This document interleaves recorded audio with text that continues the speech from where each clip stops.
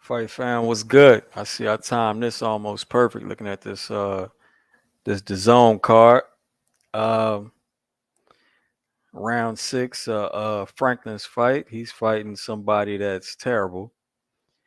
Um I think this is just before the Andy Cruz fight. Then later on at 9 o'clock, I believe the Showtime card comes on. What's good with everybody though? Al Money salute, man. Appreciate the super sticker, fam. Gunner was good.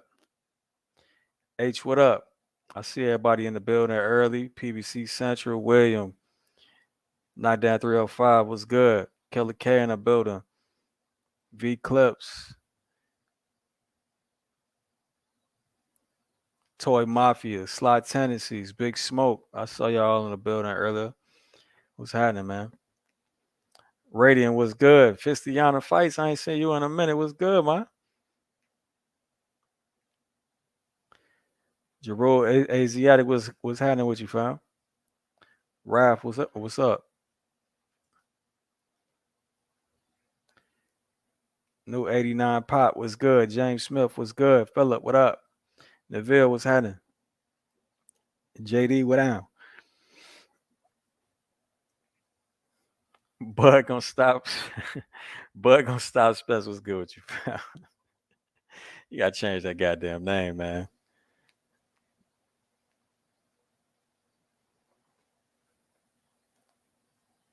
Let me open this up.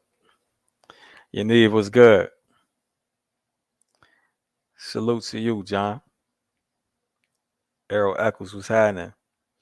Toy, I seen you was in the building earlier.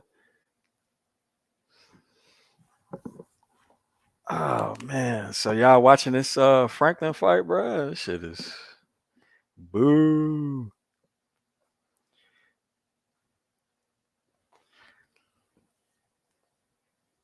He said 2 weeks. Yeah, 2 weeks. Please. Oh, that's when you're gonna change the name. I got you. Fistiana like the name.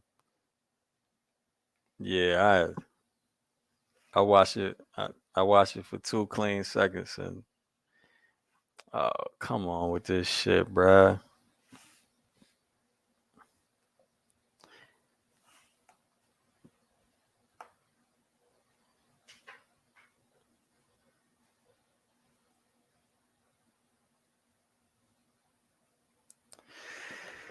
Fuck.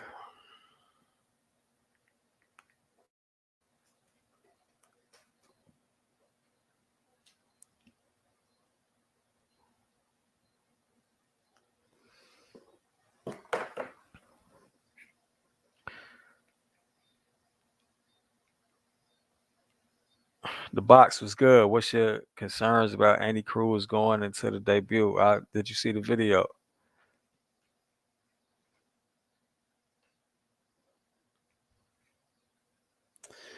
You know what? Here.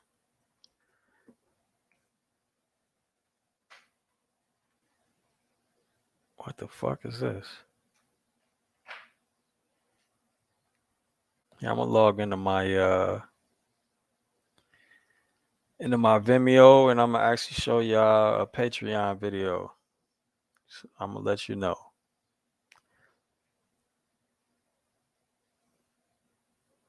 Only for the folks that tune into the live stream. Exclusive.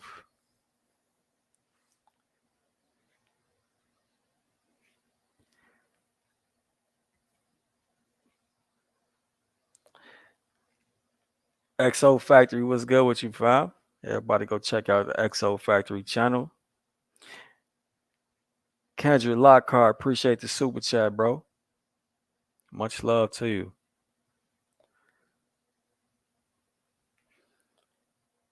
Kind of Enigma, I see you. Chris Trucker was good. BC, formerly Baby Zaddy. What's happening, man? Go, what's happening? JB. Sang Jin was good. I'm breaking up. You sure?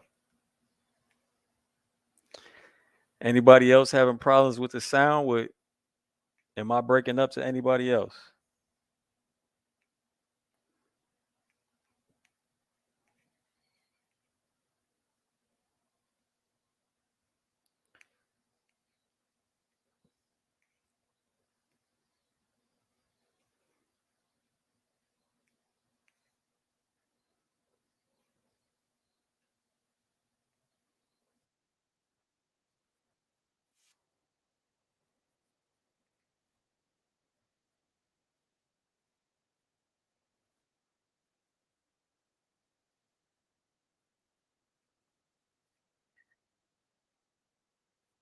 Uh,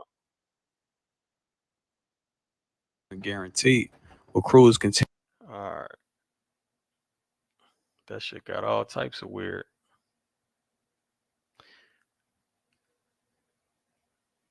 All right, that's better. Cruz are one of the best Cuban amateurs in the last 3 decades. Turning pro has excited hardcore boxing fans. Andy Cruz capped off his amateur career with the 2020 gold medal win, defeating rising professional star Keyshawn Davis for the fourth time. The smooth transition from elite amateur to elite professional isn't guaranteed. Will Cruz continue his dominance? I have three concerns.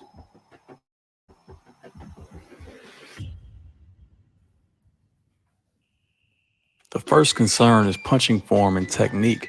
The amateurs are still mostly scored as a point system, even though they have taken a more pro philosophy with judging just recently. A point was scored when the optimal part of a glove hit a target area. Headshots were far more valuable than body shots, so fighters are incentivized to land as many scoring blows in the target area as possible, as opposed to the pros that tend to score punches that do heavier damage. So a factor that can hurt Cruz in the pros is the system that he built around the incentive. Focusing more on quick and accurate than power, Cruz doesn't have the best punching form. Just like a Robson Conceição, who I've analyzed in the past, Cruz's overhand turns into a forceful high five as he pushes the punch and adds no snap to it, which makes it lack power and can drastically limit his ability to shorten up the shot and throw it in close quarters. The same thing the majority of the time for the cross. He'll throw either punch out of position with his back leg completely off the canvas. Notice his weight is often on his lead leg when he releases the backhand, which means it isn't loaded and there is little to no power. Throwing power that isn't powerful is risky business in the pros. For one, you aren't creating a forceful deterrent for opponents who want to occupy positions or ranges that you might not be comfortable in, like mid range, inside, or the clinch. And for two, Andy's power shot places him mid range, whereas the opponent can land power as well. A counterpuncher could take more risks and catch him flush. Even if a less skilled opponent decides that Andy doesn't hit hard enough to worry him, he can throw caution to the wind and simply take his chances punching whenever Andy punches, turning it into a 50-50 exchange, knowing he's the harder puncher. Burgos can't do that. Burgos is not the harder puncher. But he is a wily veteran that's been in this position multiple times. So we gonna see, man. And Andy Cruz ain't been past 5 rounds, and it's a 10 round fight. While Andy has incredible, dynamic, and some would say beautiful footwork, there's one aspect to it that concerns me, and it's when he initiates his jab. Sometimes it's the single full step or hopping jab, which has more risk than reward, but the main issue I see is his jab to the left. Andy jabs then falls to the left instead of using fundamental footwork. This leaves Andy in range after the jab for a split second longer, which opens him up for counters, especially the counter overhand.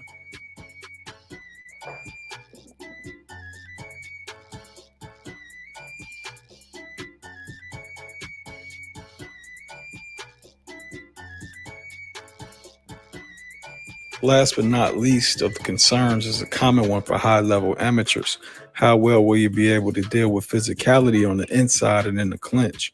In the amateurs, he can act busy or rest and look for the ref to always break so he didn't have to develop many physical controls.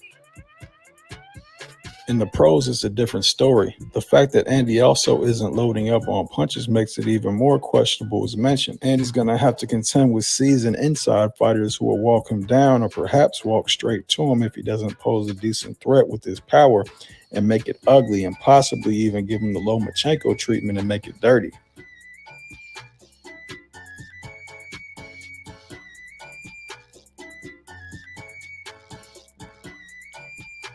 Yeah, he's fighting Juan Carlos Burgos. 10-round fight, yeah.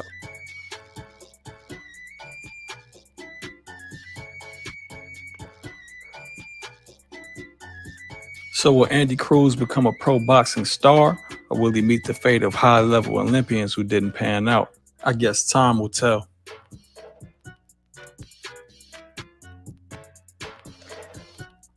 Patreon exclusive type of work we put in over there, man. Go join the Patreon channel, man. That shit is free for 7 days. You don't really have no excuse to check out the work. Then after that is $3. $3. Yeah. What's good with y'all though?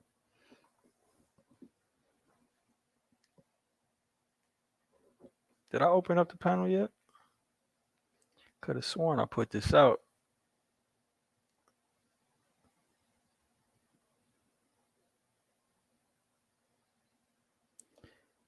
Let's try it again.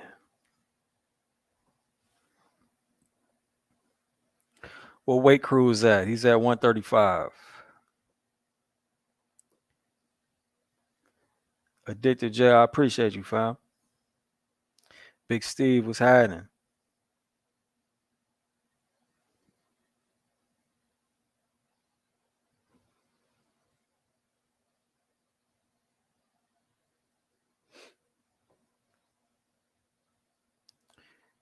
William Davis was good with you, bro.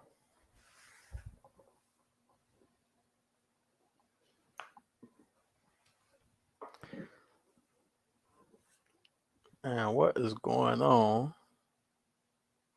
with my TV?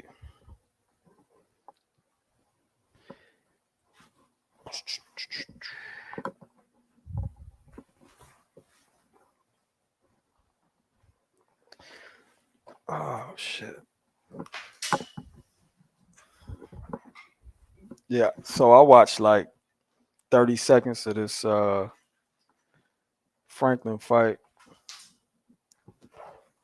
Turned my attention elsewhere quickly.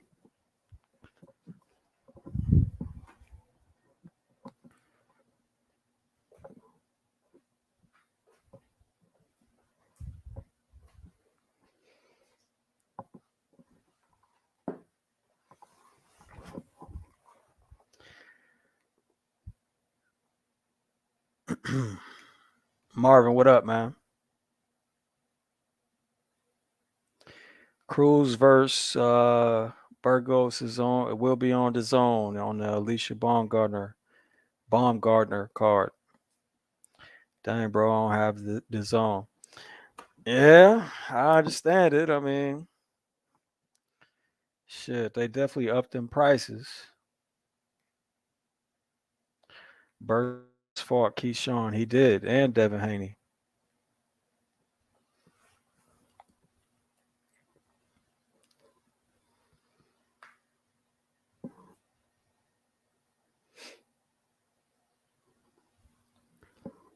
What style does Burgos fight?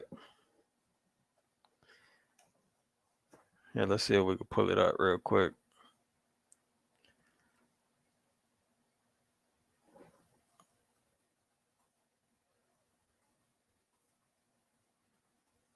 Without getting a copyright claim.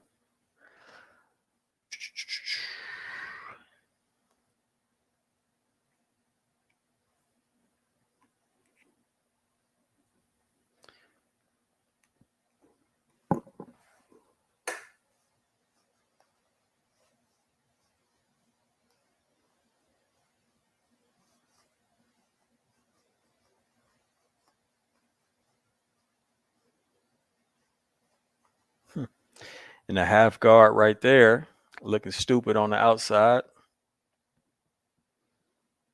There's a double jab. Decent jab defense, but the duck will probably hurt him against another fighter.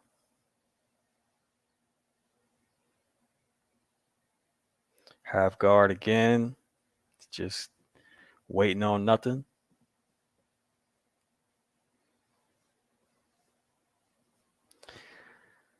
Came in with the hook to the body, straight up Mexican style.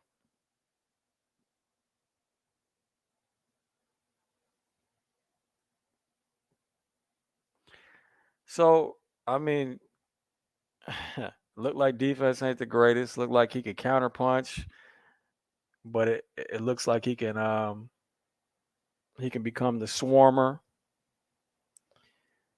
Yeah, he's just a wily veteran, fam. I mean, I'm showing him against Devin Haney, bro. I mean, here, I put on something else.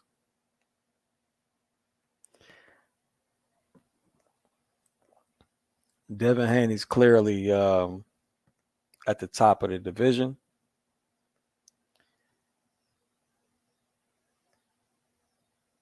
Let's see. There's one with Mikey Garcia.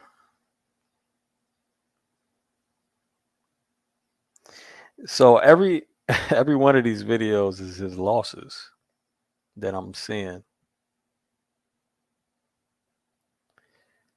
Let's go here. Wait, is this the zone? Oh no, this PBC. Let me get out of that. Let's try. Let's just do Mikey Garcia real quick.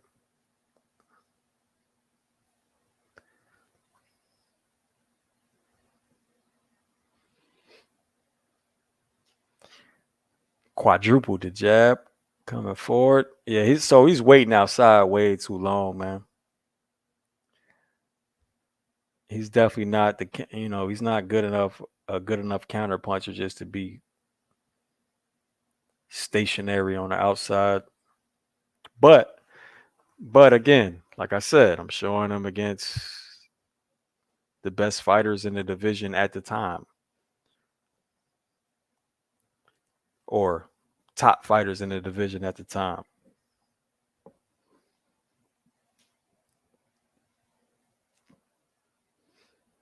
Yeah, veteran with come forward style. So we're not even seeing a come forward style here. He could let his hands go like he just did, but there he just counterpunch with an overhand. Let's see if we could get Andy Cruz if he falls away with that jab, with that overhand he just threw against Mikey Garcia. This was a while back. He hurt Mikey. Hold on, let me go back.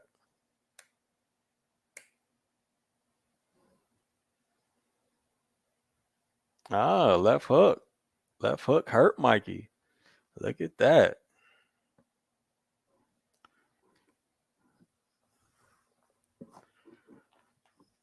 Looky here.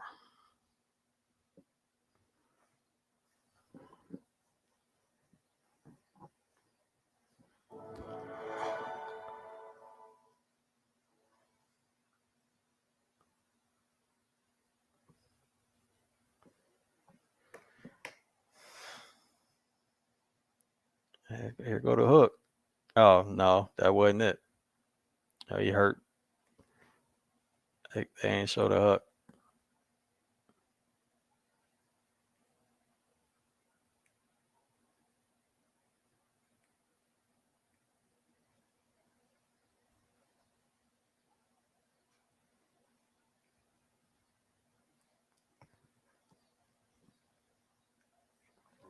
Yeah, we gonna see, man. We gonna see what type of problems he could present. You know what I'm saying? He's clearly not gonna outbox Andy Cruz. His best game plan would be you know, to play the Salido role against Lomachenko Salido. His best chance to win, at least.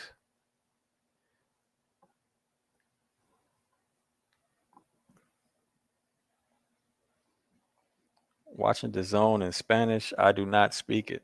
All right, so you must mean that that's what you have to do. What's good, Tom?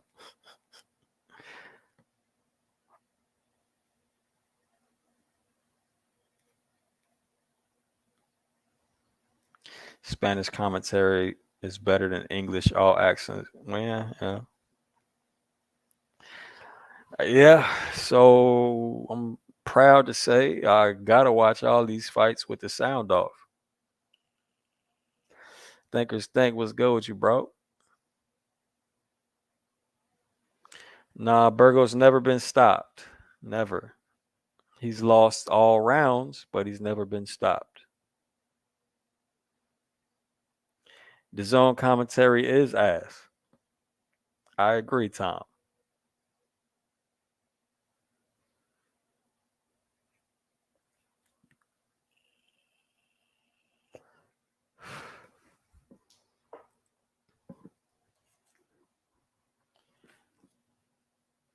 Anywho, let me stop sharing this shit. Uh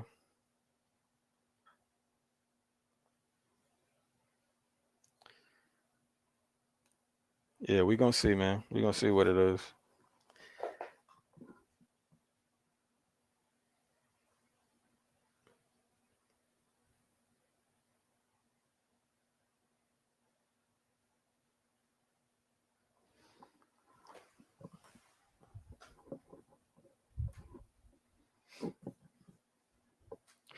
CMP, what up, bro? Didn't Burgos fight Keyshawn? Yeah, and Devin Haney. And Mikey Garcia, like I was just showing. He's fought several complete fighters, several top level fighters. He's a veteran. I think he's got what, 7 losses in 42 fights, something like that.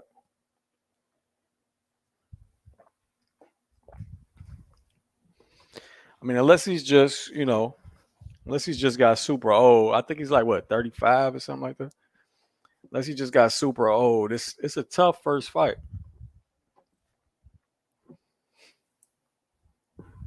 Especially a 10 rounder when all you've been in is 5 rounds, in the um what's this shit called?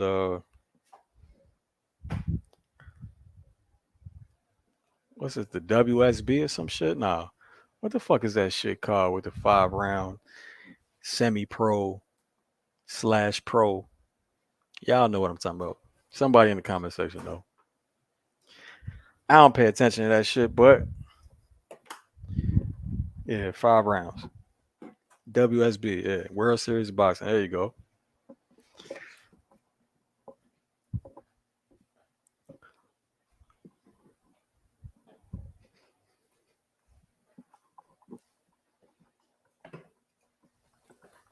Except there you only have 12 and 10-ounce gloves. Professional boxing under 140 or 147 and under is 8-ounce gloves. Um, like I said, it's only 5 rounds. His first fight, he decided to go 10. We're gonna see, man. Andy Cruz never been a knockout dude in the amateurs. Not a lot of people at the lower weights are. So we're gonna see.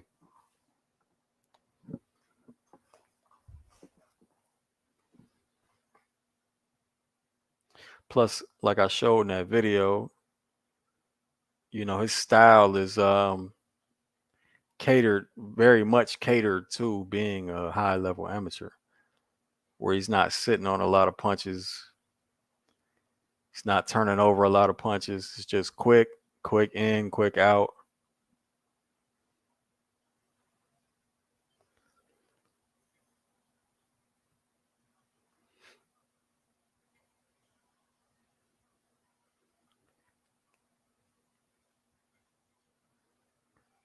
Oh, they got this all access episode 2 on the Spence Crawford, I see. I'll catch that shit after the live.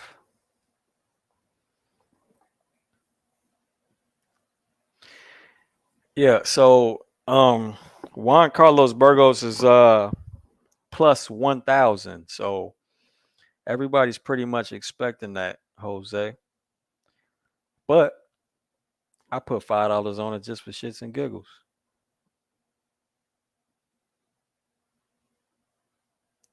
I missed the Josh Kelly fight earlier, Trey.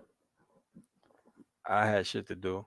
In fact, I just got to the crib 5 minutes before I started this live. But he has a decent set of skills. He's just one of those fighters that I would say, in the beginning might have skipped a step before he became incredibly defensively responsible. Just using the fundamentals, he started trying high level shit.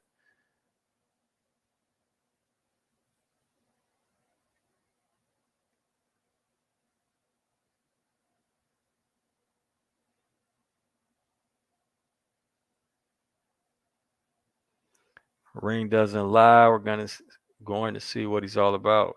Cruz, yeah. Good luck to your $5.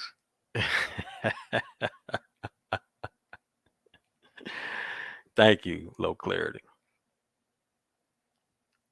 It's a very important 5.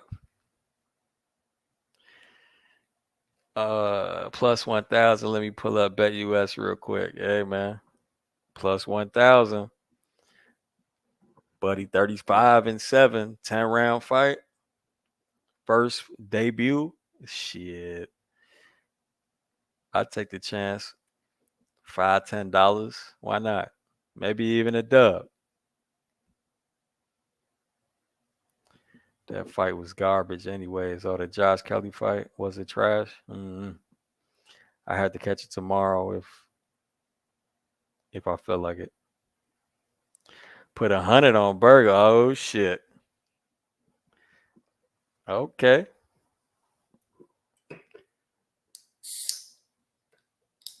So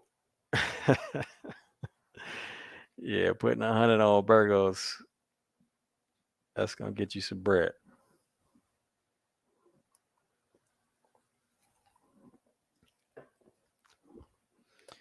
PBC won $1,000 payday.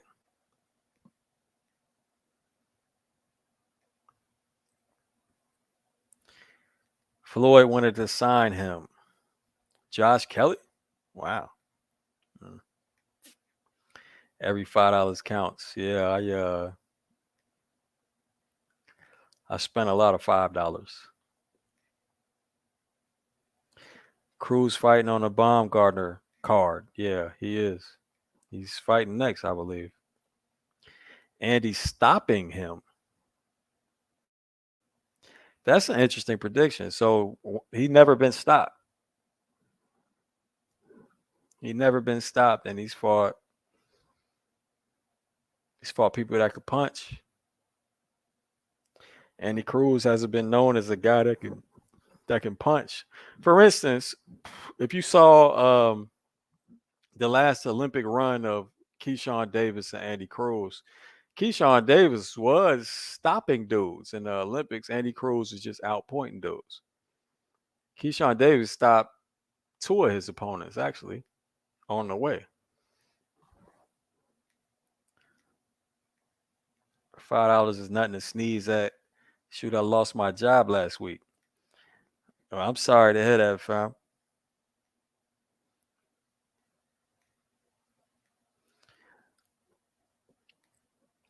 Look, so in my world, $5 ain't shit, bro.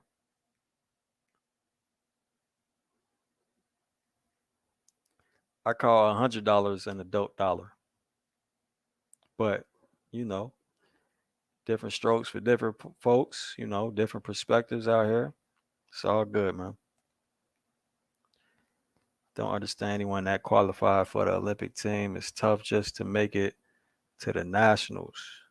Don't underestimate. Oh, okay, I got you.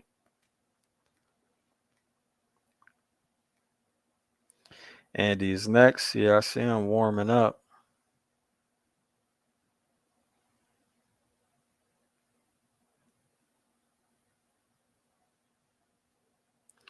Errol Spence said he will have destruction on his mind. Dude sounds like Lord Beerus from Dragon Ball. I'm not familiar.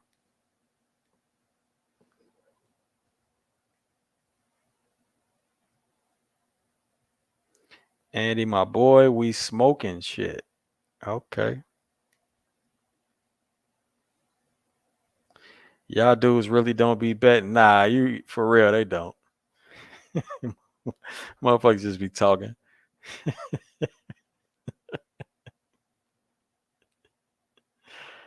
Oh man.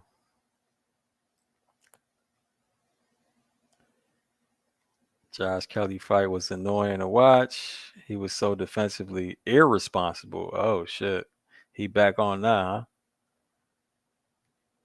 Kelly has been looking good recently though, since moved up in weight. Nobody thought he was gonna beat Troy Williamson, but he made it look easy.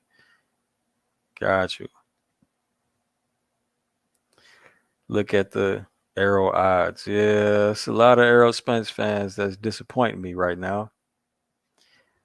Don't know what's going on with that. They want to act like they all got the same strategy. Let's let it run up and then bet it at the very end. Nah, y'all motherfuckers just ain't confident. All that talk.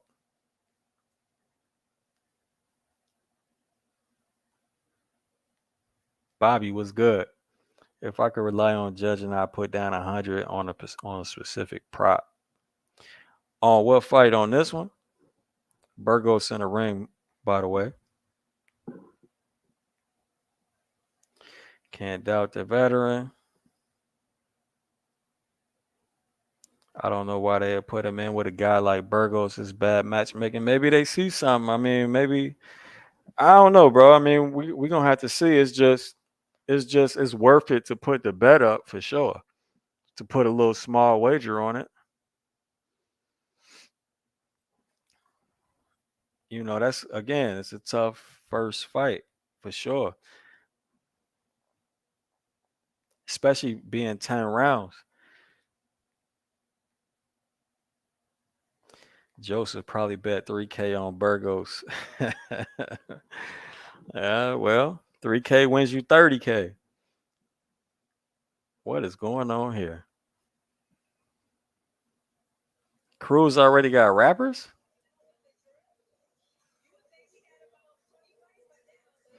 Bro, hey man. Hey, so that's not a good look to me.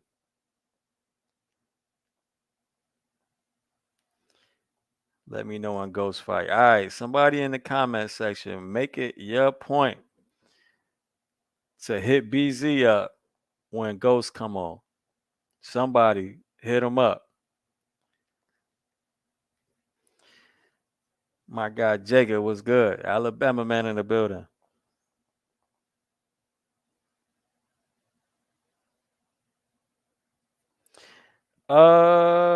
For the most part, Jacob, yes.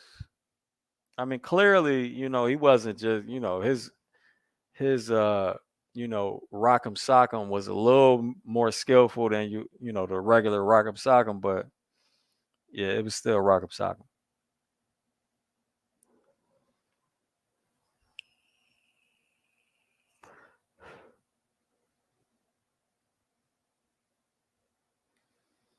They said Andy Cruz got a 74-inch wingspan. Hmm. Hmm.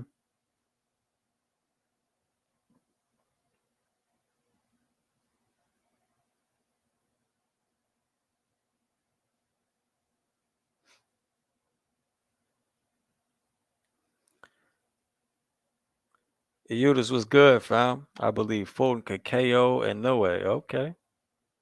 Interesting. We could talk about it in between fights if you come up. Anybody that wants to come up to the panels, welcome.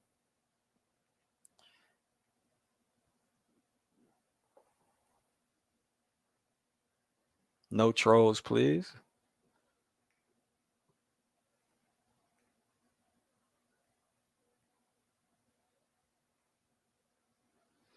It ain't fight night without the crew talking. Yeah, hey man. Ain't nobody here, I guess. I don't know.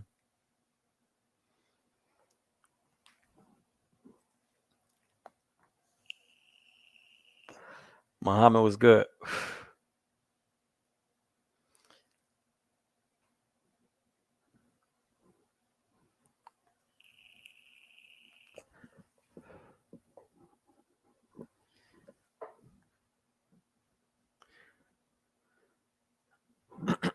Man, bro, hey, they had a hell of a card at first, fam. That Richardson Hitchens versus Montana Love in between, that shit would have been dope.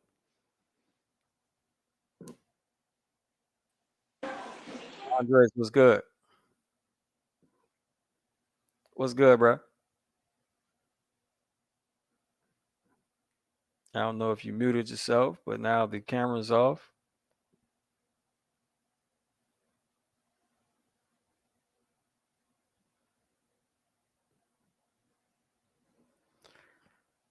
Now you're not talking.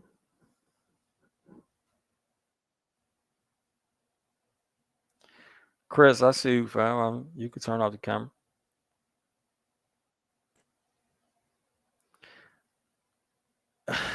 What's wrong with y'all? There you go.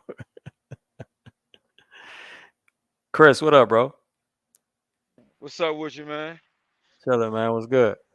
Cooler, man. I figured I had a little break. I said, let me chop it up with my guy Jim's Yeah, I before I feel you. hop back in the truck. Real quick, Charles, thanks for becoming a member, bro. All right, so I have a question.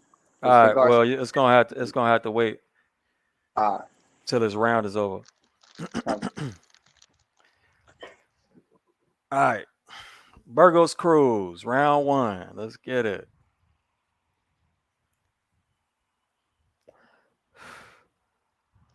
Here we go.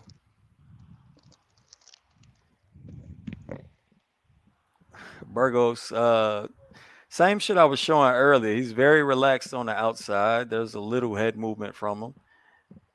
He dropped his backhand to parry a jab low and got hit up high with the jab. Somebody stop with the rapper and the microphone, please.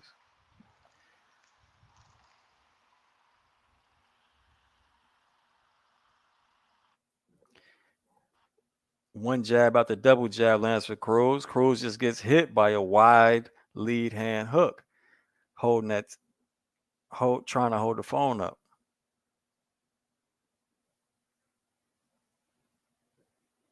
At least he was holding the phone up though.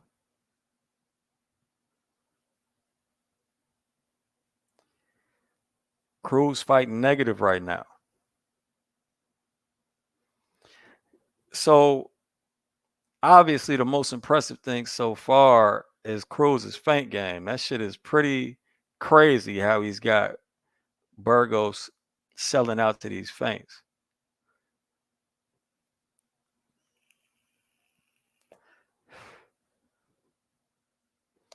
Jesus Christ. I mean, it's almost automatic, but there's no power. There was no power behind that backhand. He just landed off that feint, off that probe slash feint.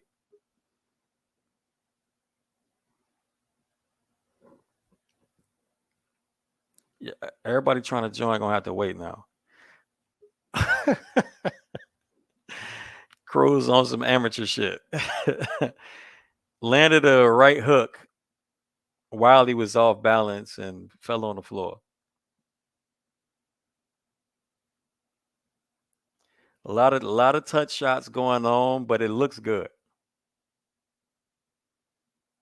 It's a counter combination he just threw. There's a 1-2 down the middle, hit gloves. Nice little step backs. Nice cross to the body. Haven't seen him sit down on anything yet. It's just a lot of touching shots. He's got his weight over his front leg right now. All right, stab jab. Jab up top. Tries the sweeping four. High guard backing up.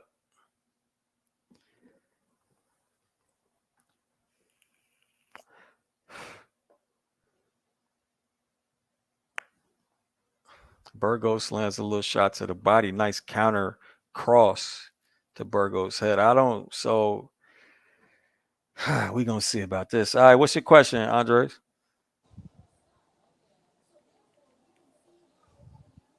Andres, what's your question, bro?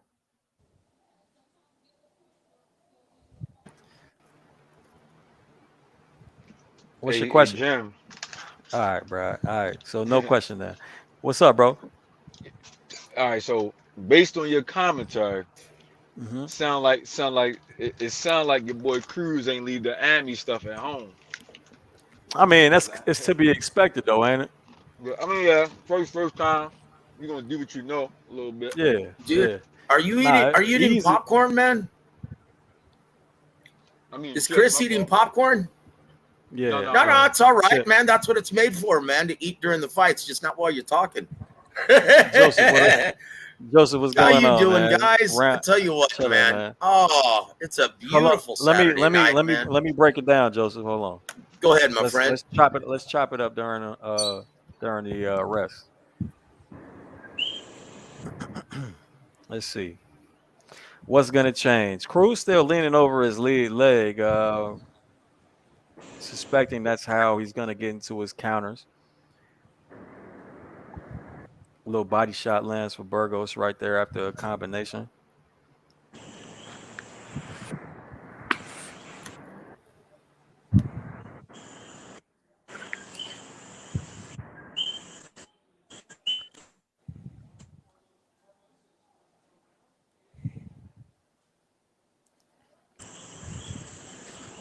All right, you know what? Fuck it, bro. This is a little too boring for me. Uh, go ahead, Joseph. Well, look, man. I mean, this is to be expected, and most Yeah. Cubans, this is their biggest issue. Yeah, Is they still fight like with all of the success that they had in the amateurs. Why wouldn't they continue to fight that way in the pros as well? yeah, And I will say this: as long as Juan Carlos Mini Burgos isn't effective in closing the distance and forcing the fight in the inside, he's got no chance from that range. Of So course yeah, not. you're going to see a very uneventful, Rigondeaux-esque performance from Andy Cruz. yeah. You're going to see that. Yeah. Nice little high I will guard say trap for this. dude. Have you heard any drunk conversations on Instagram lately? Drunk conversations on Instagram. Yeah, have Talking you about seen any of Jamal? those lately? Of Oh, course I'm talking about Charlo? Jamal, bro. No. And once again, I swore that I would not talk about and air out that backstory any longer online publicly, right? I told everyone involved I wouldn't do that. And guess who does? The fighter himself, Jamal. Right. I gave that fight to my brother and blah, blah. Man, dude, I tell you what, he's running the risk of losing the second fight because he's a dimwit. Yeah. Yeah, well, I would have picked him to lose anyway. Well, I tell you what, though, Southpaw dude. for a brief second, but this is so yeah. So Cruz is just on his way just to easily outpoint Burgos. Burgos isn't posing any type of a threat that you Yeah, would think that he would try to, because obviously, so with a high level Cuban amateur, your best bet is to Orlando Salido him. that's right. That's your best bet. I mean, there's no outboxing this dude. You can't outbox Andy Cruz. Could you No. tell the You gotta class be what that physical. means? Well, yeah, he's got to cut can't- off the you reaction can't- time. You can't chill on the outside and hope to counterpunch and out jab, and you can't do that shit with Andy Cruz with any high level amateur. It's Gotta not use gonna the happen veteran for you. moves. Pull out all the veteran moves on him. Basically, gotta Exactly, get the dirty vet with him. savvy. Exactly. Yeah, Or you gotta like get dirty. anybody familiar with Orlando Salido versus Lomachenko, you know exactly what I'm talking about. Exactly. Of course, He made that a man. You've dirty got to ass cut off fight. that reaction time. You have to make it a rough, ugly, physical fight, man. Give him something that he's never experienced before. Take him to the trenches. Because this is, yeah, and the way that Salido was successful in doing it, and I spoke to, because I was at that event ringside, when I used to do the beat before all my terrible accidents. But yeah, when I used to cover ringside, I was there, and I asked Lomachenko after the fight, because it was your first 12-round fight, were you not sure of how fervent to work for all 3 minutes of every round? Because you look like you used and worked in a measured pace. And he said, well, no excuses. But yeah, this was my first 12-round fight. and I wasn't sure. I mean, obviously I'm conditioned to go all 12 rounds, but I didn't want to work too hard in one, then have to take the next round off. And so this might be the reason why Andy Cruz isn't putting his foot on the gas, because he's never been 10 rounds in his life either. You know what? And perhaps that could be Burgos' strategy too, is to just give these rounds away and wait until you're in the rounds that Andy Cruz has never been in. He's traditionally a slow starter anyway. Yeah. Right. Yeah, we'll see. We'll see. Right now, it's looking. Rounds he's never been in. AKA. Yeah, it looks like a. It looks like a sparring it looks session. like shit I've seen Andy Cruz in already in the amateur. That's how it looks. Yeah, looks like sparring. Excuse me, guys. My apologies if I cough. I'm gonna try to keep it on mute as much as I can because I think I'm getting a little under the weather, man. But yeah, Nice little 3-punch combination with the cross being the hardest punch. The last, he's still not really sitting down on a lot. You don't see a lot of loading or shit like that. Hard Did you little see body Burgos shot from just Burgos. throw that hook to the hip? Did you see that too? Yeah, He I just did saw it again. Yeah, He's slamming him to the hip, man, with those little hooks. yeah, we'll see. And he's That's what hoping I'm that saying. the ref doesn't. And once again, that's kind of a problem when you have an event in Detroit, Michigan, not the best commission. So yeah, you can get away with that, especially if that hand is opposite side where the ref is looking. For sure. Yeah, like I said, it might be Burgos' strategy to, to eventually turn up the level and, turn up the vet savvy, quote unquote, as the rounds go on. See, Nice this little- is where he nice wants to little fight right stuff here, around. man. In fact, he just threw a shot right at the funny bone, at the humerus, man, of Andy Cruz's right arm, and he hasn't thrown it since. Like, there are so many things you can do to disable and disarm, stop the movement, stop him throwing shots, and it looks like Burgos has done it because this has turned into a great fight on the inside. Yeah, no doubt. No doubt he's dealing. I mean, no doubt Burgos knows some veteran tricks, man. And he hasn't thrown that right hand since. In fact, he just switched just threw it. stances. He He just still threw it hasn't right thrown there. that right hand. You got them hand wraps. You got them hand wraps all tight. Then you get hit in your funny bone, and then your nerves start getting messed up. Nice liver shot from Burgos to close out that round. Yeah. Tell you what, man, this is a more entertaining fight, man, in this round. And it should be from this point forward. Look, he just jammed him to the hip with that right hook again. That's like, if you guys like, are there any fighters on this panel? Are there any fighters on this panel who have ever sparred and taken shots to the hip? Yeah. So it freezes you. You cannot move your legs. So that's why you don't see as much lateral movement in this round, because he took some really heavy shots to the hip. Yeah. We'll see how much Burgos tries to turn it up on him, because right now he's just losing a easy fight. But he did turn it up last round a little bit. It was more entertaining, that's for sure. Yeah. Oh, there's the hitman, baby. Come on. You behind again, Joseph. Oh, what else is new, my friend? Right. Oh, man. Burgos tries a cross guard and gets hit. Nice little inside hook from Cruz right there. Love the hitman, dude. He just did some some straight up amateur shit, but go ahead. Oh, I can't stand the Masonic Temple. That's a terrible place to watch a fight, guys. Hey, Burgos going to work on the inside. Some of them blows getting low. Yep, there it is. There it is. Salido. Mm-hmm. Yep. I told you, fan. That's the best way to do this. You got to stop that movement somehow. You got to cut off that reaction time. That's the only chance he has of winning this fight. From mid to long range, he is in no man's land.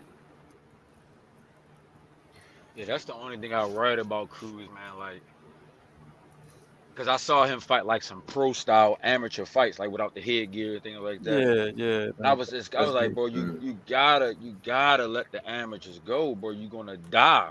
That's what's you're gonna get Yeah. killed in there, bro. Like it's not the same. It's not the same rhythm of fighting, bro. You know what I'm saying? Like Yeah. you're gonna Cruz get clipped. switching stances again. Switch back. Okay. Dirk, man, you having trouble? I see. What up? What's good? You in and out. What's good? Yeah, I don't know what's going on. How you doing, Dirk? Yo, What up? Dirk. Yo, what's up, What do we think about Andy Cruz so far? I just popped in. Same shit. Verdict's still out. Verdict's still out, man. We'll see how he looks at the tail end of the fight once he's received all his hip shots, elbows on the inside, shots to the funny bone. Yeah, headbutts. Yeah, we'll see at the end of the tail end of this fight, because right now it's too early to tell. I mean, he looks like a polished amateur. Yeah. He looks like a world. Matter of fact, he looks like a very elite amateur fighter right now. That's exactly what he looks steps like. around him beautifully after he fires off a little combination, But forcing Burgos forcing his heavy-footed opponent to reset, constantly turning him, keeping the fight in the center of the ring. But he's showing him a bunch of different looks, rolling away from shots very well, not squaring up, getting off first. He looks good. He looks very good. And I like his defense on the inside now. But then again, I'm at the 46-second mark. You guys are probably at the end of the round now, aren't you?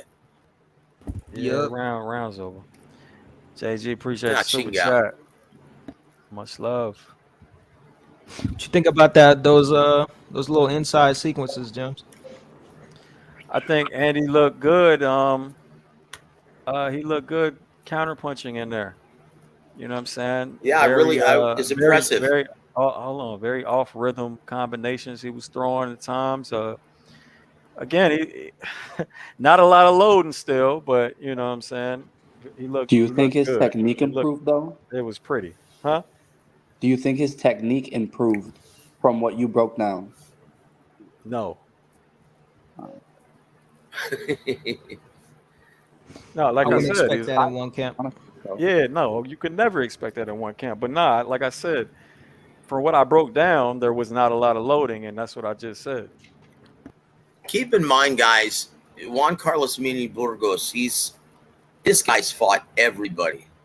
He's fought everybody, and this is no easy fight, man, for anyone in his pro debut. And if he just routs him, right, and even possibly knocks him down late in the fight, that's going to be really something. No one's ever knocked out Juan Carlos Burgos. Yeah, that would be something, but he had to load something for that. But yeah. All right, as far as the technique I was talking about, are you talking about the overhand specifically? I mean, we haven't seen a whole lot. General, because like at least from what I'm seeing, like from what you broke down and from what I'm seeing on this fight, like it seems like obviously that you've done this so many times, like it seems 1-to-1 to what you broke down. Like the technique doesn't seem like it has that much improvement. Just like general technique of his, like the way he throws his punches, the way he hits, and like is what you said, his loading. Like I don't feel like this guy's gonna knock down Burgos like at all in this fight. He might outpoint him, but like I don't see a knockdown anytime soon. You never know. It's still one half of the fight left. It's possible with accumulation, maybe. But he's teeing off on him right now, bro. Yeah, as far as power behind the shots, man, I just saw him lift his back leg when he lift his back leg down there before he threw the backhand right there. So again, it's the same shit. It's the same shit. It's just, he's very good at what he does, no doubt about it. You know what I'm saying? But the further his career goes on, we'll see. I feel like if he stayed with because I think with fighters, some fighters they get a trainer, they find somebody they like the trainer, and then they switch trainers, and then they switch trainers again. If he can stay with Boise and them throughout his What? whole career, then he'll probably start to transition into more of a professional style. But if he Yeah, starts man. if he starts switching trainers, if he starts saying, well, I didn't, all right, I had some time with Boise, so let me try this trainer, he can end up never really improving. You know what I'm saying? And Look, let me say this, bro. Burgos is fighting. His strategy is Yep. fucking horrible, man. Yep. God Mhm. damn. What is all Yep. this winging this fucking backhand and then changing stance? Like, bro, that shit trash. I don't know, dude. Look, if he's trying to match skill with this guy from mid to long range, then he's dumber than he looks. God damn. I know that shit was trash. That's He's, all I he's, know. he's backing him up. I mean, usually you don't see Burgos back up. No, you Looks don't. like he's intentionally That's- doing that shit. Yeah, do you He feel is. like He is. how do you feel he's backing him up, Dirk? And like, when do you see Burgos fight off the back No. foot? How Yeah. do you feel Andy Cruz is backing him up aside from Burgos deciding to back up? So like maybe he's respecting his power. Like, I know you want me to go into technicalities, Stop but it, you know man. that's not my. Stop it, bro. Look. Stop it, man. Well, look. A guy with the reflexes, and once again, Burgos is so long in the tooth. It's obvious that Andy Cruz is trying to just bust him up with speed, and so far so good. That's exactly what he's doing. The jab to the body is probably what's deterring him and making him back up. He was probably coming forward, boom, and he got that stiff jab to the body and probably took his breath away. He'll come back and start to push forward after this break, right? But yeah, I could see plenty of stiff jabs to the body, and that stopped him in his tracks every time. And then he started backing up. Well, I think it must have been him respecting the power, huh? well, Hold on, Get it Steve, in, bro. James. What are we talking about? he caught a stiff jab when Talking he was breathing. He caught a stiff jab when he was breathing out. Right? Now he's going to work on the inside in the clinch. Yep. All right, so Yep, that's it what was those Burgos jabs should to have the been body, doing, man. but let's see if he keeps at it. Yeah, I would keep using those jabs to the body. That's All what right, now he's that's on the what inside, knocked out. not working at all. That's what knocked out Jason Rosario Very when little Jermell work. Charlo fought him. He just looks lazy as fuck on the inside. Burgos, that is. Yeah. man, Yep. if I was in Yep. if I was in Cruz, if I was in Burgos' corner, that's all I would tell him, man. You just chop the body, man. We gonna work this kid until, you know what I mean, like all Why is the body ref shots. breaking him up?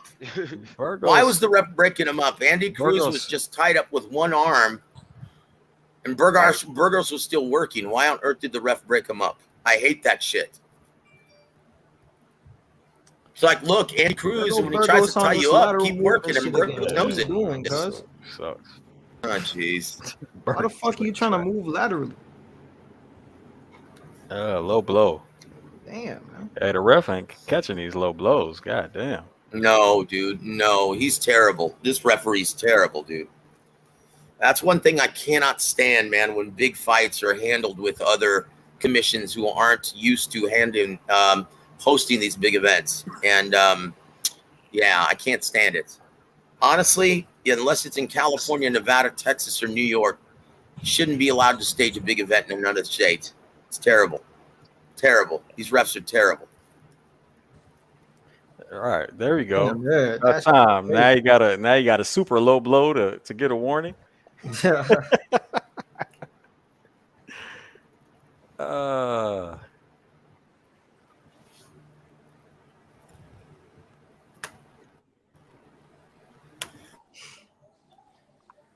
So his game plan has got to be to try to take him to deep waters, right? Like, Man, his this shit game don't make no fucking plan. sense. His game plan might be survival. Who knows?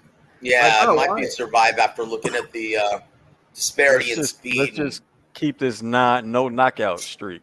Why the hell are you Going. on the? Yep. Like you're on the back foot, bro. Why? Now he's walking forward again. but he's not. He's keeping the distance, like he's keeping range. I don't get that shit. All right, now it's on the inside. He's putting in a little bit of work. Getting pieced up a little bit, not working enough. This And he shit just backs all the way out, bro. What are we this doing? shit is weird. The fix is in. Burgos, Burgos just might be a fighter that I don't know. He just, Hey, who he is knows he's the gonna Teddy lose, Atlas he that comes in said and the fix was survive. I in? don't know. Who was the Who, Teddy what? Atlas that said the fix was in? The fix is in. Canelo Bivol? No. Hey, let me tell you something. It's corruption, and it's your boxing needs a new centralized agency. Shut the. I hate that shit, dude.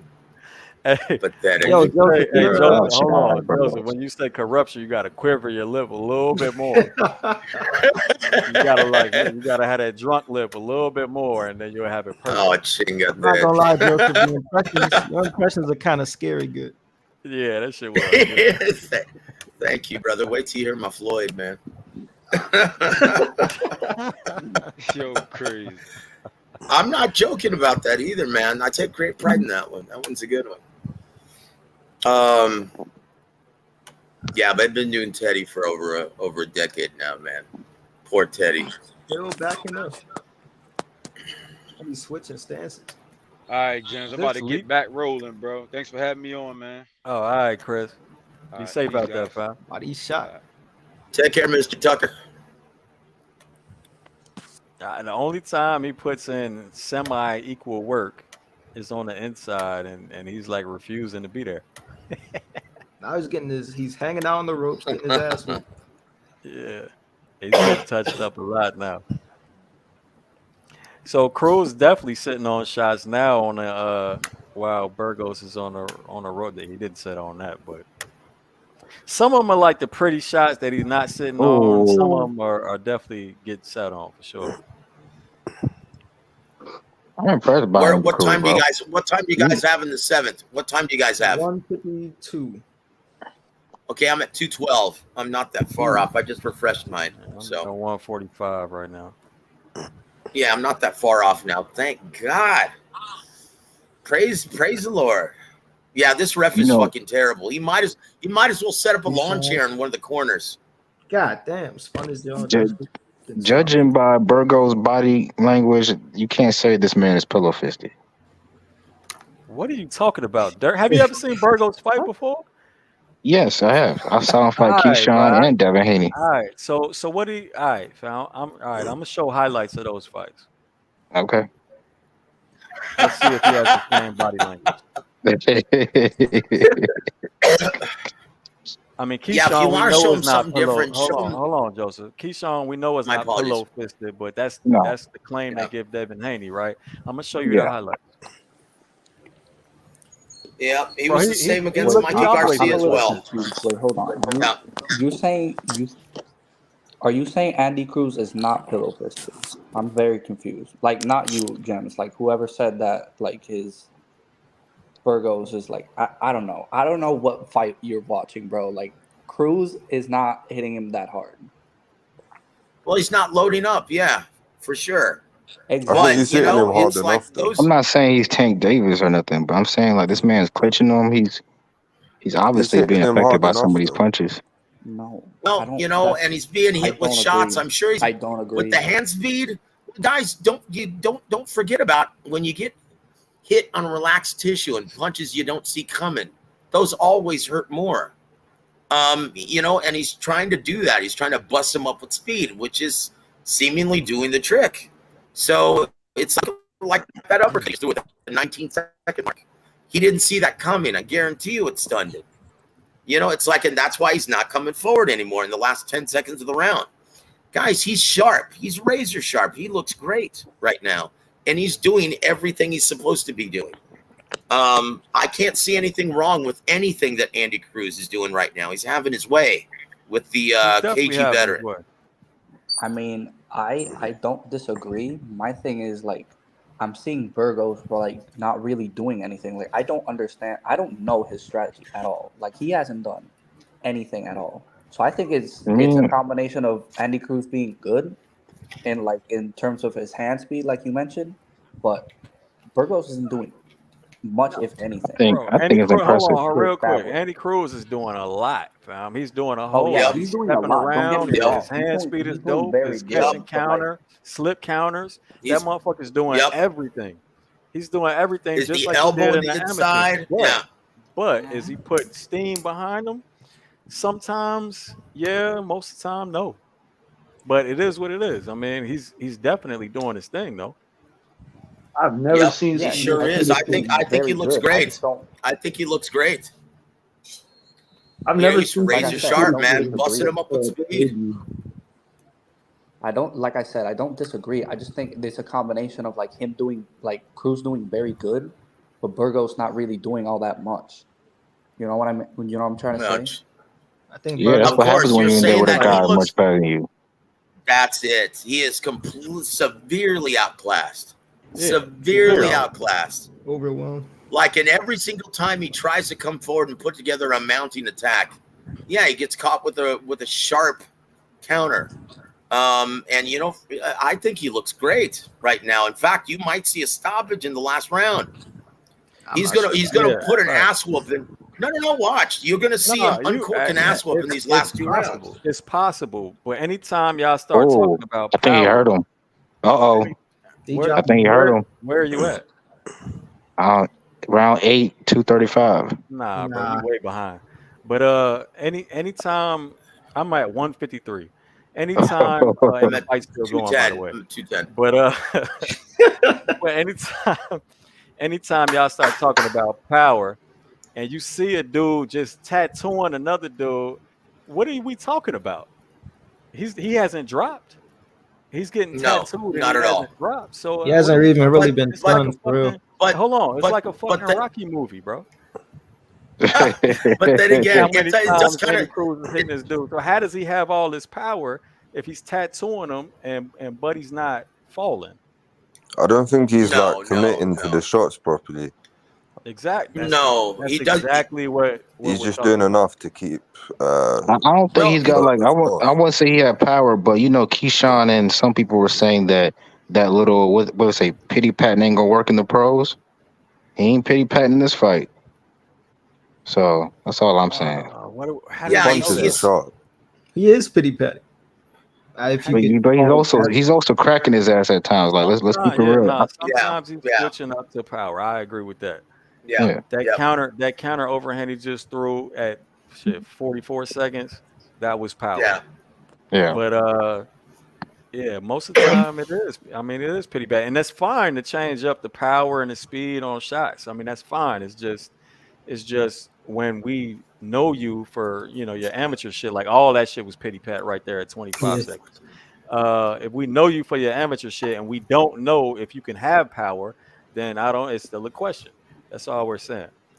Yeah. You see, with like a guy like That is a Cruz valid with that question. Yeah. amateur pedigree, I think like with a fighter like that, he'll obviously just try to establish He's a like really his good distance counterpuncher. and get like a feeling of the guy's timing before he starts sitting down on shots. That's the thing, bro. We know Andy. Well, I'll Cruz tell you what, got the all last boxing, two rounds. We know he got all the boxing skill in the world. We knew that. Yeah, but I think Motherfuckers, that's just this naturally motherfucker's the way probably a guy one of like the that best. I'll tell you fights. what. Hold on, this motherfucker was probably one Well, of I'll the tell you best what. amateurs I've ever seen. Yeah. Yep. But Well, let's reserve our judgment We'll for the see. last two rounds, guys. yeah, for sure. You know, gas tank seems to be pretty good. Yeah, that Seems was to a be good really question. very as good. well. I was concerned Past about 5 that. rounds, what he looked like. Yeah, and he's Yeah. looked good. Like What's I said, let's see if he puts Bozy his don't foot look on the happy, gas in rounds 9 and 10. but Bozy don't really Yeah. never look happy. You Yeah, I can think hear him now. Bozy What are you just doing, No. man? wants to make him watch bodybuilding. Yeah, Bozy. Well, it always could be like cussing Floyd out, Sr., right? He always cuss out Boots Yeah. constantly. Well, it could be like Floyd Sr. Man, you could have had this boy out of here, man. Use the fucking jab. Yeah, maybe. Why are we giving Andy Cruz and Burgos so much criticism? Like this is a championship fight. Like No, no one is. When you're highly touted, it No comes one with the is. territory, bro. I don't know. I'm hearing a lot of criticism in the first fight. No one is. No one Who's is. making the It's just he fucking hasn't fart answered the noises, question bro? of whether or not he's going to have that pair of. I'm about to I'm kick sure it was everybody them off the adjusting channel. their chair, my friend. Stop it. But no, it's okay. Here comes Burgos to start the third or the ninth round. He's actually trying to Nice fight. look. Nice No, look. He's trying to Oh, work on the handy inside. goods Yeah. right there. I've never heard such a play-by-play Good for counters. a fight that wasn't a championship fight. That's all I'm saying. Well, it's highly Okay, anticipated, mad though. at This you. is what, Body shot. like, can you think Body shot, about? you mad at what I'm doing? Not you. Just like I feel like everybody is like, if Andy Cruz looks the wrong way, oh look what he did, look at that, oh my God, that's like, man, give the man some space to learn. Yeah, that is true. And no, it's Of not course. coming from here, guys. I think he looks sharp. I think he looks very, very good against a tough, rugged I heard a veteran. lot of criticism about his power and shit, and I'm like, not Uh-oh. you defended him, but like, you know, I think he looks spectacular. Yeah, I think He Cruz does. is powerful Yeah, enough. right. To be fair. But it's not fair to criticize his power. Nah, Nah, but like, he's got enough power. Every time when Burgos people try comes to in, he's just getting quantify power, countered with like, something sharp. Yeah. he has, whether he has power or not, you don't know that. But you know, if you're saying he's not throwing power shots, I agree with you. But when people He try to is say, throwing power shots though. His power is enough though to My keep man's can fight Burgos off the backed ropes up for too. most of the I fight. mean, you're right. His power is enough to keep Burgos honest, Yeah. unless there's something we don't know about Burgos. No, What he you doesn't. pointed He out doesn't. is he's not always loading up on his shots. That's what I was He's saying. not even Well, supposed to. That's very understandable. Yeah. Put it this So I way, think- though, he doesn't seem to be displaying the same type of power that we're going to see in the main event on the Showtime card. Put it that way. All right. I just think So all right. Check this out, Body Shot. I'm at 35 seconds. My man's been tattooing Burgos the whole fight. Why is he backing up? Why is who backing up? Why is Andy Cruz backing up? Well, I mean, You mean Burgos? you're asking me why No, Andy you're Cruz is asking me why backing he up. hasn't knocked him out? Why he hasn't knocked him out when he's basically hitting him the whole fight? Why with it? What?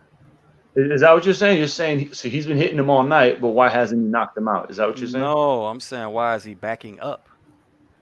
Andy I mean, Cruz? Now he's coming forward. But why was he Because backing he's up? trying to control range. He wants to fight him from mid to long range. Why would you want to fight That's what this I'm- guy in alright, the inside? alright, The only so chance he has y'all to hear- win. alright, so this is my point. Do y'all hear what y'all saying? So we're talking about power, and we don't know if he has Yep. power or not. Yet in the 9th round of a 10-round fight, he's still backing up because he doesn't know for certain because he needs to keep his range. You want Yep. like you get how that? I think you're getting me mixed up, James. I didn't say Not he had you, not you. Not I'm just saying in general. I just said that. Yeah, I just said that. Yeah.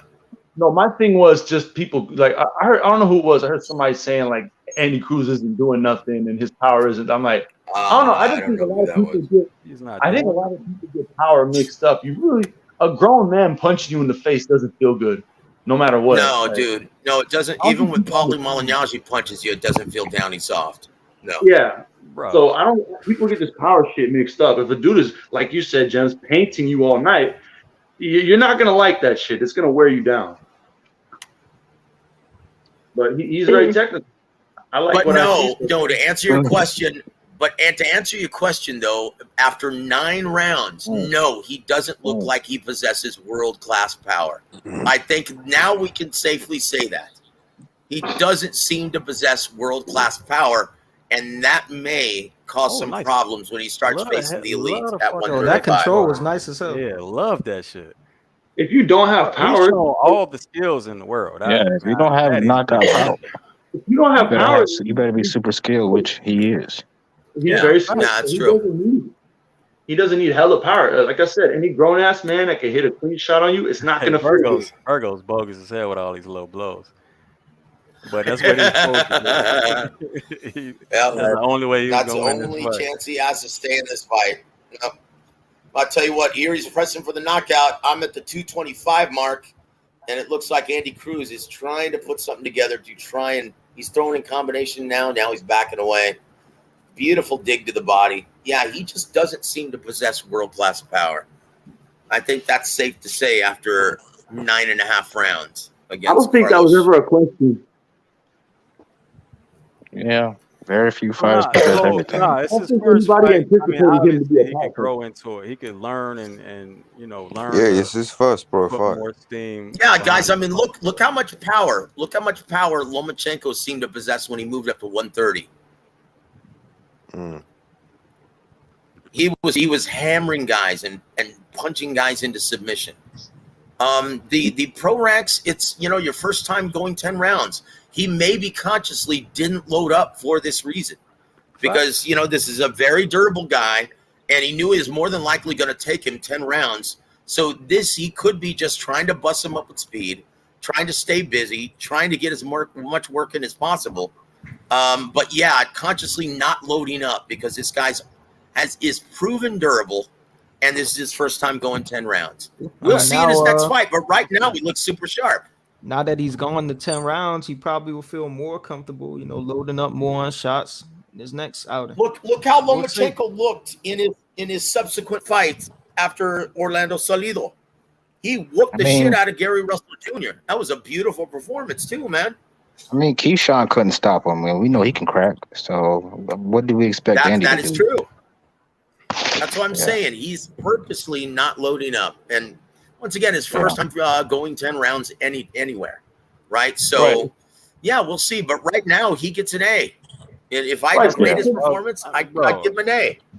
So this is the guy that had any criticism I've given him tonight. He gets an A+ for this being his first fight. He gets a fucking A+. He beat the brakes off. Yeah. Against Carlos Burgos, yes, you're probably right. That was a technically skilled slaughter, is what that was.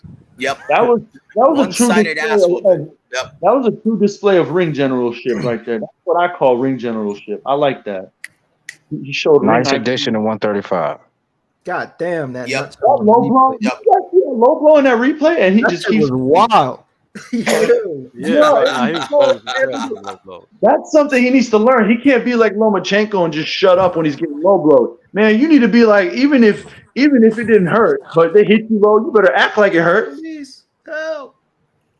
Yeah, that boy. Whoa! Ding, ding, right in the levels, man. Ching out, dude. You seen that? Yeah. You need to refresh. I just saw the replay right now. Yeah, that's crazy, dude. Yeah, I like that. And Cruz just keeps fighting. He just keeps fighting like nothing. I like that control. Yeah, well, that's what you're supposed to do, man. Just keep fighting. You can't fly on the ref. Fucking up and fall to the ground like, oh, he hit me. No. Why don't listen for a second. It didn't work for Zab Judah against Amir Khan. What's to say that? And knowing this ref, who's just stationary, not doing a damn thing, he did the right thing by continuing to fight. It was right in the nuts. He said, "You the best fighter I ever fought." That shit was right in the fucking nuts. and the ref probably didn't fucking see it. Amir Khan and who again? Who was that? Terrence Crawford. Zab Judah. Zab Judah. No, when Zab Judah went to the ground. Khan was bullshit. He didn't get hit low. But the Zab Judah shit, I don't remember. No. It was right below the belt, right on the border, right? And Zab Judah went down. Ref didn't see it, counted his ass out. So tell me again why you're supposed to immediately just go down to the ground?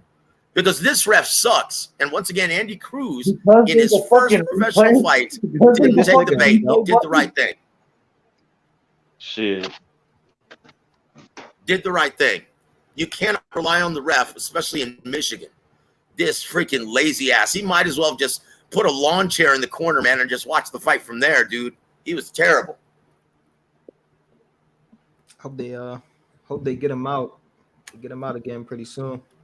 Man, that was a clear fucking low blow. They could easily go on the replays and be like, well, Chris, it's a whole fact. Yeah. I noticed that a lot in the comment section. Y'all motherfuckers is way too excited. Right. BZ, Andy Cruz, the Cuban Loma. Hey, Clarissa. Holy shit. I didn't say that. I didn't say that. No one would say that. Clarissa Shields tweeted, Keyshawn will beat the dog shit out of Andy Cruz. We shall see. Come on, dude. No one's beating the dog shit out of Andy Cruz. He might beat him, but no one's beating the dog shit out of Andy Cruz, guys. Let's just be honest. I get think that's a stretch, and I like Clarissa, but it will be an interesting fight. It'll be a chess match, but I would lean towards Keyshawn because I feel like he Well, of just course. yeah. Yeah, it's not. He's really got that comparison, power, though. man. He's got that power. Yeah, you just, Yeah. guys, verdict's still out, but he looked great tonight. Just say that. No one's getting overtly Let's see him- excited, Let's see him but it against is what it somebody that is. could He looked actually- great. That could actually deploy a game plan of fighting on the inside and doing the shit that he's not So- used to seeing in the amateurs. Yep. Burgos did a Yeah, lot what of would shit Gogi that, say? that he saw against poor amateur fighters. From For real, Mexico. he did. Yeah, He what really did. Yeah, what would Gogi say? It looked like Burgos was just showing up for a fucking final paycheck. That's what That's Gogi what it would have looked said. Yeah. Yeah, that's what it looked like. Yeah. Motherfucker throwing So, wide lead hand hooks or backhand hooks to the body, switching stances from forward momentum. Like, bro, Yeah. that's not it. Yeah, but you know what? How is any of that Andy Cruz's fault? No, So once it's again, not his fault that's at why all. I chose. Yeah, that's why I chose not to mention that during the fight. But yeah, that's exactly what Gogi would have said, and I was thinking the same thing. This motherfucker showed up for a paycheck. Yep. Yeah. Hey, what did you think of the Franklin Munoz fight? I stopped paying attention to it. Man, he beat that man like he Really? stole something. 30 seconds. Yo, Well, y'all think they'll you try to know, get him in there? Go ahead. Who? And Munoz was an undefeated prospect, right? I don't know if you could call him a prospect, but yes, he was undefeated. Okay, I'm about to say because this is another Eddie Hearn matchmaking. Well, Isaac Munoz, he's from Mexico City, and Gogi was familiar. He said, you know what, before this fight, he goes, man, I didn't like the way they were training this guy. Yes, he's preparing in high altitude, so he should have the gas tank to go all 10 rounds, but he's not going to beat a guy like Jermaine Franklin. And that's what he told me They going need into to stop this. showing this undercard for Spence Crawford. Yeah, bro. Hey, You're man, trying to does sell the anyone fight. What know y'all what doing? happened? Does anyone know what happened with Coach Ronnie's guy on the Frank Martin card? Shit. Hold on, let me pull it up. His Willie Jones, he was fighting guy from Houston. I was on the undercard. Quentin Randall, undefeated. Willie Jones, he's 6'1", 147. He knocked his in his last fight at the Armory. He knocked out an undefeated prospect from Michigan. And Ronnie was like, dude, I couldn't believe it. He fell for the first trap that we set for him. And Willie Jones knocked his ass out. He goes, this guy's a late bloomer. He's been learning on the job. He's got a decent amateur background, but he's just now putting it all together. And he goes, if he can still make 47 over the next 3 years, he's going to make some noise at 147. He's 6'1", heavy hands. And he's finally putting it together. He fought everyone in the amateur. He even has an amateur victory over Rize for Rize. So I'm anxious to see what happened, and I have no idea. Okay, well, it looks like Quentin Randall beat him in a unanimous decision in 8 rounds. Wow, so much for that. So much for that, Coach. Damn. Are you guys? I just refreshed it. I saw it. Shout out to Quentin Randall. I like that guy. From Houston. Yeah, he's a game guy. He's a game fighter. He improved his record to 13-0-1. Cruz put the lightweight division on notice. Oh, gee, God. Well, all I can say is this: from a promotional perspective, who the fuck is Eddie going to be able to match him up with? He's not a ticket seller. Okay, he doesn't have anyone under the Matchroom stable who he can put him in with. Yeah. Wait, what is he going to do? What is he going to do with him? I don't understand why his management would sign with Eddie Hearn. Usher him up at the 140. Yeah, that was stupid. Hey, why wouldn't you sign with Top Ranker PBC? They have all the talent, virtually a monopoly at 135. Hey, you know what I think they do? I think they say fuck it and put him in there with JoJo Diaz. Easy work. No. JoJo Diaz is going to be fighting Floyd Schofield later on this year. Man, nobody want to see that shit. Man, I got actually, JoJo. you I know got what? That's I got JoJo. semi-interesting. I got JoJo I, Diaz on that fight. I want to see it so I can destroy get his I ass got beat. JoJo Postol is Diaz. not good to me. I might be able to make a little bit of money off that actually. So Yeah, I yeah, got JoJo Diaz. And obviously Mercito Hesta just got paired up with William Zepeda. So yeah. So I don't know who they're gonna match up. Yeah, I don't know if they're gonna match up Andy Cruz with anytime soon. He's got nobody at 35. I mean, literally nobody at 35. Why on earth would they sign with Matchroom Sport? God damn, he 39? Who's that? Victor Postol Postol. old as fuck. You ain't Oh know? yeah, Jesus the old Christ. man of the division. Yeah, Hey, you yeah, know, that's it. Damn. wasn't Freddie still in Postol corner? He In the was. last fight? He was The irony. Postol's old trainer, yeah. Postol Bro, this looking at should be Freddie a like hard fight for Elvis Rodriguez. Yeah. Hold on. I took a flyer on this shit too, but I think I So- wasted some more money. Hey, do you guys think another it was $10? Do you guys think Gary Antoine Russell legit stopped Postol, or was it Fugazi? Nah, that was bullshit. I thought it was an early stoppage. I mean, dude, give the gentleman man the credit. He took him the distance. I kind of wasn't asking you the question because you made it clear that you're basically like wait until the fighter dies type of shit. So I was asking everybody but you. I don't know what the fuck you're talking about, dude. I like when did I say that? No, it's just look, dude. I work with a lot of fighters, right? And they train way too fucking hard not to be given the benefit of the doubt. I hear you. I don't want to see anyone dead, right? I know you're just fucking with me, man. I'm in one of those moods. My apologies, my friend. No, you're good, man. But I'm also of the belief that fighters are prideful people and don't know when to stop. So you need somebody to stop. Yeah, these guys work way too hard to be given the benefit of the doubt, man. This Look, is what they prepare for. No, that's the problem, fam. So a guy like Pitbull might be a nightmare for Andy Cruz.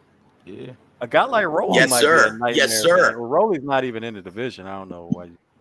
Nah, man. Rolly would get dissected, brother. JoJo's style is basically just to walk forward in a high guard and initiate and counterpunch, and you know what I'm saying. So if JoJo decided to crowd him like he was trying to do Devin Haney, he might give him a problem as well. But you got to know boxing to know this type of shit, though. Anyway, how's Cruz's inside game, Jim? Like his inside, like his controls and shit. It looked so he definitely had a nice little control off missed hooks. Mm-hmm. That was definitely looking nice. Because that's my own. Because he you know what I'm saying, he would do it perfect too. He'd miss the hook, control the back of the head, step around, then go to work. Like that's perfect. You know what I'm saying? It's perfect, especially when you miss the hook, control the head, and step around the opposite direction of the missed hook. Like say, so you hook with the left, control the back of the head, curve them out that way, and step around the other way. You understand what I'm saying? I guess it'd be hard to understand for most people, but you know what I'm talking about. Yeah. So basically, all right. So would you say those are kind of the same controls that you would need to keep a pit bull off you? Because you're not going to box a pit bull for 12 rounds. He's going to pressure you and get to you eventually. But you got to so what you need versus pit bull is you need to control him before he even comes in. Because if you can't do that, he's always going to be in. Yeah. And that's going to be a lead hand, a jab. You know what I'm saying? Okay. Even a guy with power, though, can't hurt him, really. Because he's got no fucking neck. Yeah, so if you look at Isak Cruz, he's got no neck, like dude. You cannot shake that brain. Nice honestly, if Victor Postol still has anything left, still has that jab, you're going to see Elvis Rodriguez lose this fight just like he did against Kenneth Sims. Hey, you know what I noticed? Two good jabs landed already. Shit. Hey, Gems, you know what's the first thing I noticed about Elvis? First thing he did when he got into the fight, in-range L-spin. First thing he did. Yeah, so he still doesn't know how to fight, guys. He's a very athletic guy, but his fundamentals are dog shit. I haven't watched him. We saw that. That's why Top Rank dropped him, guys. There's a reason why Bruce Trampler and Brad Goodman gave up on him. There's a reason. Yeah. So Postol It's really just gonna get controlled by the jab. Postol's completely Yep. controlling Elvis Rodriguez with the jab. Who said Yeah. that? Yep. Me, Repose. Yeah, facts. Good Yep. call. And Postol's always been underrated, bro. That dude's a good fighter. Oh, he's a former Yeah, he is. champion. I don't know about underrated, but yeah, he's extremely good. Very I But proficient. he's, If he's you, only lost if- to me who and guys- was it? If I'm you- Lost just, to, and he's looking. I mean, first of all, it's only the first round, so let's chill a little bit. but look, But, look. Have you ever? Yeah, no, the good reason why point, I'm saying James. this, though, but Gems, the reason why we're saying this, one, Elvis Rodriguez doesn't have a great jab to win the jab contest. Yet I don't see it happening. Nor does he use lateral movement to offset that Cross lead stance hand. for Postol. What the fuck is he gonna do? What is he gonna do? Hey, What is he gonna do? Postol looking very nice with this lead hand control, fam. That's it. I don't see Elvis Rodriguez being able to do a damn thing to offset the jab. No, Elvis has got to step around. That's what he's got to Yep, that's do. And, it. and now he's getting in touch with the cross. Yep. Okay, there you go. Step around. Nah, I don't. Okay, he don't really get the concept. The round just ended for Nope. me. Nope. God damn, you're ahead. I'm at 45 seconds right now in the first. yeah, Okay, I'm at nice little 45. backhand from Rodriguez right there. James, what time are you at? 5 seconds left. Oh, okay. Yeah, dude, he's if he can't establish his own jab and answer that sentence, right? Easy If he Postol can't round. win the jab if he can't win the jab contest, if he can't use lateral movement to offset it, he's in trouble. What is Elvis? He's in Is he like trouble. a power puncher? Is he like trying Wow. trying to knock people out? Jesus Christ. Drop the link. I'm trying to cook. Oh, God. Okay, buddy. Is Elvis like a power puncher? Is that all he's trying to do? You don't know There what you he's go. doing now. Oh, jeez. Oh, wait a minute. Let me ask you something. Did you ever hear from that fanboy who was insisting that Ryan Garcia was going to knock out Gervonta Davis? Have you heard from that guy since? Nah, he's still crying. Oh, okay. Yeah. I see Kane on Coach Malachi's channel. Well, that doesn't surprise me at all, brother. Yeah. That doesn't surprise me one bit. And can anyone tell me what the fuck Malachi is a coach of? Because it's not Hey boxing. man, I like Coach Malachi. Oh, nice You say backhand that. hook from And Postol. no. As a person, I'm sure he's a good guy. I think But he's I'm just saying, what is he? I actually think I could be wrong. I think he's a personal trainer. No, he That's said what he I was gonna coaches a say. little league. He Bro, coaches what? What? he said he coaches a little league team, like a baseball team or a football team. Oh, okay. Oh, well, I that thought would he was make a more personal sense. trainer. Yeah, no, 'cause he he's in messes with shape. the But that, kids. He helps the kids out. Oh, okay. well, that would That's make what's more sense. That would make more sense. Yeah, because he's definitely But not nah, a he- coach of boxing. up. Nah, he never claimed to be a boxing coach. No, he never did, but he said he did boxing before. He used to be an amateur.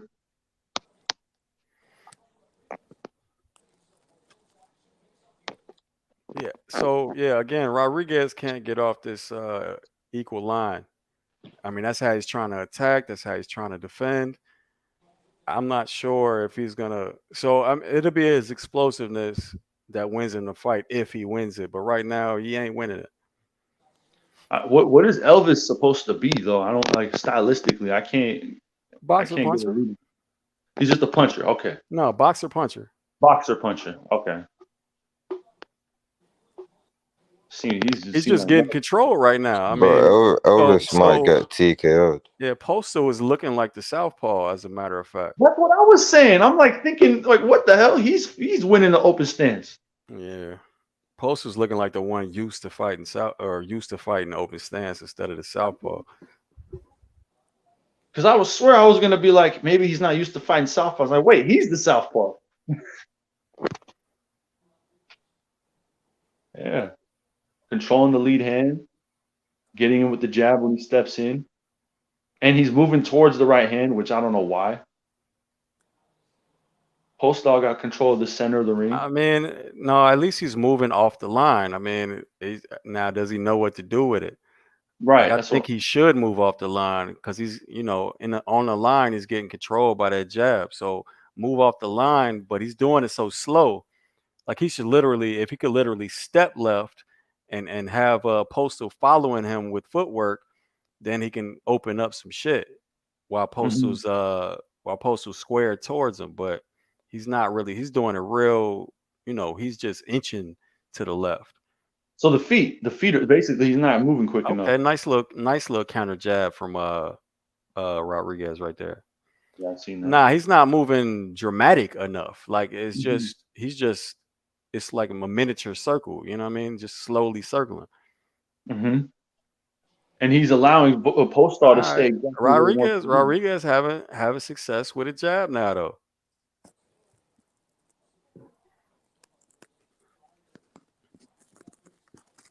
Yeah, they're gonna have to, sharpen this guy's tools up, man. He's not looking. I don't know.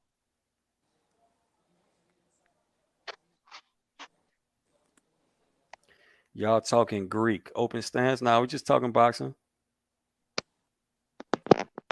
It means southpaw versus orthodox. Oh my God, we still gotta explain. Come on. It's all right, man. People at different levels out here. That's what the channel's for, right?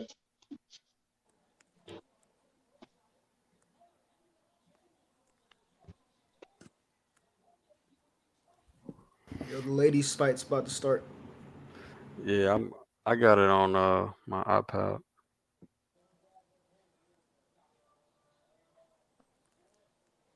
Hey, what's this ring announcer's name, man? I'm not really vibing with dude. The dude with the dress? Yeah. Who? I don't get why he announces everyone's name twice. Yeah, I just. Oh, you talking about Dave Diamante? I can't. What does he say? Are you ready? Or what's this shit? The fight starts. Oh yeah, that's what it is. Yeah, that shit corny. Oh my God, bro. And then he does the echo, like he's like, Baumgardner. Like, bro, stop it. They used to do that a lot though back in the day. Yeah. Yeah, but it was cringe, and then they learned, let's stop doing that. And fucking what's his name? Michael Buffer was like, let's get ready to rumble, and they were like, oh, this is how you do it. You got to have a good execution. Now we got this dude coming back, boring as. Come on. It wasn't about the phrase though. It was about his voice. Because Right. I can say that shit, and that should be corny as fuck. No, I get what you mean, but I'm saying he came in there and had a straightforward way of introducing. No that extra shit. I'll rock with Jimmy Lennon Jr. too. Fuck with Jimmy, the classy Jimmy Lennon Jr. I don't fuck with Diamante though. Nah, me.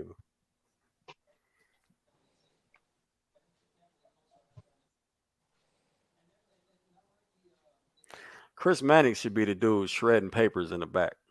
Oh my God. What are they doing? What is nice that guy shot from Elvis Rodriguez. Yo. It was a time jab catching Postol coming in with that probing lead hand. Mannix must have said something stupid. Nah, he always says something stupid. I mean, yeah, but brain dead. I still don't understand why they got him scoring the fights. So you think PVC or like Showtime commentators are also crap? Because you said the Zone were bad, so Showtime also. The Zone got the worst. Showtime. I don't look. No, with the exception of Abner Mares, I like Showtime's broadcast team. Right? Who's on it again? With the exception of Abner Mares, I really like Showtime's. And now I don't really care for Al Bernstein. Yeah, like Mauro Ranallo, though. I think no, he's terrible, dude. He's terrible. But I will say this Ranallo? though. What do you think though? Yeah, Mauro Ranallo's the play-by-play guy. Let me ask you something though, Gems. Used to do WWE. Yeah, I know, but going back to boxing though, Gems. Let me ask you something. Say everything. He used to do WWE. That said everything about. So did Todd Grisham. So did Todd Grisham at DAZN. That doesn't fucking matter. He's a pro. No. I was gonna say. Let me ask you something. Are you surprised that both Freddie Roach and Marvin Somodio still hasn't taught this guy how to fucking fight? Well, he's doing very well now, though.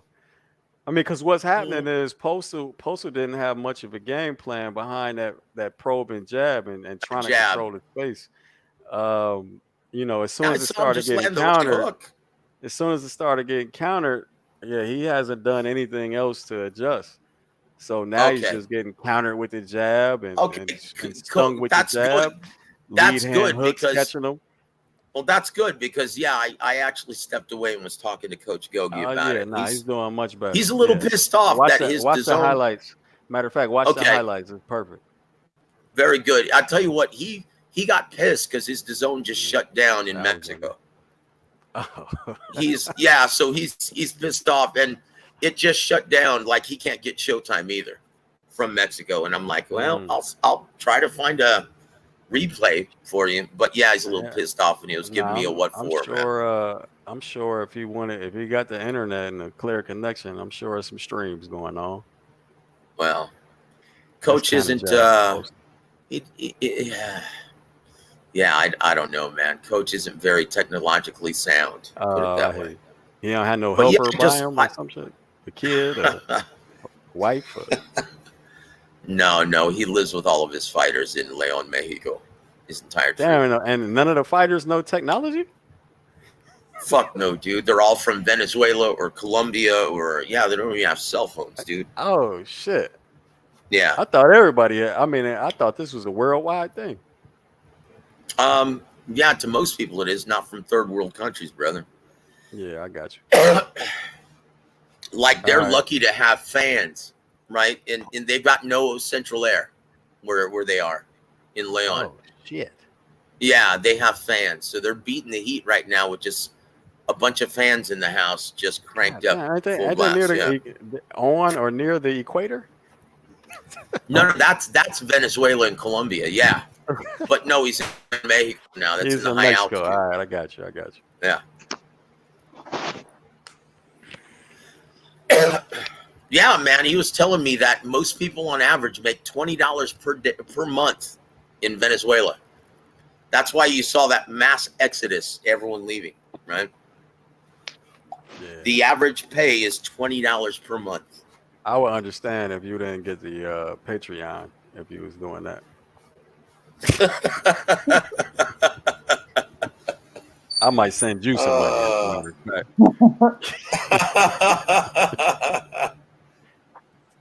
Oh, a hell of a low blow from Rodriguez right there. Well, desperate. What do you call it? It wasn't caught by the refs either. Well, no, these refs are terrible. But I will say this though: necessity is the mother of invention. Now, isn't it? Yeah, facts.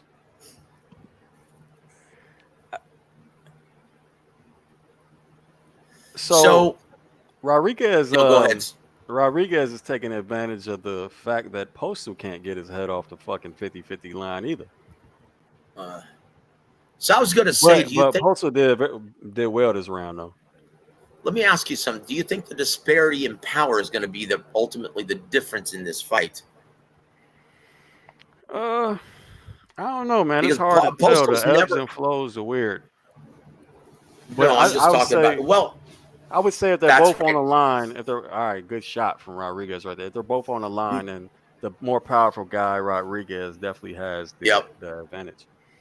Yeah, and I was going to say I forgot that this is in Vegas, not in Michigan, so it's not going to be that big of a factor. But in Michigan, if this were in Michigan, the disparity in power would be,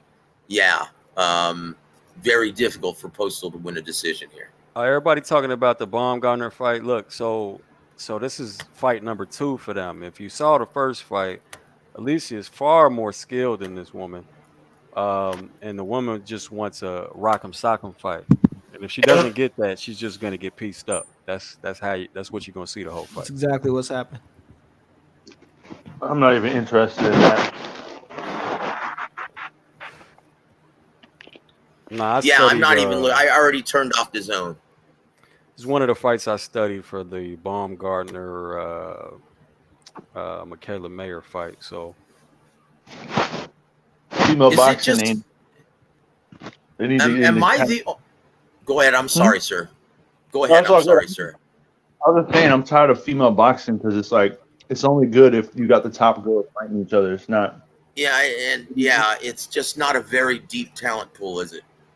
But I will say that That's my problem. That's my problem with female boxing. I could watch it. I could watch it if I'm looking at the top talented fighters, but that's so short of a talent pool. Is that's it. kind of ridiculous. But is it just? Am I the only person who can't stand the category and the award of Trainer of the Year?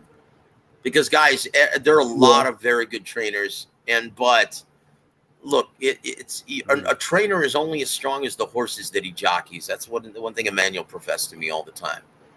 He's like he couldn't stand that award. He's like, look, if you've got great fighters, you're going to be viewed as a great trainer, even if you don't know how to teach shit.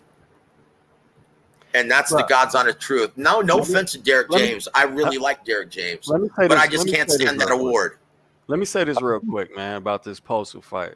Now, Postol, you'll see him jabbing left from time to time, but when he really wants to attack, he just comes straight forward in a straight line. Now, why he can't jab left and attack like that and throw his combinations like that, I don't know. You know what I'm saying? That must just not be in his skill set. That would be much more advantageous for him. But the fact that he has to jab left, stop, and then come straight forward to throw his combination. Right, he's gonna get pieced up like that. But he just landed a great right hand on the inside. So he's not so much taking advantage of the weak side angle. You're saying? Nah. He'll just jab not left. at all. He'll wait, and then he damn near waits till Elvis turns, and then he comes straight forward and starts square up with the right hand. Yeah. Nice body shot from Postol right there, though. He's still getting tagged with that. What time are you at, brother? I'm at 50. I'm at 125. Elvis is starting to do better. Nah, Elvis been doing better. I mean, I think Postol got the last round slightly, maybe. But Elvis, I think Elvis has won the majority of the last. I'm definitely giving. Well, from what I've seen, Postol's winning the fifth. No, I'm giving Rodriguez. Oh, good shot! Good leaping hand. Looked like it hurt Postol a little bit. Okay, you're ahead of me. Yeah. Fact. Like the round. Postol's head is like a fucking statue in that bitch, right? Yeah, it is. Oh, well, most Eastern Europeans are, brother. Just right there. Moving it. He not slipping at all. That's what I'm saying. That's why it'd be so important for that step around to actually equal starting his offense. But he just ain't got it. You know who does it perfectly, Jim? Excellent right hand. Dimitri Bivol does it perfectly. Yeah. Dimitri Bivol a great fighter, man. Truly a great fighter. Yeah, I just saw the combination that Rodriguez landed that was really effective. Hey, probably won him this round. The Clipper, why you just in the comment section talking? Did you say you wanted to come cook? Nah, he's full of shit. Dudes that be saying they want to. Is this a kid in the comment section? Is that what it is? Nah, dude. Whoever it is full of shit, man. Don't even worry about it, brother. Wrath or Repulse was good, fam. What you saying, bro? Huh? What you saying? What's good? I don't know. What'd you say? You good. Oh yeah, I'm good, fam. What's good? Yeah, I'm just chilling, bro. Just catching the fight. Got you. Is the Baumgardner fight still going the same? Yeah. Yeah. Baumgardner. Yeah, I had Postol winning that round until that last flurry by Elvis Rodriguez in the final 25 seconds. I thought that was the best punch of the round. And man, it was close, then. Here comes the right hook. Here comes the right hook, and it looked like it staggered Postol, and I think that actually won him the round. Yeah, I feel like I'm getting sick. This sucks. Double backhand, but nothing behind it. Nice little inside uppercut from Elvis.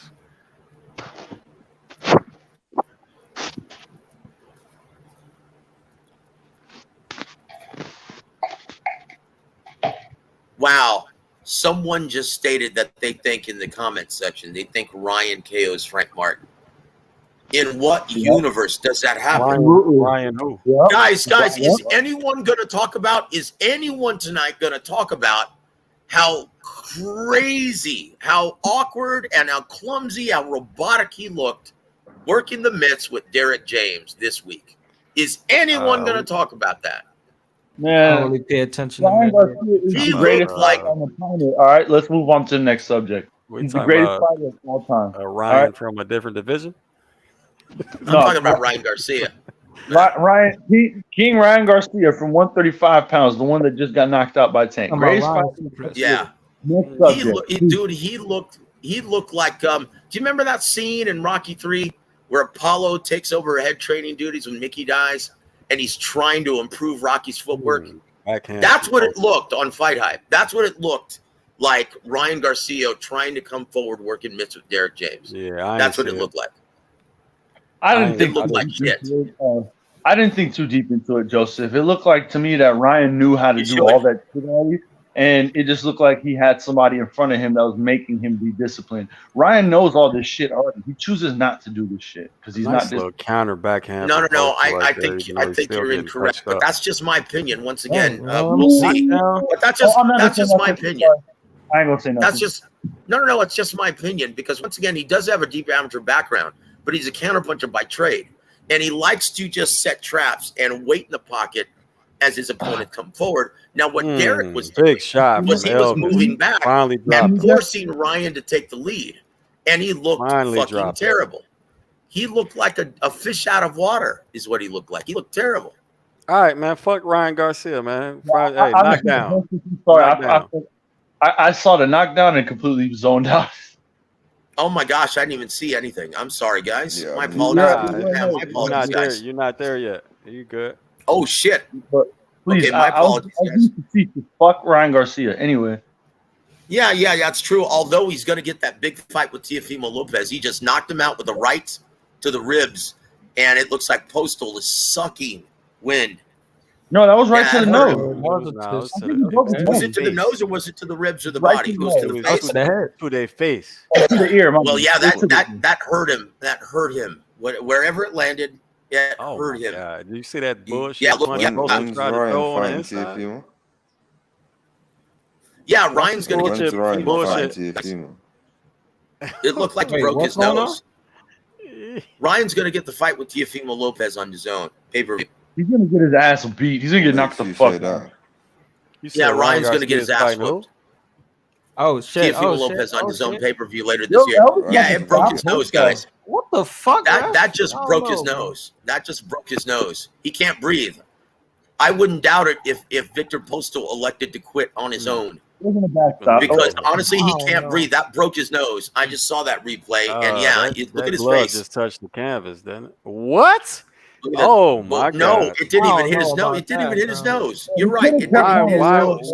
What the fuck did they stop the fight for? Yeah, he could have stopped that fight. What the fuck? He quit. Oh my gosh! The ref stopped it. No, I don't know. I haven't seen it yet. Round 7 just started.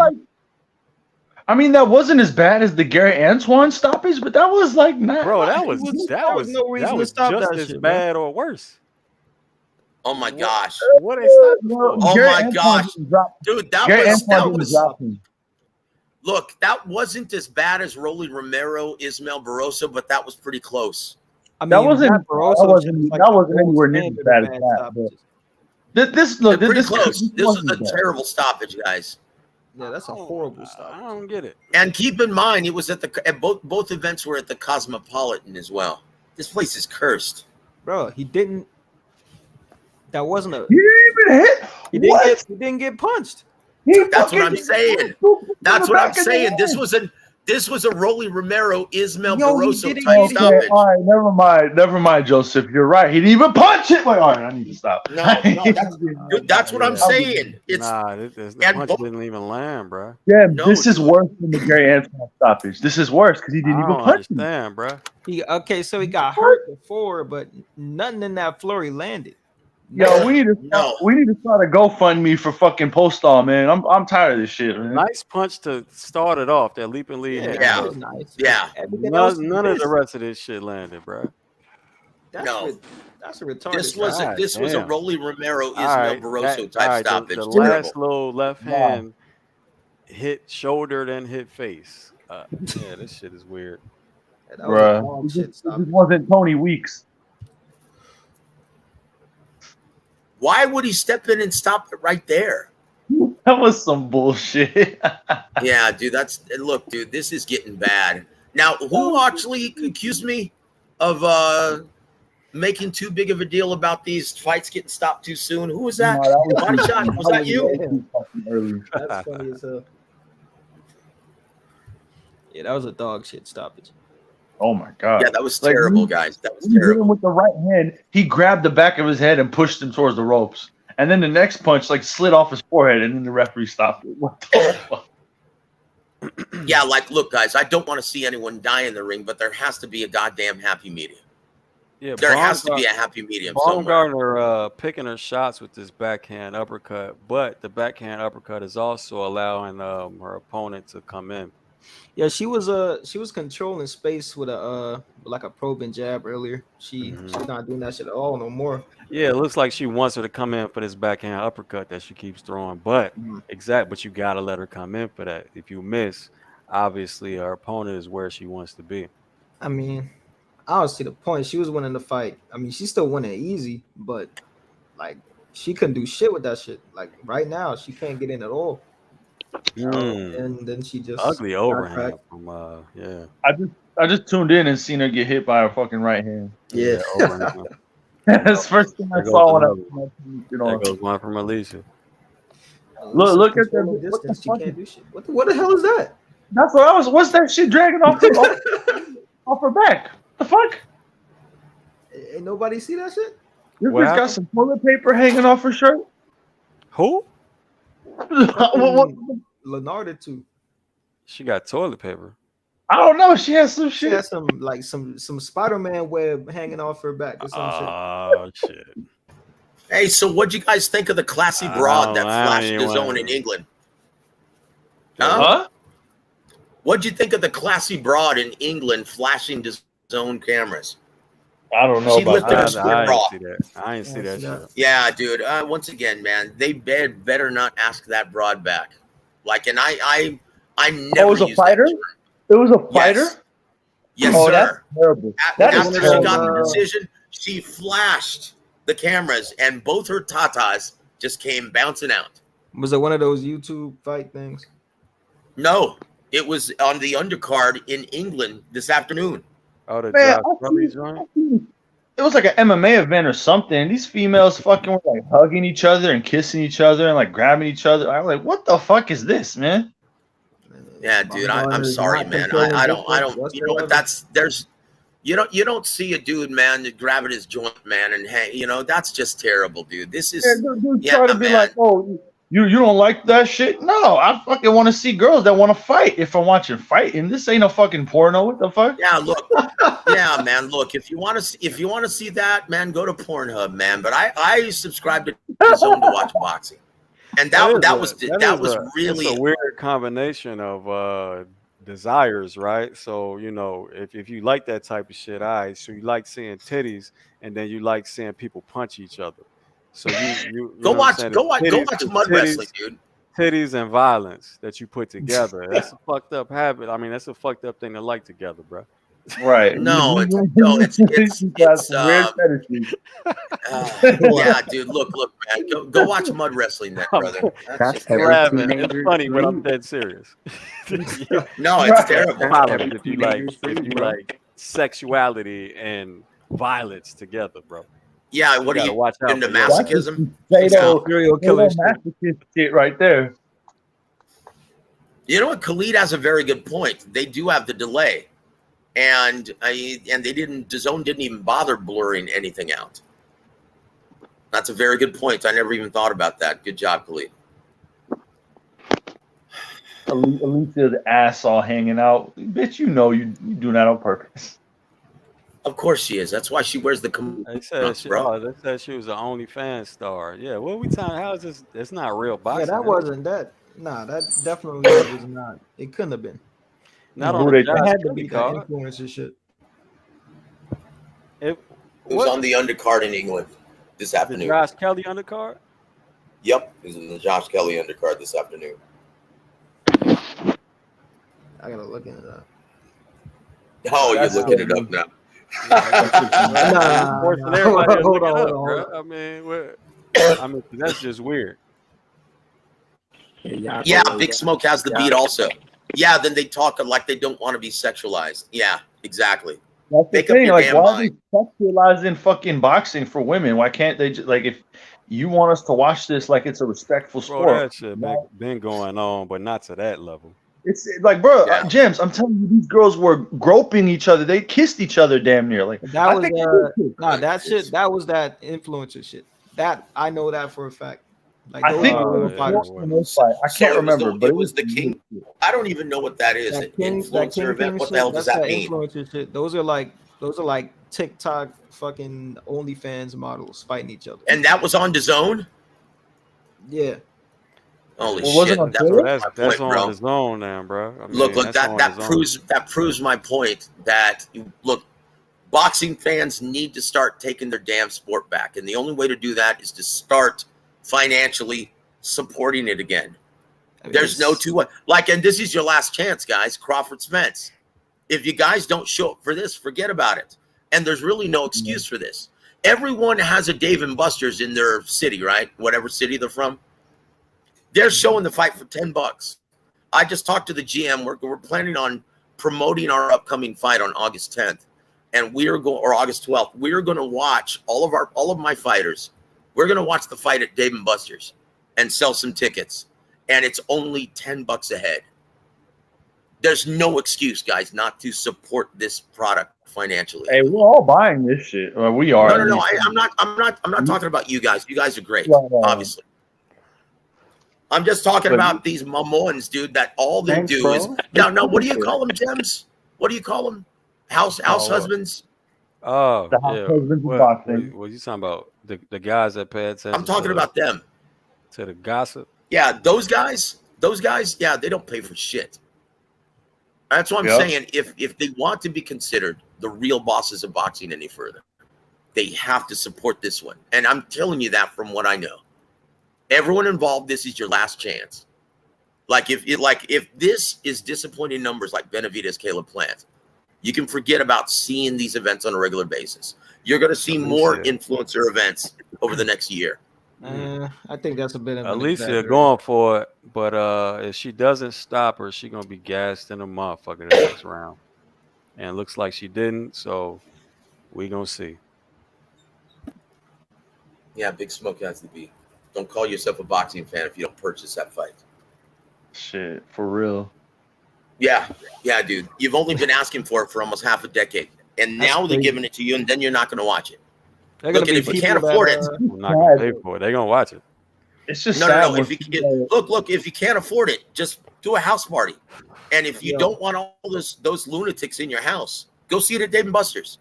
Pay $10. People that have been debating this fight like toxically online, threatening people over this shit for the last 5 years, and they ain't gonna buy the fight. That's crazy to me. I'll tell you this, brown ass then, bro. I'll tell you this, man. The betting odds, it tells me that motherfuckers definitely ain't gonna pay for the fight. Oh, chingao, dude. Because I mean, Spence got a lot more fans than Crawford, and for Crawford to be the favorite with all these Spence fans talking all this shit, like that's not good. The money is moving towards Crawford. Yeah, I had to mute my mic. Worse and worse and worse, as a matter of fact. I had to mute my mic last week. Last week, it's like a couple months ago, we just were hearing nothing but Spence fanboys. James, I don't know who you had on here last week. I heard like 4 or 5 different Crawford fanboy. Yeah, bro. That shit was. I was like, what the fuck? I was feeling real uncomfortable last week. Let me just say. Bro, I had to turn that shit off most of the time, bro. I couldn't talk to this. Hey, you guys want to hear some shit on G Funky's channel, right? He just interviewed manager of Zhilei Zhang, Terry Lane, great guy. Okay, Terry and Tommy Lane, they actually are the management team of Zhilei Zhang. Do you know that $1 million in step-aside money to exercise for an immediate rematch? You're gonna now that is a special. That is a special. You cut out. I'm sorry. What happened? You broke up during that whole thing. I'm sorry. Can you hear me now, brother? Yeah. Okay. Very good. Now on G Funky's channel, he just interviewed the Lane brothers, who are the management team for Zhilei Zhang. Now Terry Lane reported that Joe Joyce turned down over $1 million to step aside to allow Zhilei Zhang to fight Tyson Fury. That's over $1 million he turned down to do nothing but Just get just his ass kicked again? allow the fight to take place. That is a special kind of stupid right there. Now, in boxing, now it's already a very brutal ass-beating business and often unfair. Now, when you get offered over $1 million to do nothing but to give this matchup your blessing, and you don't take it, that is a special kind of stupid right there. And I really like Joe Joyce, but this is stupid. This is really stupid. So how much do you think? Like, Joe dude, that's Joyce money. That's money that you don't have to cut with your promoter. That's money that you don't have to give to the sanctioning organization. That's money that you don't have to give to your trainer or your team. That's just newfound money in which you don't have to do a damn thing. What prize fighter on God's green earth is that stupid to turn down over $1 million to do nothing but sit at home? Yeah, I hear you. Man, Hey, let me So, just say real if quick. anyone is upset, I'm Either sorry. way, Go ahead, like- James. My apologies. No, I mean, it's not related, but it looks. I mean, did anybody see how hilarious it looks when Frank Martin stands next to Anthony Joshua? I never saw that. That sounds fucking Did y'all funny. just see that shit on Showtime? That sounds hilarious. I need to That see shit it. look ridiculous, fam. No. Like somebody's Look, kid. No. The point is, Adam. Go The ahead. point is, Adam, that if you're complaining about Tyson Fury versus Francis Ngannou, don't look any further than pointing the finger at Joe Joyce, because that's the only reason why you're seeing it. No, I can't vibe with that, Joseph. I'm sorry. There's no. Why? Because it makes sense. Because that's actually what happened. What? That is what happened, but there's just no Yes. excuse for the man, a sitting world champion, to fight a fucking UFC fighter. I can't. Well, who would you rather him fight? Who would you rather him fight right now? Fuck anyone. For what? For how much? Look, when you've got the biggest money fight in boxing in January, okay, and that's in Saudi, that's a guarantee. Why the fuck would you fight Frank Sanchez for little to no money instead in the interim? So why would you fight Philip Ergovich, for that matter? Why would you fight any top 15 guy for a fraction of that money when you've got life-changing money waiting for you in January? The only reason why Alexander Usyk has taken on Daniel Dubois is because it was mandated. Okay, now if you're complaining about Tyson Fury not fighting a mandated WBC opponent, well, then point the finger at Wilder and Andy Ruiz, because they were supposed to determine. Okay, this is 6 months ago. They were supposed to determine Tyson Fury's mandatory challenger. But guess what? They both priced themselves out. They're still haggling over that shit. So once again, guys, that's the only reason why we're getting this circus fight that no one asked for. Joseph, I'm a little lost. You answer me something. I was lost on the part where you said Joe Joyce took $1 million or didn't take $1 million to do what? No, he turned down over $1 million to just step aside and let Tyson Fury fight Zhilei Zhang at Wembley Stadium. Okay, so instead he fought. You're saying instead he exercised his right for an immediate rematch. For a rematch. Okay, Yeah, that's a special. That is a special kind of stupid right there. You're saying he's going to rematch Zhang? Yeah, that's already been announced. It's going to happen September 23rd. My next question was going to be what. I don't really pay attention to politics much. It's too much back and forth. What's up with Fury and Usyk? Oh, yeah, that fight's going to happen in January. The only reason why I didn't fight before, well, once again, the Saudis determined, the venue wasn't going to be ready. They're building a brand new stadium for these fights, right? Both the Wilder-Joshua fight as well as the Usyk-Fury fight, right? And it's not going to be ready until January, right? And that's both for Joshua Wilder and both for Usyk Fury. So everyone's complaining that Tyson Fury is fighting Francis Ngannou in the interim. And I'm like, hey, dude, it's not Fury's fault. He is doing a smart move. He tried to fight Usyk. Usyk was like, fuck that. I'm not stupid. I can make $40 to $50 million if I just wait until January. And he walked away from the deal very, very intelligently. But Joseph, if you were to fight Zhilei Zhang, you wouldn't he's not gonna make a lot of money fighting Zhilei Zhang. You've got to be fucking kidding me. Are you serious? Do you know how significant historically that fight is? You've got two giant men, right? You've got the very first time you more than likely will get 50 million pay-per-view purchases from China. Then you've got all the pay-per-view revenue from UK and the pay-per-view revenue from America. And you mean to tell me you don't think that's a lot of money? In front of a sold-out crowd in Wembley. Were you saying that Usyk basically was the one who didn't want to fight Fury? No. Look, both guys want this fight. But Usyk wisely walked away from the deal for Wembley. Because why would you want to fight Fury for only $15 million when you can just wait until January and make 50? Absolutely. I'm unfamiliar with that makes no sense, right? I'm unfamiliar with the pay-per-view markets in other countries. I keep hearing Boston media, all these YouTubers talk about Tyson Fury ducking this and that. I don't really listen to it much, so I mean, I'll take your word for it if that's really what's going to happen. The only reason why I'm bringing this up is because it's become herd mentality to just pile on Tyson Fury right now, and no one even understands what's going on here. Yo, Jam, that's why I'm bringing this up. To what you said, Jacob, what would you like, sir? I said to what you said. My only thing with the China thing is I'm not sure, like you said, how their pay-per-view market works. Because I know, like, take for instance, I'll tell you, countries like Mexico where like you can't sell a pay-per-view. No. It's not even on pay-per-view in Mexico, right? It would be a broadcaster purchases a licensing fee and shows it for free in Mexico. So in China, I can tell you. I'll tell you. In China? Go ahead. All right, go ahead. I'll tell you, they would put it on TikTok, which is huge in China. It's from China, that app, anyway. They would sell it via TikTok, right? And you would have the opportunity, just press a fucking button on TikTok, and you would be able to see the fight right there on your phone. You know that for sure? How much would it cost? I know that for a fact because this is the same thing that Top Rank, once again, Top Rank tried to do business in China. The Lane brothers just stated that on G Funky's channel that the pay-per-view distribution is through TikTok. Okay. All right. And so it has the potential of reaching 50 million purchases in China. A lot of now, you mean to tell me that that's not historically significant or a big money fight? That makes sense now. Yeah. How much would it cost on TikTok? And can I VPN mirror TikTok to my TV?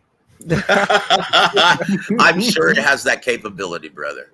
Gotcha. But it would only be in China. I think the Lane brothers said it was something like maybe $2, $3, something like that.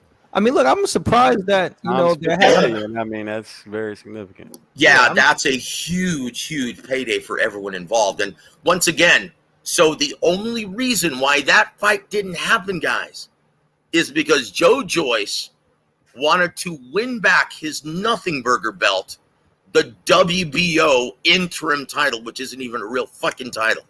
And he turned down over $1 million because he wanted the immediate rematch. You know what I think? Yes, sir. Frank Warren's in bed with Tyson Fury, right? Pause. In terms of that's his promoter. Yeah. Okay, look, but you don't realize this though. Okay, Frank Warren also has options on Zhilei Zhang's next 3 fights. Yeah. He's also his promoter now as well. So you know what I think? I think Frank probably advised him to turn that down. No, dude. No one would. Look, trust me when I tell you this. According to George and Frank and Bob, the Frank Ngannou fight was the last available option. No one likes this fight, not even Fury. Question: does anybody know anything about Artem? Nope. No, I don't know anything about this guy, and I comment chat. Does anybody know anything about Frank Warren's opponent? Anybody? I don't. I mean, have y'all seen a fight? No, never, dude. I'm talking to the chat. Joseph, I was gonna ask because, like you said, nobody wants to watch the Ngannou Fury fight, and like to be fair, I have a bunch of friends that like watch MMA and stuff, and at least they've asked me about like Tyson Fury and stuff, and they don't pay attention to boxing at all. Of course, Like, he's a mainstream name. That's right. Yeah, don't you think it's gonna be like? Well, no. I look. When I say nobody, I'm referring to us, the diehard boxing demographic. Okay, yeah. Now, obviously, this is going to do huge numbers to the mainstream, and all of these MMA jackasses who think that Ngannou has a chance. And look, I took great exception when I heard Chael Sonnen call Tyson Fury a scumbag and a bully. I'm like, dude, if you want to see a scumbag and a bully, look no further than your fucking boss, Dana White. This is a guy, go back to 2010. This is a guy who only paid James Toney to get choked out in 20 seconds. He only paid him $500,000. I'm sorry, but everyone in boxing is going to show Francis Ngannou a lot more respect and give him much better treatment than that. I mean, he's like already James in Toney like another fighting organization that's paying him more anyways. Joseph, what do you always talk about? Even in the same sport, like even in MMA, he's getting paid way more than he did in UFC. Well, of course, he's making over $8 million.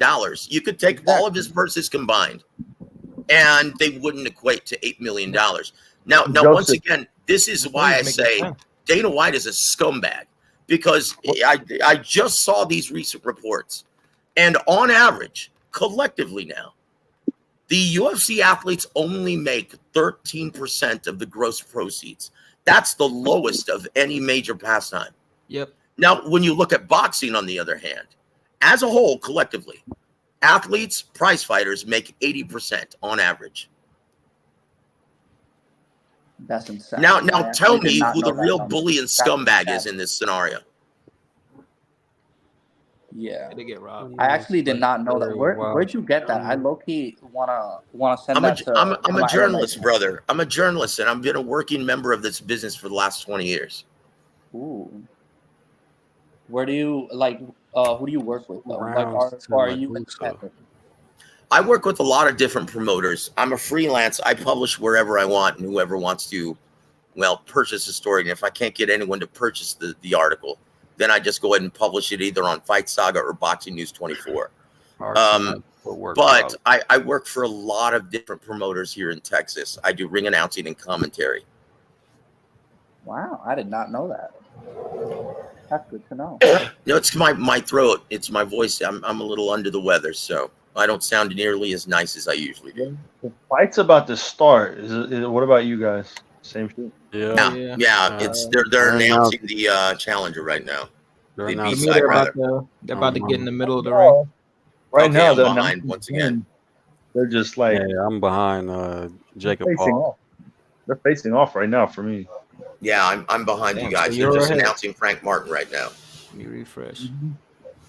But I'm sorry, guys. There's so much ignorance floating around the internet. I had to get that out. My apologies. I try to refresh this joint as well. Touch him up. Let's go. Yes, we are very high on Frank Martin. In my opinion, he is the most avoided 35-pounder because he's not a huge ticket seller. And he presents stylistically problems for everybody. He's a problem. He's absolutely a problem. Yep. Underrated power. Not gonna be easy. To be honest, I have not Mm-hmm. heard of Frank Martin. If you guys can give me a quick breakdown of him, I'd appreciate it.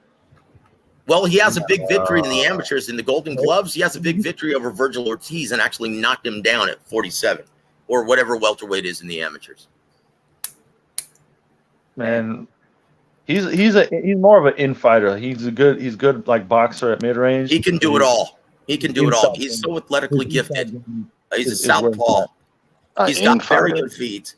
He can fight at multiple ranges. He is brilliant. He's a problem for everyone. He's got plenty of crack in his shot. Yeah, he's southpaw, isn't he? Interesting. Level changes. Interesting. Mm-hmm.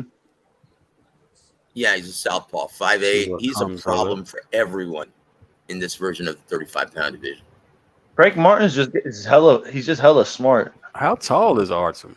He's so athletically gifted. He looks at least 5'10". 5'7.5". He's a big 135-pounder, man. He's only 5. He's shorter than Frank Martin. And you know what? I like his feints. I like his feints. He's doing a lot. He looks bigger than Martin, and Martin's listed at 5'8". Yeah, Martin's I don't really think like. Martin 5'8". That man is not 5'8". I don't believe that. I don't believe He that. sure ain't look Oh, maybe 5'8" you're against No. Anthony Joshua when he showed it earlier. That shit, that He motherfucker looked like Kevin Hart. He looked like He looked Tank like Davis. He looked like Kevin Hart next to maybe Frank The Rock. Martin is. Yeah. Maybe Frank Frank gotta be Martin. 5'6", maybe 5'7". I'll Maybe tell Frank you Martin. what, man. I actually like right now what Harutyunyan is doing. Yeah, Yeah, good man. luck saying that name. I'm gonna call him Arthur. Artem. Artem, yeah, it's fine. Artem is the only person that landed significant shots so far, honestly. His lead hand is doing a lot to disrupt the timing and rhythm of Frank Martin. He's doing a very good job of keeping him off balance. Once Martin closes the distance, it's over. Wait, yeah, I don't. Is he going to be able to do that? Is he going? He might be one of those tricky Eastern Europeans. We're gonna see. I like the lead hand from Art. Oh, I'm sorry. Go ahead, Jabs. I like how wide he throws the backhand, and then his lead hand just goes way away from his chin when he does it. We're gonna see if Frank could time that. It's when, he's going to have a difficult time to do it. Artem throws that wide backhand hook. Mm-hmm. He might get Frank, caught doing that. He's on the lead hand. He slips the right hand and he smothers it. Yeah, he's just trying to figure out how to close the distance. That's what I think he's doing. He's getting backed up, so how could he figure out how to close the distance? No. He's trying to set up some controls or something. Look, the way Martin is, he always uses the first round to get his eyes adjusted to the timing, movement, the speed of his opponent. You're not going to see much from him this first round. That's what he always does. But I will say this guy's a very intelligent fighter. He's fighting a very intelligent fight right now. That lead hand is giving him problems. Martin. Yeah, Artem won this round pretty easily. Yep.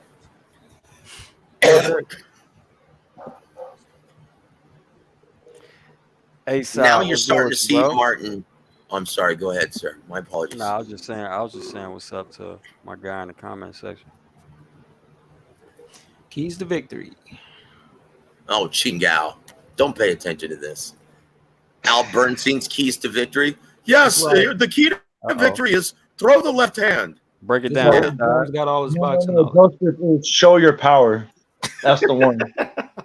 Don't be a stationary target for your opponent. Oh, that's really some breaking new ground there, Copernicus. Chingao. Hold on. Break it. Hold on, y'all. Break it down for me, A-side.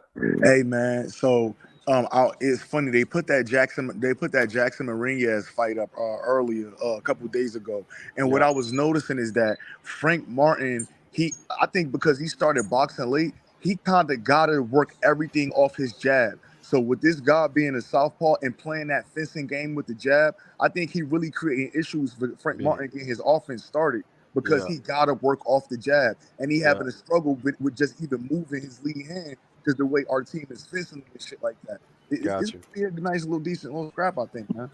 What I noticed is, hold on real quick. What I noticed is Martin keeps starting off with this elbow shield instead of just holding the phone. So he's exposing his liver every time. And the level change feint from Artem is kind of giving him pause on what to do. It's freezing him a little bit.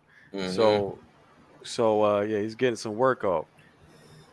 Yeah, Frank Martin is going to have no choice but to take the lead in this fight. Not something that he's proficiently fond of doing, right? I don't know. And this is the same. And you're exactly right, A-side. This is the same problems that he had against Jackson Marinez having to take the lead. And let me say this, and let's remind you, right?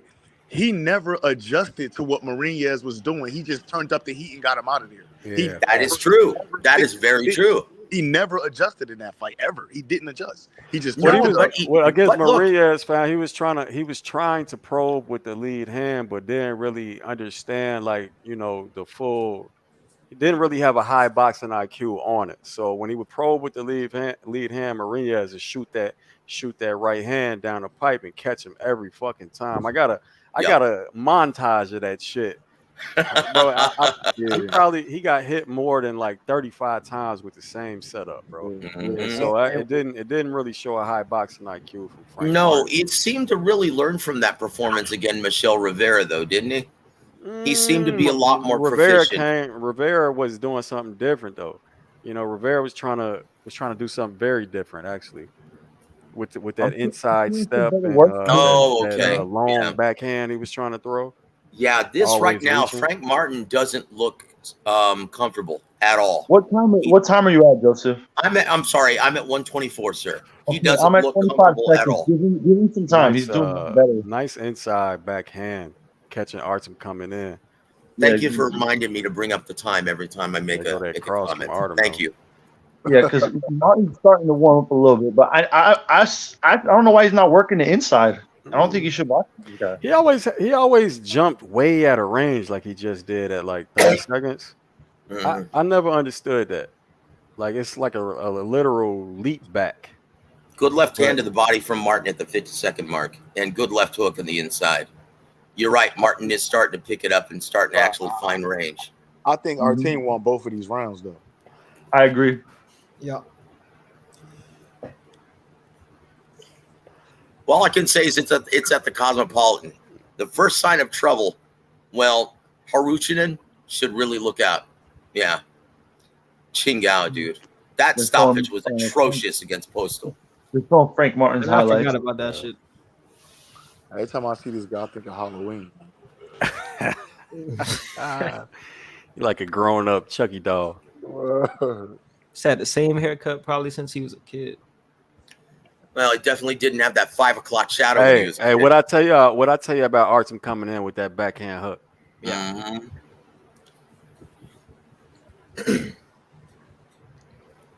Las Vegas Raiders. I still can't get used to that, saying that, the Las Vegas Raiders. Hey man, I'm from Oakland. How do you think I feel?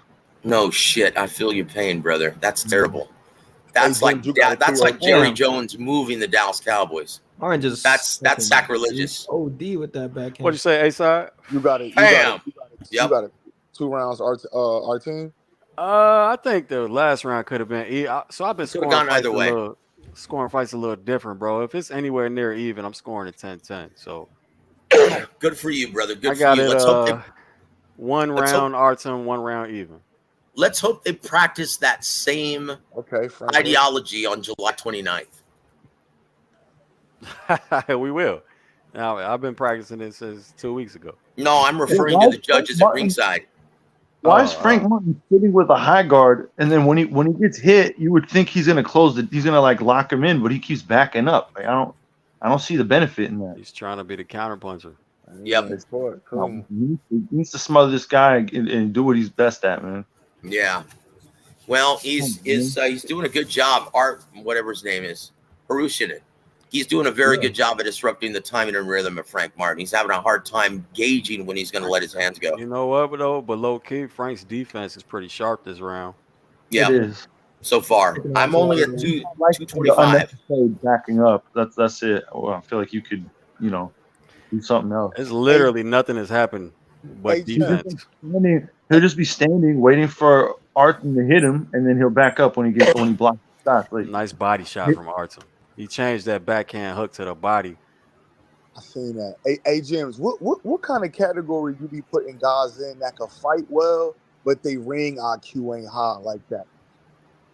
What do you mean category? Like I'm just saying, like, how we got fighters that like, for example, you got somebody like Cool Boy. Cool Boy style is fluid. Whatever he need to do to get the job done, he gonna get it done. But then you got somebody like Frank Martin. Frank Martin can fight, but it just seemed like he. I wonder what's his ceiling. Like, honestly, I really honestly. I mean, no. You know what? When you're talking about A-side, when you're talking about a guy who has success in the ring but really doesn't have a high ring IQ, you just described both Ryan Garcia and Edgar Berlanga. Oh, and Jermell Charlo. Jermell is a sliding scale, Charlo. Fact. No, not Jermell, brother. Jermell can fight at multiple ranges. Jamel does not make no. That's not what Ryan said. I said what I said. We're talking about boxing IQ. We're not talking about being able to fight at multiple ranges. We're talking about the decision to switch up them ranges. Oh, gotcha. Ooh, I understand. Nice 1-2 from Artem. Yeah. Man, this is a close round. I like Thomas Taylor as ref, man. I like Thomas Taylor as ref. So you're not going to get. I take that back. You're not going to get a bullshit stoppage in this fight. Thomas Taylor is becoming quickly one of the best refs in boxing. Yeah, I like him. Yep. In my opinion, he and Jack Rize are the two best right now. I like Jack Rize. I like Harvey Yep. Doc. I like Harvey Doc too. Just to Solid cement guy. the point, Joseph. Just to cement the point, Jermell. I mean, we've seen countless times where he won't Yes, even sir. listen to his goddamn corner, man. I understand, and that was evident. I was ringside for the first Brian Castano fight, and I understand. Yeah, you as should soon know as you, completely what Yeah. I'm talking about. exactly. As soon as you explain that, I'm like, dude, you didn't hear me say a damn thing, did you? No, No, right. and that's a first on this channel, No, brother. hey, like you said, like you said, Jermell is a complete fighter. He is. But he's now his decision on when to do what? No, Oh my God. no, yeah. I can't say a damn thing to refute that, brother. Touche. Well Fuck done. are they showing Rolly Romero? Oh, jeez. I mean, you started talking about ring IQ, so they put him Yeah, on I the guess. Yeah. But no, it's shocking actually with all the athletic gifts that both Berlanga as well as Ryan Garcia have. Both promoters did a piss poor job in developing their fundamentals and their skills over the 4, 6, 8 round stages. Now they're at the championship stage, and both still don't know how to fucking fight. How is that the promoter's fault and not the coach No, and the fighter himself to develop? Because the matchmakers help develop and cultivate those No, skills. I highly disagree. I highly disagree because based on the type of that skill. doesn't make it less true. I know, but I disagree because of the type of skill Ryan has. They basically maxed him out and did the right thing getting that tank fight. Because if it wasn't for that, he would have lost to somebody less more popular than Tank earlier. That's the ending result, Dirk. They're talking about getting, That's they're it. talking about building up the fighter. I'm talking about Roberto Diaz and Eric Gomez did a piss poor job getting him in with the right opponents over the 4, 6, and 8 round stages. So by the time he got to the 10 and 12 round stages, it was too late. He still doesn't know how to fight. He's learning on the job as a result. That's why he looked like absolute dog shit working mitts with Derek James this week. Wait, who are you talking about? You talking about Ryan Garcia again for some reason. I saw some good things, bro. We just keeping his hand up. You also mentioned Berlanga. What? You had mentioned Berlanga, like Edgar Berlanga, in terms of like his ring IQ isn't that good, but he's a good fighter. I never said he was a good fighter. No, Joseph. Damn. Oh, okay. No. What happened? Why I just stepped away for a second. What happened? Joseph was just comparing how Berlanga being like Berlanga's the same situation. Yeah. He's talking about fighters that have athletic gifts but can't. Yeah, that's Ryan and Berlanga. Yeah, talent, but not a lot of substance behind it. Natural athletic gifts, but very little skill. Yeah. I mean, I think we all So once again, without a step around from Frank Martin. Do you think the same thing? So you said the same situation of Garcia in terms right of like into that uppercut. Berlanga being like his development from like 6, 8 all the way to. That's absolutely right. And I'll tell you what, that's shocking when you consider who is in charge of doing the matchmaking for both assignments. You have Brad Goodman, who is the best matchmaker in boxing right now. And then you had Roberto Diaz in charge of Ryan Garcia's development. And he's one of the best matchmakers in boxing. Hey, wait, can I see that kind of bullshit, to see that kind of product slip through their cracks, like their fingers, it's actually quite disturbing and quite shocking. To be honest, I think Berlanga's is worse because like you have top rank backing you. Nice hook. And like you eventually, in Berlanga's case, he eventually gets released from them, and now I think the zone has him. Man, and bro, it's these like rounds is I don't know. Matchroom Sport, weird. Specifically, Matchroom Sport has him. But no. I will say right now, Ryan Garcia is in a worse situation because he's got his pick of opposition, and he's gonna get his ass whooped by everyone he faces at 140 at that elite level. I'm sorry. Wait a minute. Well, how the fuck are we still talking about Ryan Garcia? I don't know why we. No. It's because someone brought up the natural athletic gifts with very little ring IQ. When I think of athletic, Ryan Garcia is the last person I think of. That's crazy. But yo, Gems. So When Frank Martin's doing this thing where he like he gets on this lateral movement game where he's moving around the ring. And he just then he just stops like in the corner or stops at the perimeter and just starts like staring at dude. Why is he doing that? Low ring IQ.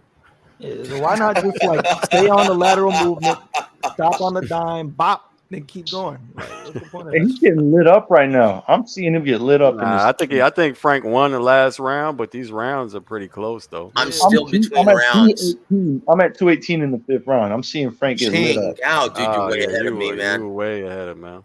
Yeah, it's like the bell is just ringing right now for the next round. I thought Frank was gonna do some inside work. Okay, I saw the backhand.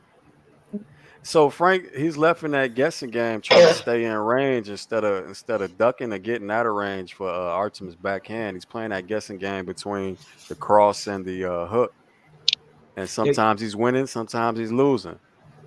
Yo, you talked about that guessing game last week a little bit. Can you elaborate on it a little bit? Yeah. So when you and especially in an open stance, when you use the high guard, it's gonna you broke up, brother. Especially when it's a single high guard or a single shield and a high guard, even though Frank's using both at most points, you're gonna end up playing a guessing game with catching the cross or blocking the hook. You know what I'm saying? You catch the cross in front of your head, you block the hook by holding the phone on the side of your head or tuck and lean. You know what I'm saying? You're not gonna catch both. You gotta pick and choose what your opponent is throwing. You gotta guess. Mm-hmm. And if you guess wrong, you're about to get hit with a backhand. Yeah. That's why the highest levels of fighters just don't even play that game. You know what I'm saying? They duck and smother, or they use a step back game, or you know what I'm saying? Like Terrence Crawford is a perfect example. Floyd Mayweather's a perfect example. Mm-hmm. That wasn't no knockdown. Go ahead. I like when Frank he disengages and gets to the angle, but it's like he gets way out of range before he cuts the angle, so he can't do shit off it. You know what I'm saying? That's what I said earlier. Back to a neutral position. Yeah, so he's done that since his first few fights, where he gets way out of range. You know what I'm saying? Good right hand by Harutyunyan. That was a takedown at the minute mark. Like, he gets to that weak side angle in range. He can do a lot off that shit. Harutyunyan. That was an easy Artem round. Easy. Harutyunyan. He just got rocked. Harutyunyan. Yo, that was shit. Yeah, Artem ain't no hoe, man. He's not. Yeah, no hoe, bro. He didn't come here to lay down. Get him to fight for real.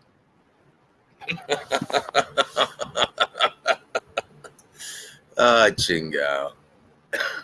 Good cross. That might have hurt Frank a little bit. Good left hand. I think Artem might be winning this fight. What time?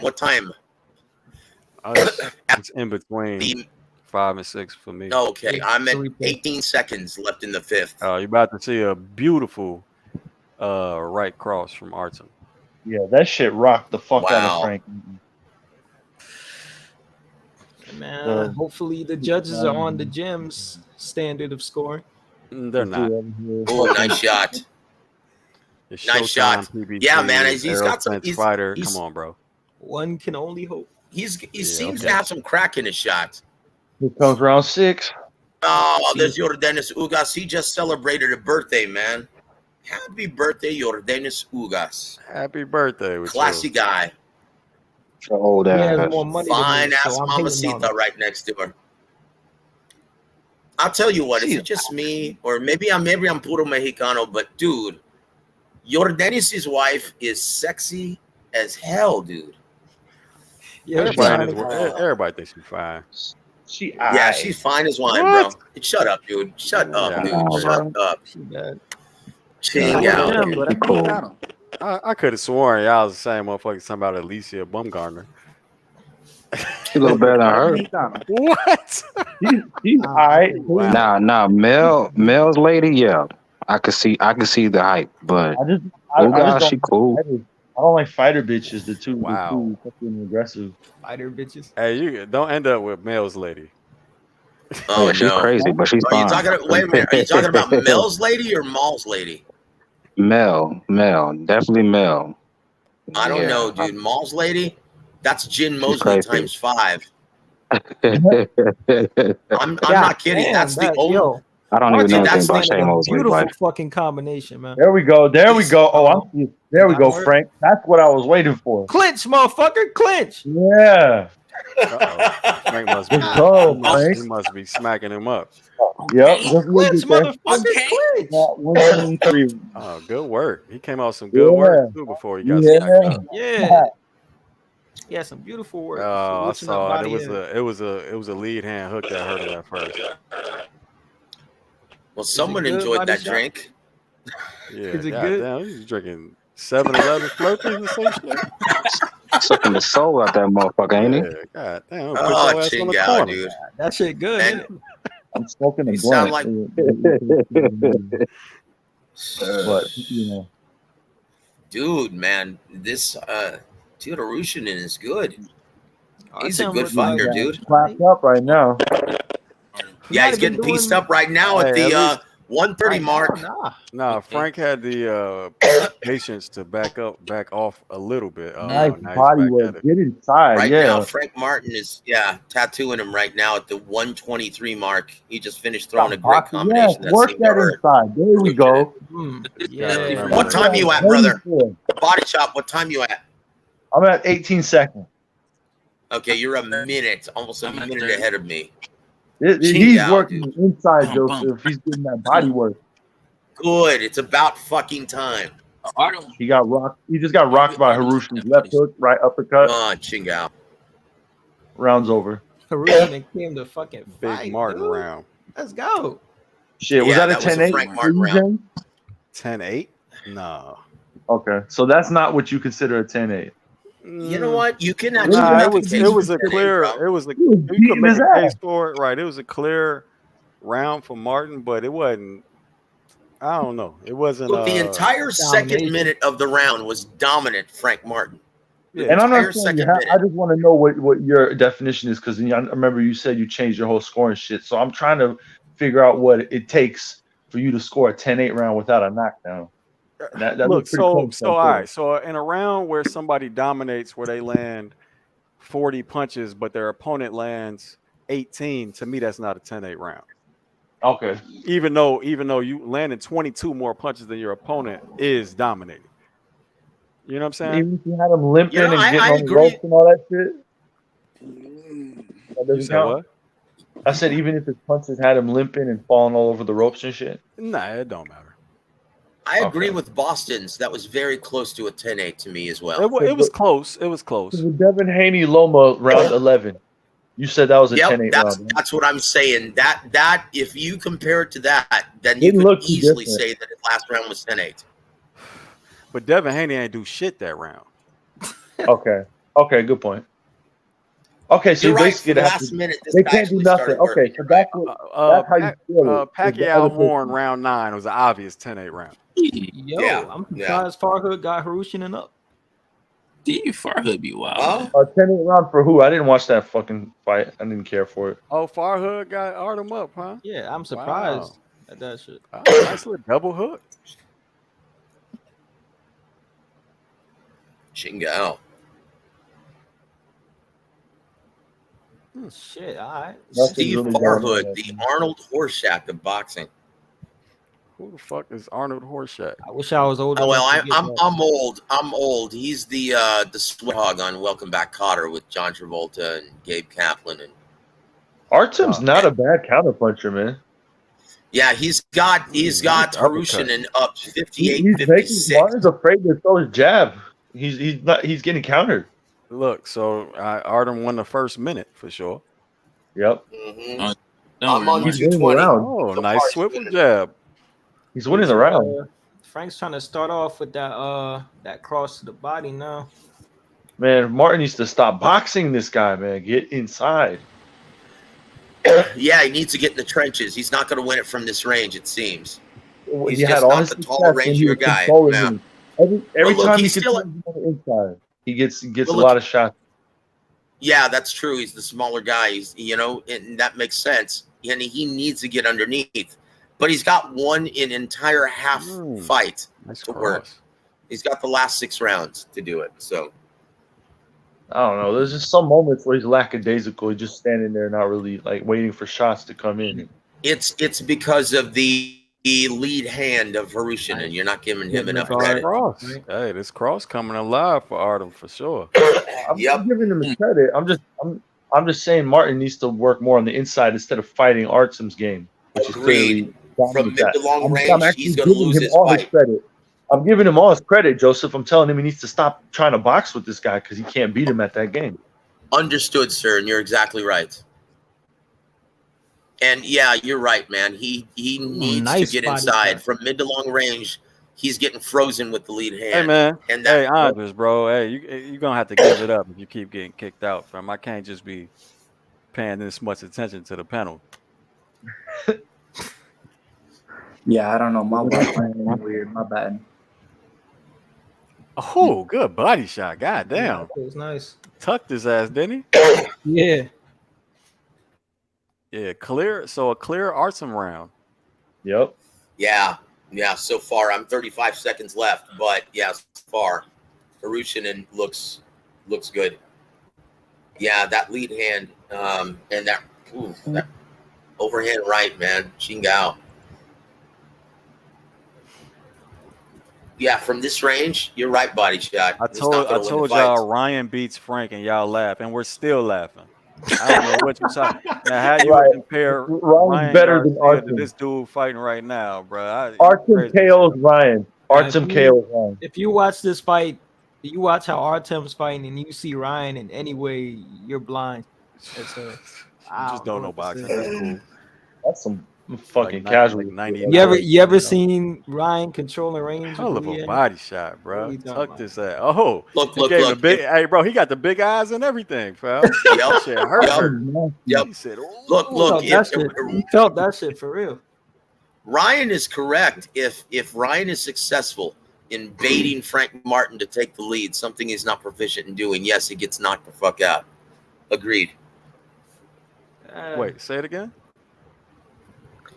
If Ryan is correct, if Garcia is successful in baiting Frank Martin, playing the waiting game, now if he shows the kind of impatience and undiscipline that he showed in the second round of the Gervonta Davis fight, then yeah, Ryan Martin or then Frank Martin whoops his ass. All right, so if y'all pay attention to all this stuff about off out the ring shit, and you haven't heard they sparred already? No, I don't pay attention to that shit. It's sparring. Oh, but you pay attention to the mad No. It tells you something. Look. I pay attention to the business of boxing. That's something that's more important than sparring, brother. But nah, you said the mitt work. But you said the titties though. No, the titties. Yeah, I saw that on a DAZN broadcast. They showed part of it. We talked about mitt work. We talked about titties, and we ain't talking about sparring. No. I don't pay attention to sparring. Sparring is sparring, bro. What about the mitt work, man? Look, man. Anybody that can control Ryan Garcia's lead hand is gonna beat Ryan Garcia. Period. Yeah, based on agreed. Agreed. Based on this, Artem knocks out Ryan. Artem's bringing a lot more shit to the table than Ryan Garcia ever has. Yes, he is. Yes, he is. Yep. Yo, Frank Martin's a southpaw too. So that's another thing that's going against Ryan. Yeah, no southpaw issues. Oh, I'm sorry. You said Frank Martin whoops Ryan's ass. Yeah, all day long. I agree with that. I thought you said the adverse. What you think? I thought you said the adverse. I always say. Go ahead, man. I was going to say Tank Davis pulled off the biggest height in boxing history. Yes, agreed. Well, no, that's only second to Floyd Mayweather, Conor McGregor. Since when has Ryan Garcia leaned over his lead leg and popped that lead hand uppercut down the middle? Never. I ain't never seen him do that shit. No, never. I'm sorry. Did I misinterpret what you said? Maybe I did. Oh yeah, I'm a little foggy right now. I'm on medication, so. And I'm not drinking tonight. I'm on medication. I'm taking antibiotics. So. I'm hitting. Oh my You God! gotta That be was a careful fight. with Oh, a TMI, Joseph. Clear damn. Artem round. Well, Yo, no. I'm did you not see that myself right? tonight. That's all I'm Oh, I saying. got you. Damn. He's whooping Martin's ass. Clear Yeah, Artem. that was it was an Artem round, bro. Did y'all Clear see that right Artem. hand at the end again? He turned his whole body. Yo, Frank better step some shit up. Yo. Yeah, dude, this is already now. You're in the back quarter of the fight now, and you're losing the fight. Did And anybody then they in show chat Frank know Martin what highlights. Martin Come has on. impressed me in this fight, and then I mean, you must like getting punched. Look at the Frank Martin highlights, bro. This I'm is out this ridiculous. Yo, the highlights. Ain't nobody gonna miss you, bro. Bye. Be easy. Look, guys. I'm gonna say this one time. Because I'm taking antibiotics doesn't mean I have the fucking clap or any venereal disease, okay? I've got a fucking bronchial. That's it. Well, Don't he said, be "I'm starting out any this fucking channel. rumors. Don't I'm be out this starting channel. any You'll be rumors. back. You'll be back. You'll be back eventually." Don't be starting any fucking rumors, man. I don't know VD or clap or anything like that. Shit. Jingo, dude. Bro, that highlight Fucking package is fucking biased as shit, dude. Well, dude, it's Right? Showtime, of course. Of course. A clear Artem round, and they only show fucking Frank Martin. Jacob, what time are you at right now? I'm at 243. I'm at 227. Nice body shot with the backhand. He's smacking from Martin with that shit. He's still Right, bro, he keeps hitting him with that right hook to the body. Artem is winning this fight, bro. Yeah, agreed. Cross. And it is Martin is not fighting the right fight. Yo, Martin looks like Is that real? Where's that from? Where's that from? What currency is that, brother? COP? I don't know what the fuck that is. It means $2, whatever it means. No, that's cool though, man. Anything is great. That's beautiful. Thank you for being here tonight, man. Hey, I hope y'all know. I just know I have no clue what COP is. But I'm gonna look it up real quick, dude. It translates to $2 because it's blue. That's all I'm saying. Oh, okay. Yeah, it's getting hit it's too often to the oh body. wow, it's a Colombian peso. That's awesome, man. Thank you for joining us. What would you say? Beautiful. If it keeps going like this, Martin gonna win the fight. If it's any way semi-close, they're gonna give it to Martin. Of course. Absolutely. Well, it ain't really been close the last shit. I mean, This not the third to round us. in a row. Yeah, I mean, All right, nice job catching Artem ducking over his I back think, leg. as a matter of fact, I think Letterman has it on the money. Wait, what'd you say, brother?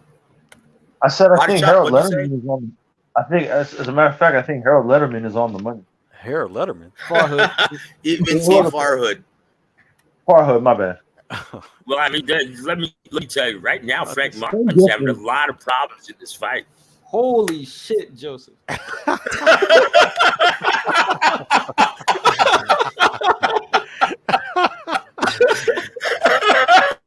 Hey, that was fucking good, man. I get to you on that one. I told you that shit was scary. Thank you, brother. I Thank thought you, it was man. I somebody appreciate new it, talking brother. and shit. Thank you, man. Even on the antibiotics for that. Even with the sore throat, the For that queasy chest, terrible and the case antibiotics, that yes. terrible case of herpes too. Hey, stop it. That is just terrible, dude. That is just terrible. Hey man, you set it up for me. Sorry. Yeah, thank you very much. Hey, Shit, Joseph. Hey, Joseph. You know something I forgot about, but I've been meaning to ask you for a while. Yes, you sir. did say one time. You did say one Hear this time. corner advice. You did say one time that you had a story about Emmanuel Stewart. He had an argument with Max Kellerman backstage. I need to hear about that. I need to hear I'll about say it that. after. Just After the remind fight. me, please. Don't forget to remind me after the fight, and I'll tell you the whole After the story. fight, we need to hear that story. Man, I would have kicked the shit out of the Golden Jew. Let me tell you something. Whoa. Yeah, dude. Yeah. Man, I tell you what, he's lucky I didn't put that motherfucker through the wall. God damn. It was like that. It was like that. Okay. It was like that. Yes, I'll tell you Okay. the I entire story. can't wait to hear this. Yo. I can't wait to hear this. Any lip Yeah, I readers love. caught what Spence said. He looked concerned. He definitely said he got to drop him at least. Man, fucking Arkham's face is fucked up too. Judges better. They're gonna factor that in. His comes out face is aggressive. more red. He's aggressive in round 10.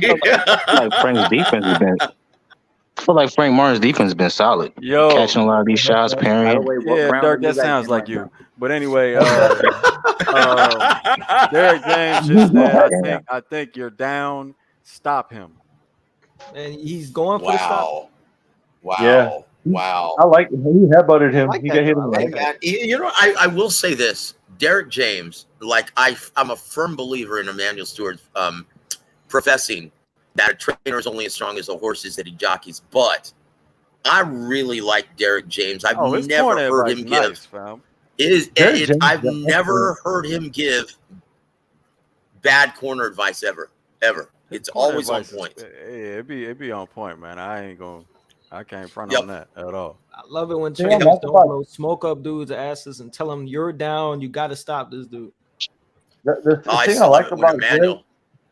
Derek Okay, James, brilliant, he's focused AJ. on that. Brilliant, AJ. And body shot, he told him to basically do what you've been calling for the whole time. Just, step in, Got go to to fight work. him in the fucking trenches. Clearly Dude, I winning didn't this, see a man. headbutt. I saw a right hand to the forehead is what I saw. No, Hey, but at least this one listens. Yes, that is true. He's That is true. fighting. You're Listen, That is asking true. what time are you guys at? Charlo didn't listen in the obviously, Brian Castano he fight. just lost 3 rounds in a row, and now he's winning this round. Go, Martin. Advice. Let's go. That's In this 2 round championships comfortably right titles now. right there. I'm not mad at far. Farhood's scorecard, bro. What time are you guys at though? Okay. I'm at I'm at 110. 130. 125. Okay. No, you got it. You got I'm at All 159. right, got him hurt. 159. You got Nice it. cross. I like what I see from Martin. He's clearly winning Yep. this round. All I Wants can this say is one. it's about fucking time. Yep. See, this reveals Martin right here. This, like I said, he's not necessarily a boxer. He's an infighter. That's his fucking. That's his range, man. He's not doing good when he's trying to box this guy. Boy. There you go. He is not a new fighter. Get in there. Nice left hand. Oh, that kind of. Now he's hesitating again. He probably Yeah, gas himself out yeah, a a bit. little bit. He's probably a little trying to get. 10th round.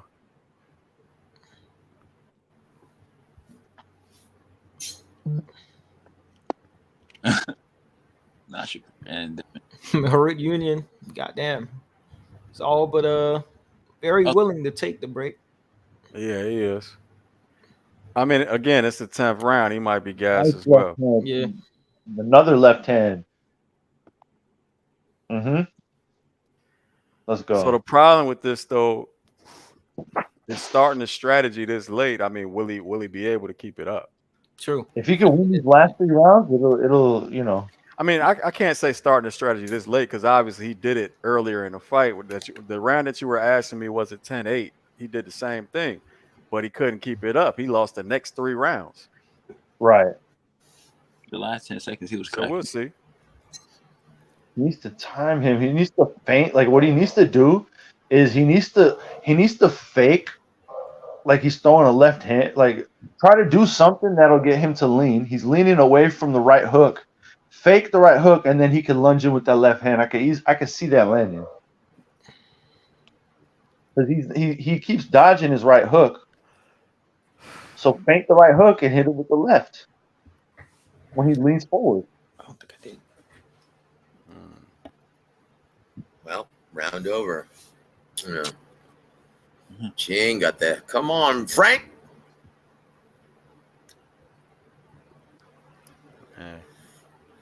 According to Steve Farhood, he was 88-83 going into this last round. He needs knockdowns.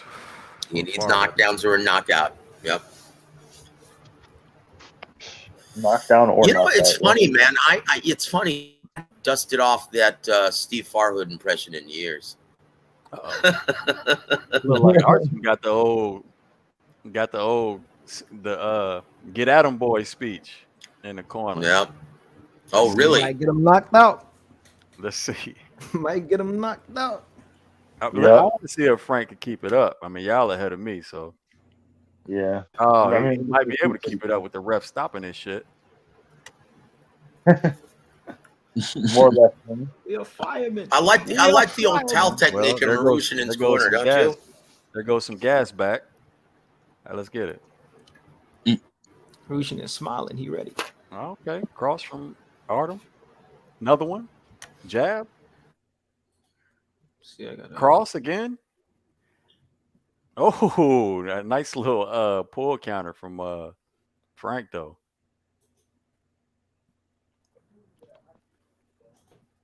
All right, so yeah, Frank back. He's not as aggressive as he was. He should watch that bitch. Cross, you know, it's partially blocked, but it's getting through. Right. I'm seeing Frank winning this round so far. I don't know. Frank not really landing too much. Nice counter cross, Frank. God, body shot, nice. Yeah, more. Yeah, he's putting the pressure on him. I think it's even-ish so far. It's kind of even. I'm slightly edging Frank. Artem's no joke, man. But I see what you're talking about. He's a good fighter, man. When the second minute started, Frank started taking over a bit. Right. He started kind of taking. He's putting more pressure on him, landing more punches. Yeah, like I said earlier, Artem ain't no hope. Frank got to stop with that single high shield, man. Yeah, man. I agree. You like put one high shield, then the next, and it's like, come on, bro. Duck and smother. That straight right hand is really giving Frank Martin problems, man. He's going to lose this fight, guys. He's going to lose this fight unless, of course, Al Bernstein and Abner Matas are two of the judges. I don't know. If he bags the last 3 rounds, I don't think there's any way the judges give it to Harutyunyan. For real, I gave him this in the last round, so if he wins this 12th round, it's going. You know the judges are going to give it to Frank Martin. I should have been scoring this shit. He's pretty accurate, man. I ain't gonna lie. His scorecard is like pretty much mine. Well, you know what? To his defense, he did score. Jermell Charlo versus Brian Castillo, a draw. Nothing landed there. Oh, that body shot.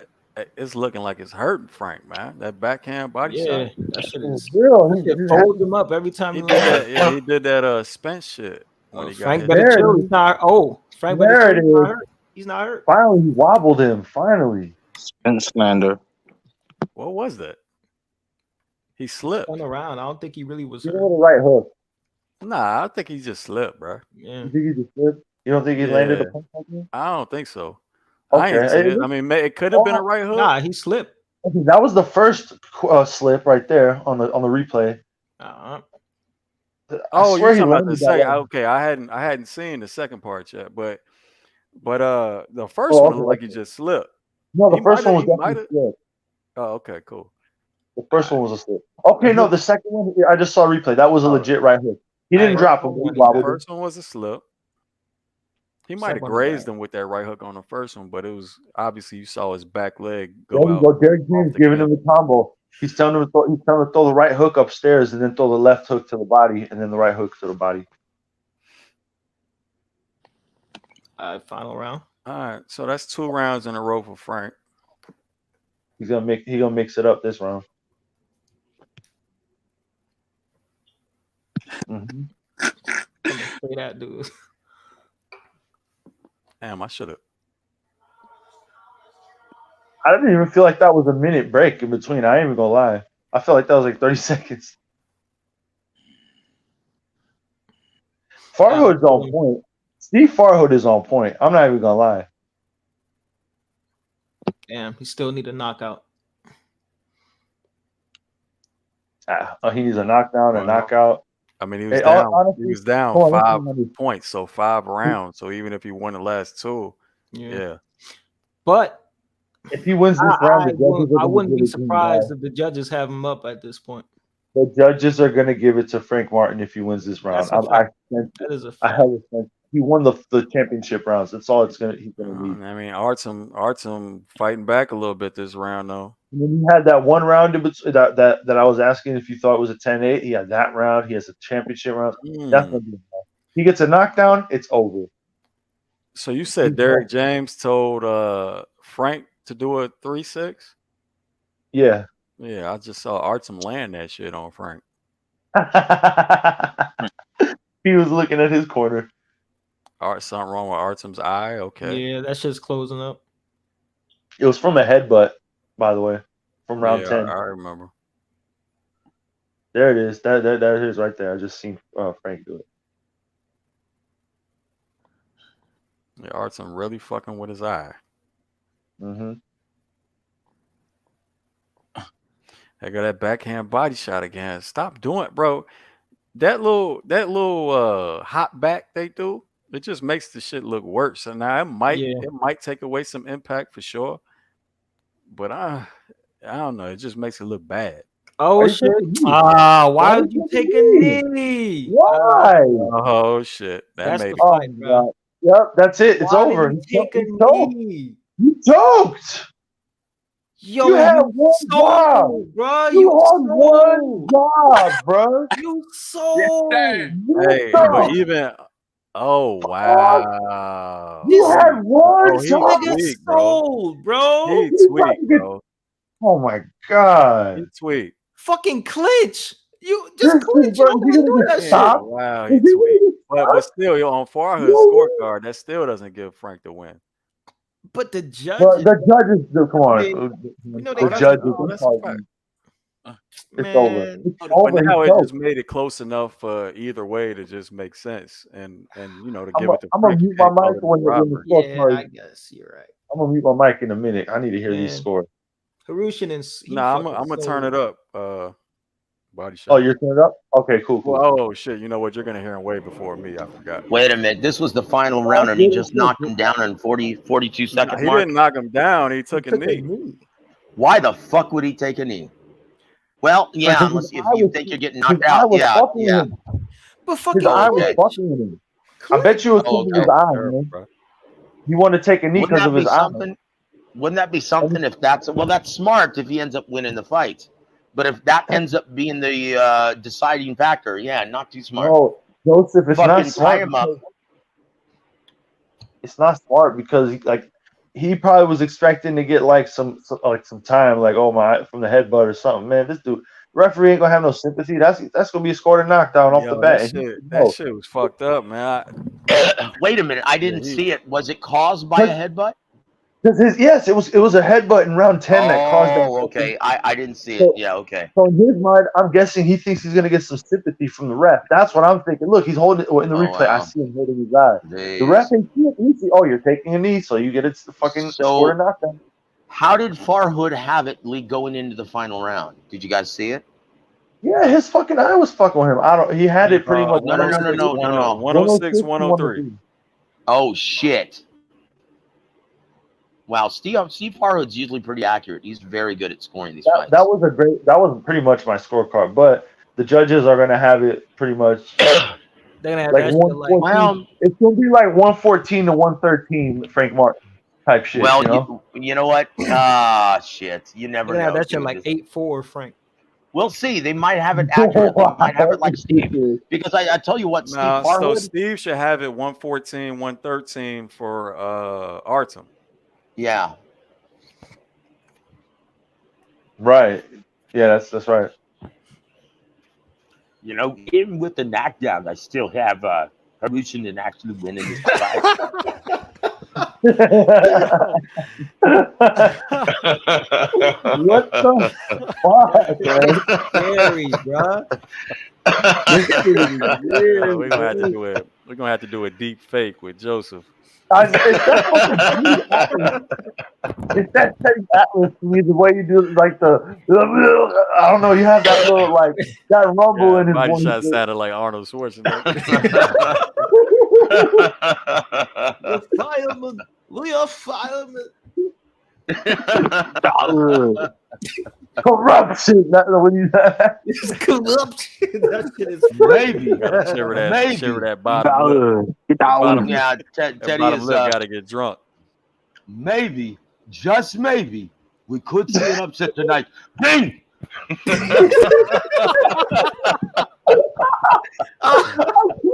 Got the whole cadence and shit. Hey man, Oh my bro, god! I'm never reading show stats and copy box stats again, bro. I don't pay attention to stats. Yeah, I don't they're even pay completely. attention to the copy box. They're not accurate, dude. They're not They can accurate. say guys this dude suck. landed one punch. Did you remember the Gary Russell versus that Filipino? The thing was off so hard.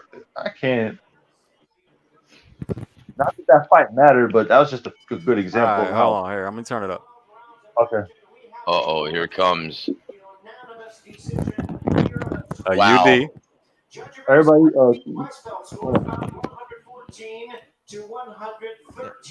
Okay. I knew it. Not surprised. Okay. 115, 113. Yep. Yep. They scored it 115, 7-5 Frank Martin. and 6-6. Listen, That means they had him up regardless of the hold on. Listen. Yep. Oh my gosh. I told you. You It was gonna can't, be bro. Hey, you Oh can't my say gosh. you can't say it was a robbery though. Nah, I There wouldn't. wasn't. I can't. 8 rounds to 4 for Frank Martin. 8 rounds. Wait, they to had 4. one of the No cards shit. was 8-4. No. No. It was 7-5. My apologies. 7-5 with 7-5. the knockdown. Yeah. Ching got that, You dude. can't call that shit no Honestly, robbery. I Did hope you that see fight. Frank Martin? Wait a minute. Could you Lost the last 3 rounds and took a knee. That's 4 fucking that points. you know what? Yeah. That's true. That's true. That's a fact. Yeah. That's a fact. It's not a robbery. Well, I tell you what, he dodged a bullet though, man. He dodged a bullet, dude. I didn't score the fight from the beginning, so I ain't gonna, you know what I'm saying? I Can't ain't gonna speak trip on it intelligently like on it. that. Got it. But Oh, here comes dickhead Jim Gray. Here he comes. Let's hear what he has to say. Great, I'll such turn a. it up. Now, I'll Frank, turn it up. now, Frank, did you think you won that fight, Frank? Oh, shit, that pendejo. He's a pendejo, dude. I I can't can't stand stand Jim Gray. Right, but tell me why you think you won the fight. That's pretty much how he gets at fighters. Frank said his timing was off. I wonder why that is. You tell us, Dirk Banks. It was a rhetorical question. Hey guys, I'm feeling really, really bad right now. I'm gonna have to bolt off, man. Anyway, thank you guys for the great conversation. God bless all of you, and I'll talk to you guys next week.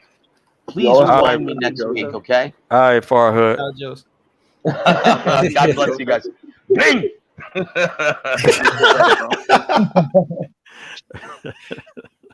right, so what y'all think is next for old Frank Martin? Man, I'm fight Devin Haney. Got some issues he need to work on before you see it doing like bro, that. This outside game needs some Yeah, work. Devin Haney gonna run circles around this dude. He even calling him out like yeah. He's talking about Shakur too. Nah, bro. Shakur? Oh, good luck. Nah. Keaton.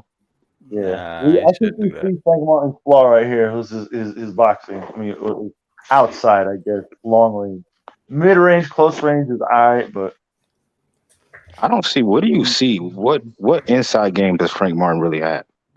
Oh, he's got an inside game for sure. Got a lot of I mean, inside it's game. really mid range to inside. I mean, I've seen him use a lot of controls. I've seen him like that inside step around he does is very nice. You know, quick counters in there, catch and shoot. Yeah, he's got an inside game. He wasn't because when I think of Frank Martin, I think of an outside boxer. You know, he uses his feet. Obviously, he jumps in and out, but I don't really think of a inside fighter when I see Frank Martin. But you know, I'm not the expert here. No, it's not.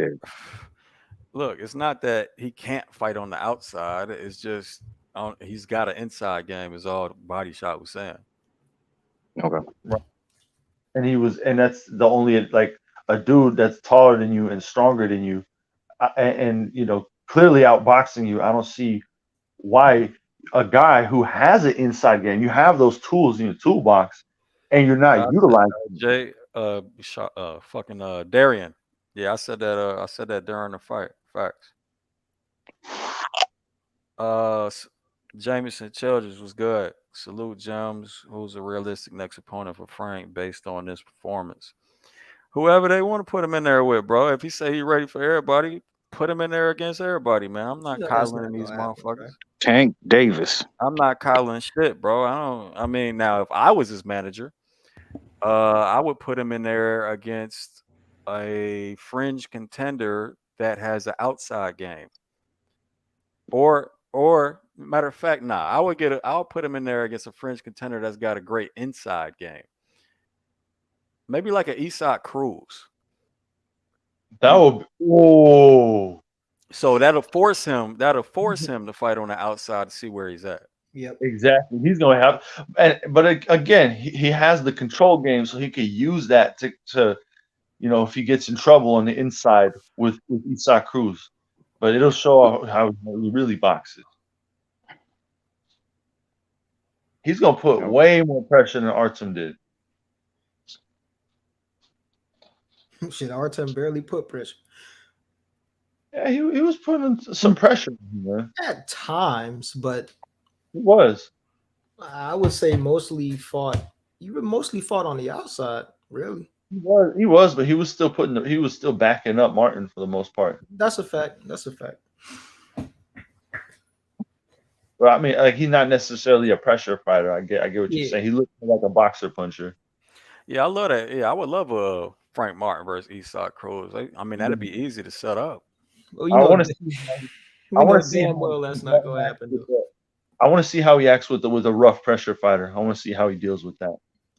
I think he would do well, honestly. I mean, somebody that's going to force him out. You know what I'm saying? Off the inside game. Well, what if Martin? What if Martin pulls like a Holyfield versus Tyson and just controls him the whole fight and just destroys him? Then we get what we wanted. That's what I would love to see. What we wanted to see, fam. I mean, that's boxing for you, bro. One day you the dark horse of the division. Next day you can't beat anybody. See, now, yeah, for all of y'all taking them giant leaps, I don't understand you. No, I'm not saying he can't beat nobody, Dirk. I'm just saying that from the outside, if he fights a slick outside fighter like that, he's in trouble, bro. Oh no, I wasn't referring to you. Just that I'm seeing these comments on social media. Oh, you can't take what they say serious. I'm reading the chat, and some of this shit is crazy. Yeah. When we gonna learn this lesson, man? Like T.O., Boots. Every time these fighters have a so-so performance, we're ready to throw them away. Yo, speaking of Boots, yo, styles make fights. I've been thinking of something, bro. Now I got a hot take. Oh boy. Now listen, hear me out though, right? Go ahead. Let's say, right, in the fantasy hypothetical world, right, Keith Thurman, right, still had his legs. I see where this is going. He could give Boots some issues. Yeah, that's not a hot take, bro. That's reasonable. Like we've seen that you can have some modicum of success if you can move. You know, I mean, if you want to call losing every round success, but yeah. Thing is though, Keith, unlike Mr. Karen, is gonna take way more chances if he wants to win some rounds. Yeah, which means he's open to getting it cracked. I'm saying if you have a fighter that can actually set traps off that lateral movement at a high level, I feel like from what we've seen of Boots, that's so far been one of the things he struggles with a bit. You know what I'm saying? Okay, but can you maintain that for 12 rounds? Like, does Keith at his age have the gas tank to do that? I obviously don't think so, but you know what I'm saying? I'm saying if you remember, and Boots is a hell of a counter puncher, so he can counter his counters too, as he was doing with Karen. Look, real quick, Steve Farhood got a 114, 113 Artem. So I scored it 114. I scored it 114, 113 for Frank Martin. I had it 6-6. Right. That's what I'm saying. So, bro, that's close as fuck. To call it a robbery is ridiculous. No, I had it for Martin because Martin won round 3. He also won that round where he almost not where he I don't remember what round it was, like round 8. Then he won all 3 of the last rounds and scored a knockdown. So, like, what are we talking about? Yeah. Yep. Facts. And to build on that, Dirk, that's exactly why I think he's not ready for Bud. What? That's Boots, the that only. is. That's the only man I have There's no. beat right now. Bud Crawford. Everybody else, I think he beats everybody else. Who Boots? Yeah, I think he beats Spence and everybody else. You admit that Crawford will beat Boots? Uh-oh. Yeah, I Yo, give him the God. edge right now just because Dun. out of respect, you know, he's the OG. And not to mention stylistically, I think he has the style that can give him the most trouble. I But agree. after that, bro, the rest of these niggas, Stanionis, Rocha, they getting washed, bro. I'm being Never thought honest. And I believe 54 too. Everybody at 54 getting washed. That's 60, kind you of don't gotta talk crazy. about 60. This reminds me Yeah. of Boots I'm versus Mark, Corinne. I'm Now proud all of of you, a man. sudden people I'm saying proud of Frank you. not ready, ridiculous. Martin swept the last 3 rounds and got the extra point for the knockdown. Where's the robbery? It's no robbery, but I don't know how it reminds you of Boots versus Corinne. Boots. which fight? Boots. I Look, didn't give him every round, but Boots damn near won every round for sure. look, we get certain fighters like Corinne, Sandor Martin, who just Yeah, we keep just talking losing the about whole fight. we're just talking Spoiled about party. individual, bro. We're talking about individual skills within the fight, Yeah. not how you score whole rounds. That's just look. So the way we look at the future and the ceilings of these fighters is by looking at individual skill sets within the fight. Not Right. they're supposed to win these fights. Yeah. Yeah. Boots was like a plus fucking 3,000 against Corinne. Frank Martin was Yeah. a plus. I don't know what was he? He A was a lot. plus something That's all we ridiculous know. Yeah.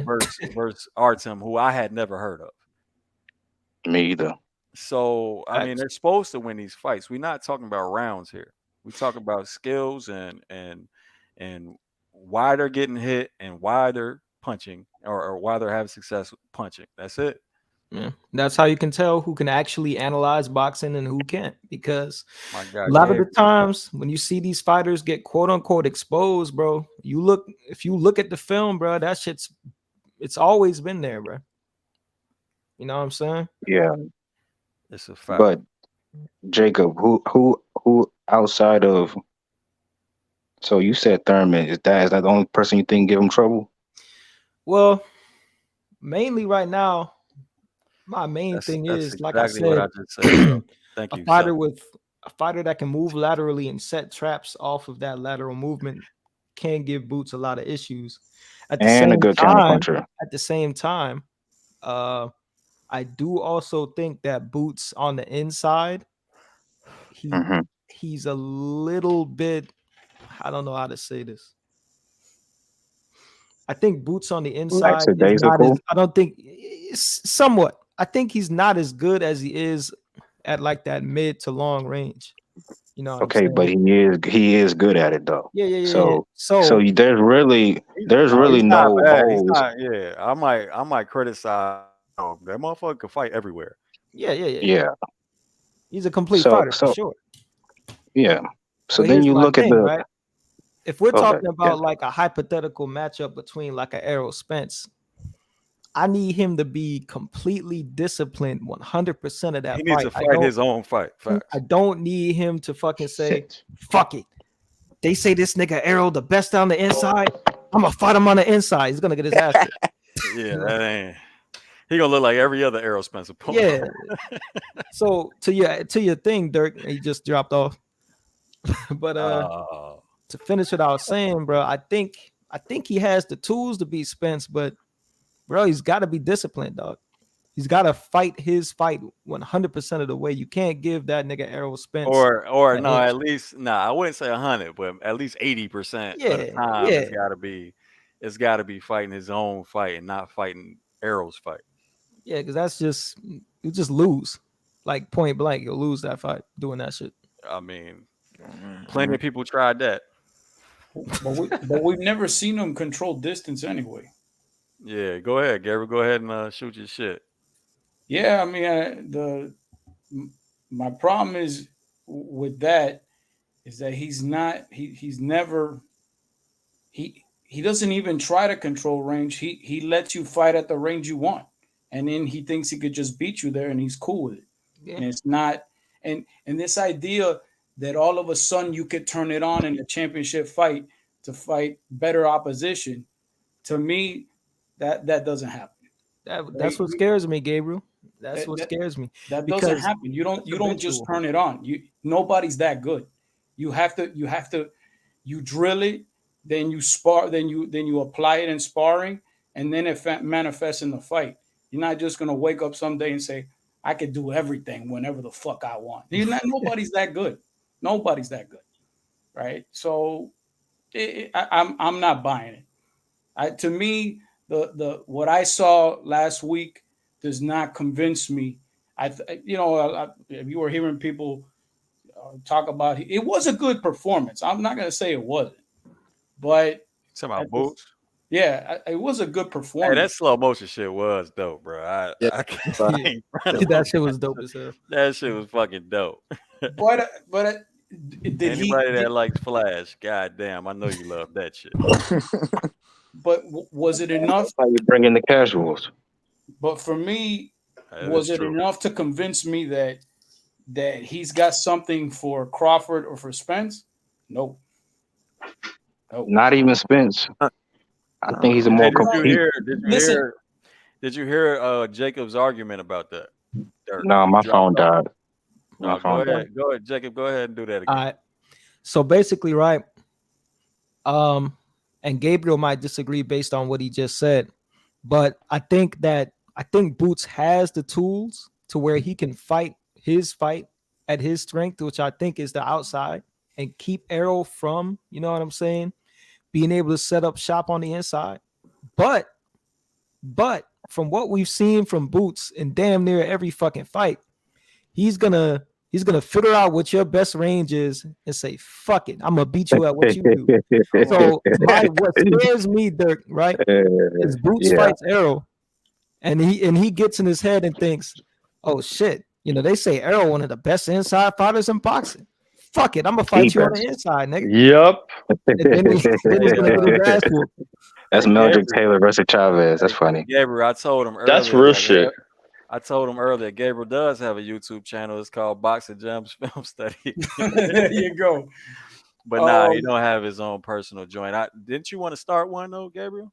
I thought about it, but I fuck with Boxing Gems. That's what I do. So, to Jacob, to your point, you're right. I don't agree with what you said. But I do think I do agree with something you said, but in a different way. I do believe he has the skills to actually fight him on the inside. He just never uses it. See, the biggest thing that Spence needs is control on the inside, and he maximizes it with a frame. And the reason the frame is so effective is because he drives all this forward weight into you through that frame, so it controls your upper torso. Yeah. If you rob him of that by stepping around, which we know Boots can do, then that's going to limit a lot of what Boots can do. I mean, what Spence can do on the inside, and we know that Boots can do that because I've seen a bunch of this, stuff on YouTube with all the videos of him training. He could do that. He just never does it in a fight. And if he's not doing it in a fight, I just don't see him turning it on later. That's Hey, Next Gen Combat Sports, come on up and explain why. Yo, the link's in the chat. Damn, cook him. You got to make that make sense, man. I mean, explain both. Explain why he cooks Bud. Explain why Arrow's a 50-50 fight. I mean, I'm willing to hear an opinion. Yes, sir, but I'm gonna have to if you know what you're talking about. What'd you say, Cedric? That's gonna be a hard disagree from me. I don't think that Boots has a lot of stuff that can threaten, but maybe the power, maybe the switch hitting, but right now I put Bud over Jerome Ennis. I think he's got a better chance than Bud. I think it's safe to say that now. Yeah, it's safe to say that now. Boots could take a shot, but he's also taking the shot. If you know what I'm saying. Exactly. I know this sounds crazy, but similar to Tank Davis, if they don't want to touch, they don't get touched. Meaning, if they want to go on defensive mode, they can basically go untouched. But that's not how they Hey, fight. man, when have you Similar to seen when Bud, have you he's willing seen to take one Javon to get you out go of into defensive mode? So you're that saying I that round he mean, 4 like wants to against get certain Rize. punched. spots and fights. I Never got even you. seen Certain Javante do that. spots and fights he goes into Yeah, yeah, defensive mode. Isn't so Dirk? Isn't the sweet science yeah. hit and don't get hit?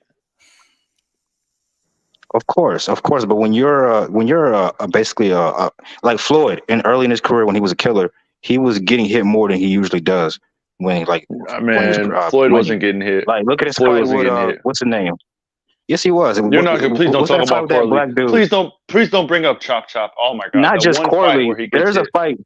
They say Floyd was only hurt by Shane Mosley through his whole career. That's not true. There was a fight early in his career by it was this white dude. I forgot his name, but he hurt Floyd.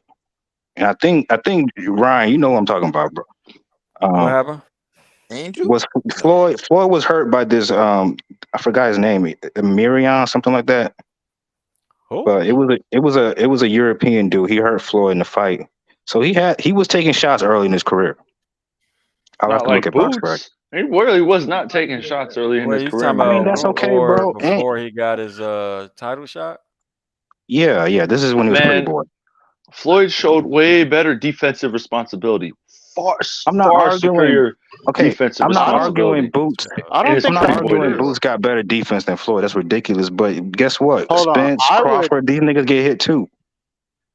I mean, it's boxing. Of You're not going course, to swim yeah. without getting wet. Everybody gets hit, but But to say that Yeah. he wants to get hit, nobody wants to get hit. Nobody's going to say, "I'm going to take a shot to give you a shot." People legit will do that because the only reason why they're hitting you is because they think their shot's going to hit you first, but they'll end up getting hit on the way to trying to counter you.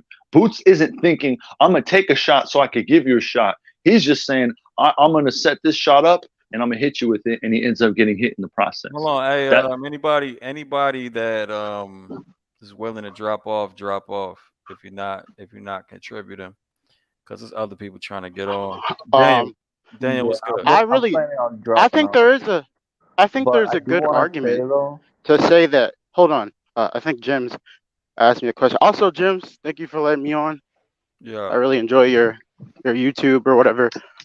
It's really good, bro. You like the like not using the single shell to like block backhand attacks. yeah. I mean, it's something I never really thought about. Like I always heard that it's okay to just like block. Well, not even to get into that. You I kind think a of case. breaking up a little bit though. It's kind of sounding mechanical, but I heard what you said. Oh, all right. he dropped off. So I'm gonna Yeah. It's not a good time to drop off well, because. gents, I'm gonna drop off to wait. Hold on. All I'm right, gonna drop off hold on, man. Robert, what's good? Yo, what's up, James? Chilling, man. What's happening with you? Nine. Y'all was talking about the Boots fight, or The Frank fight. Yeah. well, my opinion was on the Frank fight. I just wish he had to use his lead hand more. He was being more defensive with it. I feel like he would have controlled the distance and set up his backhand and his combinations more. And then, like he said, I think his timing was off because he would catch shots, he wouldn't really throw back. But the rounds that he was successful in, I think it was the 6th, and then the last round, he was using his jab a lot more. He was pushing him back. So in the Yeah. future, I just like him to use his lead hand more. Yeah, I agree. Because in the fight, he was basically wasting a lot of precious time just fishing for counters at times, especially in the middle rounds. So using the jab helped him a lot more in the championship rounds. I don't think it was. I don't think it was only the jab. I think he just needed to be first. I think he was waiting around way too much. And at mid range, he let the Artem control the space between them, and let Artem be more active. He needed to be more active himself. Right. I think, hey, bro, I think it was like the reaction to his own performance against Jackson Marinez. You know what I'm saying? Because in the Jackson Marinez fight, he was always trying to control the space, but he really wasn't intelligent about it. That's why he kept getting cracked with that, putting that probe out there. So in this fight, he didn't try to do it at all. and let Artem do it. You know what I'm saying? It was like a complete 180. Yeah, you know, But hold on, hey Gabriel, I'm gonna let you finish. I'm gonna let Next Gen Combat Sports go because he had that interesting comment. All right. Oh, Go ahead, finish.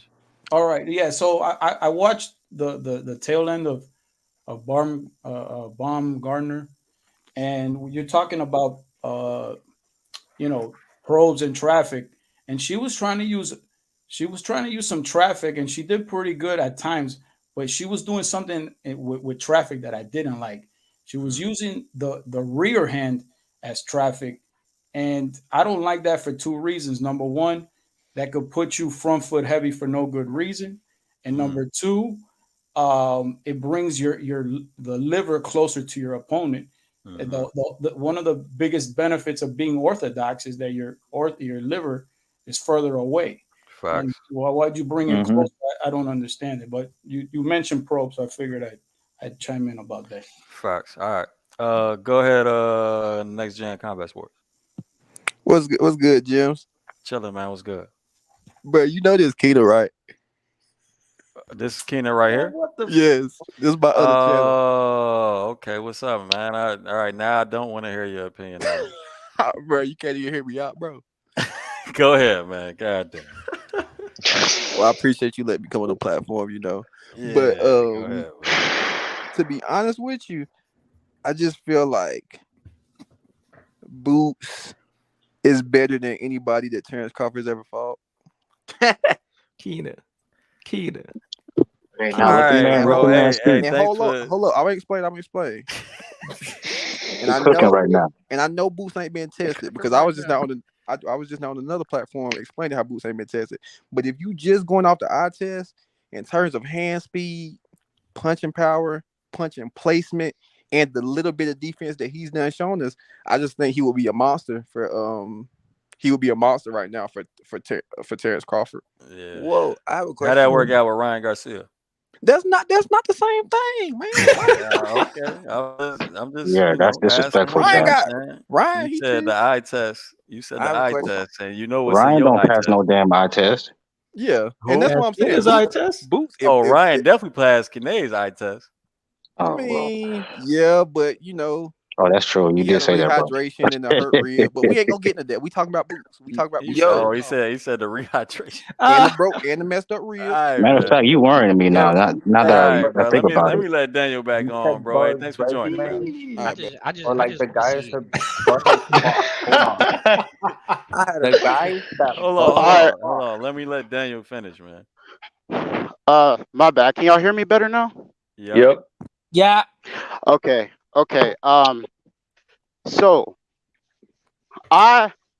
So there's a couple of things. So of course, you know, I like Boots, right?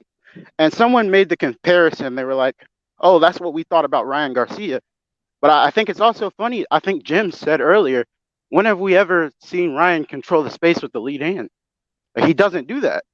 Never. Boots is really good at controlling the space with the rear hand, lead hand. Like, amazing. Like, I can't.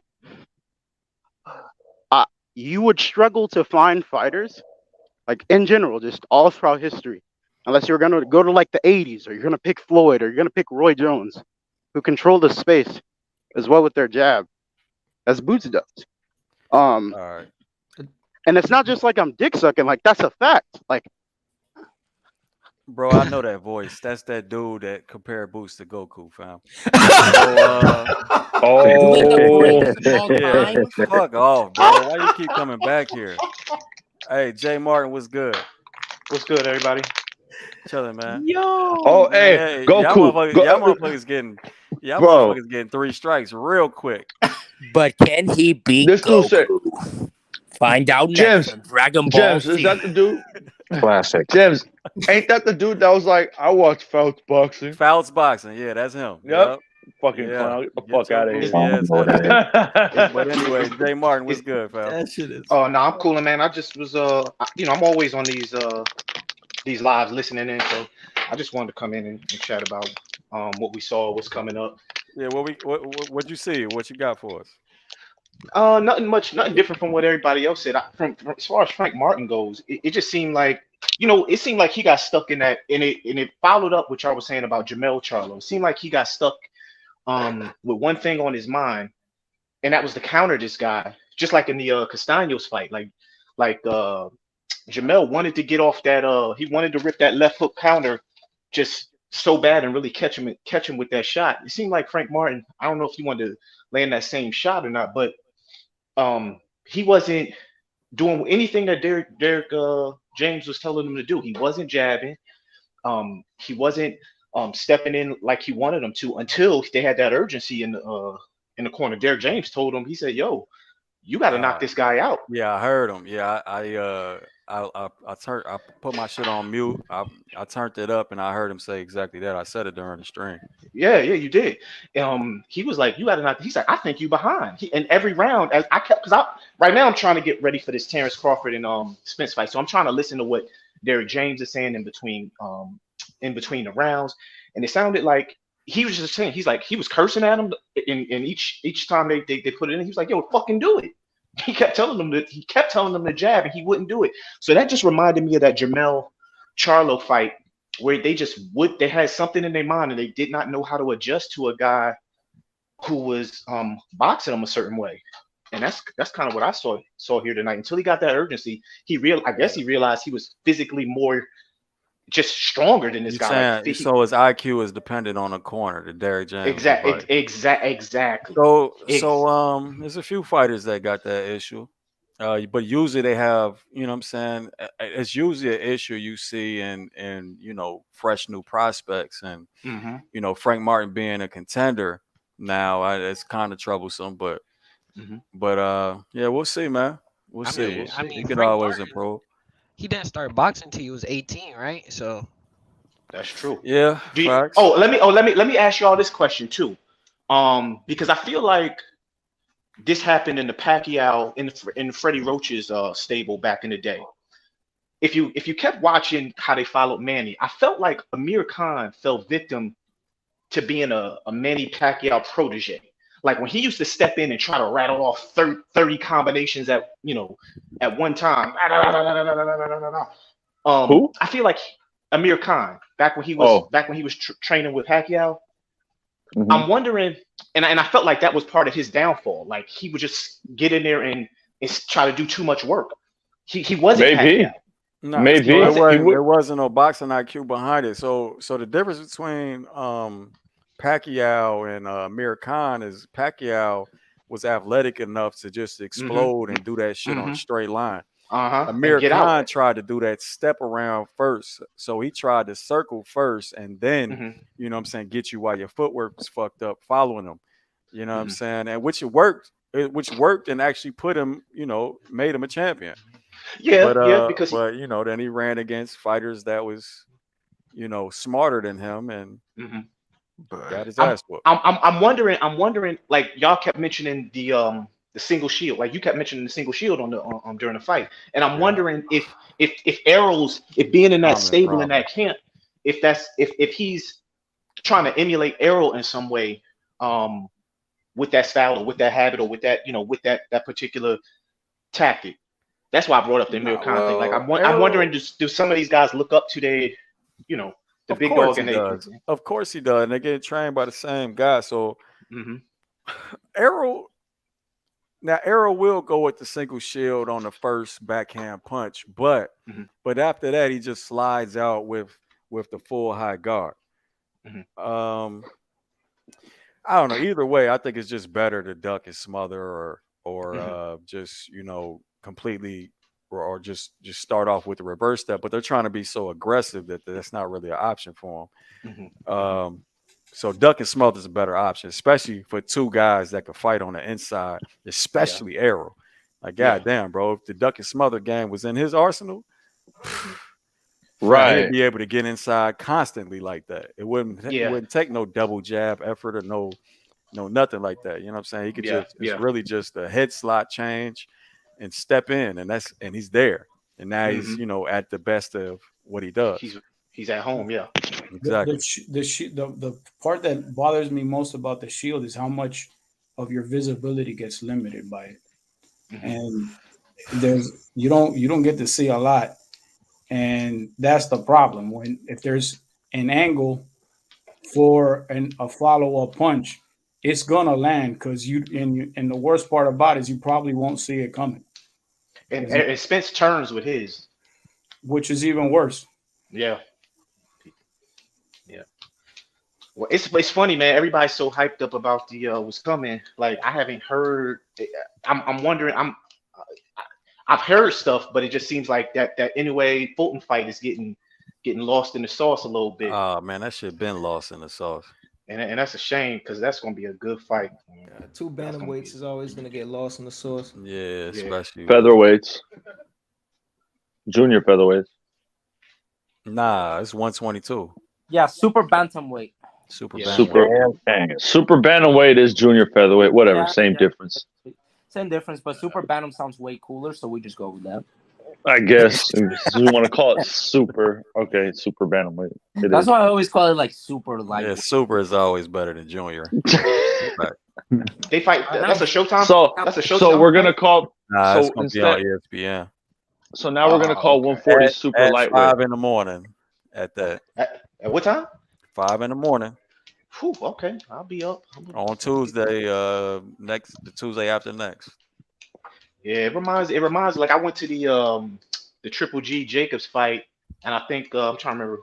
This is like back when Chocolatito fought on the undercard. He fought the Asian kid. I can never pronounce his name.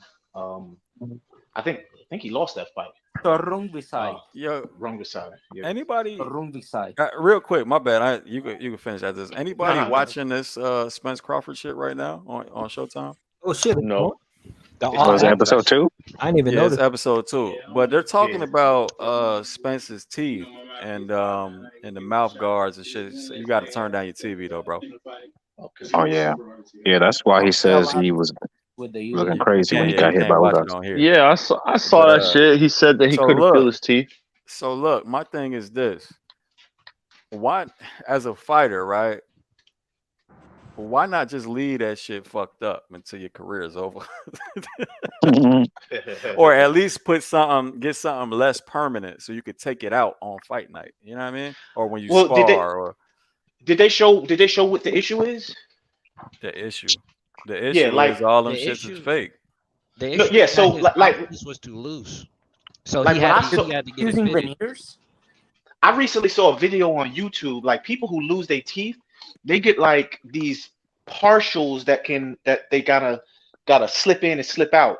And they get and this one woman, she had hers anchored in by like four metal anchors, but it looked like it was a partial implant. Yeah, I seen that.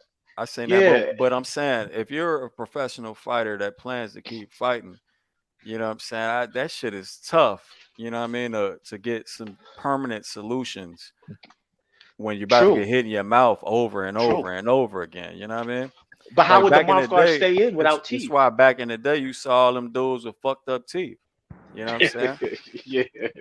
And then at the end It's of not their a good career, look. all right, now they got veneers. Now they got dentures. It's not really a good look for Spence. I mean, you know. He's a lot more vain. He's a lot more vain, you know. I mean, no homo when I say this, but they kind of market him like a pretty boy. He's not really the rough, rugged image. They want him to have that smile, bro. They market dude as a pretty boy? You think? Yeah. Well, fuck, you ain't know. I think they market him as like a down. He's like clean. He's like a clean cut image. Like they're not gonna have this dude come up there with some like fucking fucked up teeth. Why? Well, they think. I know they think. I don't know, man. I think their marketing strategy for Spence is unclear. I feel like they have the clean cut image for him. Like, look at how he came to his last press conference, looking all preppied up with his glass. What the fuck? I don't know, man. What you got glasses on for? You ain't reading nothing. It's basically a "Hey, I'm here" type of thing. I think he's trying to play a clean cut image. As opposed to it's a "Hey, I'm here." I guess. Okay. I mean, they definitely think he's the better looking of the two. I mean, I've heard so many people comment on how ugly Crawford is. I'm not talking about none of that, man. I'm talking about how they market him with where has this conversation come to? Hopefully, it was a lot of women.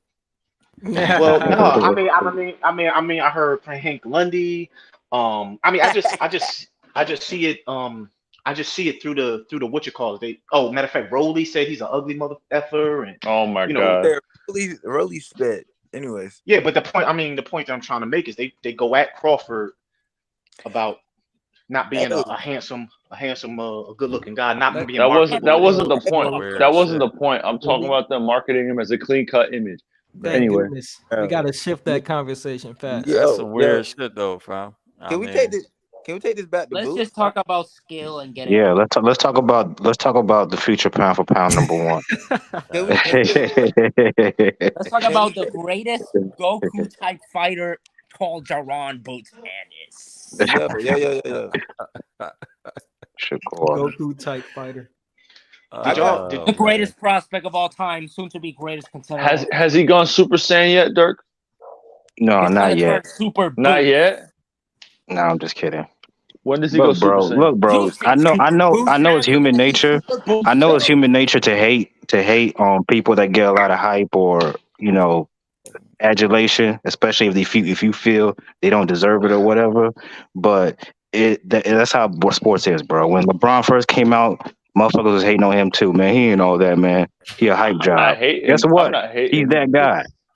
He ended up being that guy. You comparing this dude to Goku, man? I haven't seen him go Super Saiyan yet. Nah, That's all I'm not saying. comparing. You thinking of somebody else? That's Buddy that got kicked out earlier. I ain't never did that. Somebody just said about him being Goku or some shit. I don't know. Yeah, that wasn't Dirk. But people's problem with LeBron back in the day was that he was getting 100 million before he before he even entered the league. Y'all saw that video when they first interviewed his teammates, and he was 18 at the time. They're like, man, ain't no 18-year-old finna come in here and be the best player on the team. Yeah, I saw it. Yeah. Them niggas was mad as hell. That's funny. I mean, I don't know, but you real cocky thinking you found LeBron of boxing. Nah, but nah. What I'm saying is, like, I don't know, bro. And you say nobody except you has an eye test, but goddamn, that nigga passes the eye test. Also, for those wondering, he passes the eye test, Dirk. Sure, he does. Yeah, man. I'm more impressed by Junto Nakatani than I am by Boots Ennis. Yeah, okay, now you're just talking. You don't believe that. I absolutely believe that. I think I've seen everything you want. That's not even though. I don't even know. That's I'm just giving an example, like what I look for when I see a quote unquote up and coming prospect or contender champ, whatever. I look at Boots Ennis, I'm like, this is good. When I look at Junto Nakatani, I'm like, this is excellent.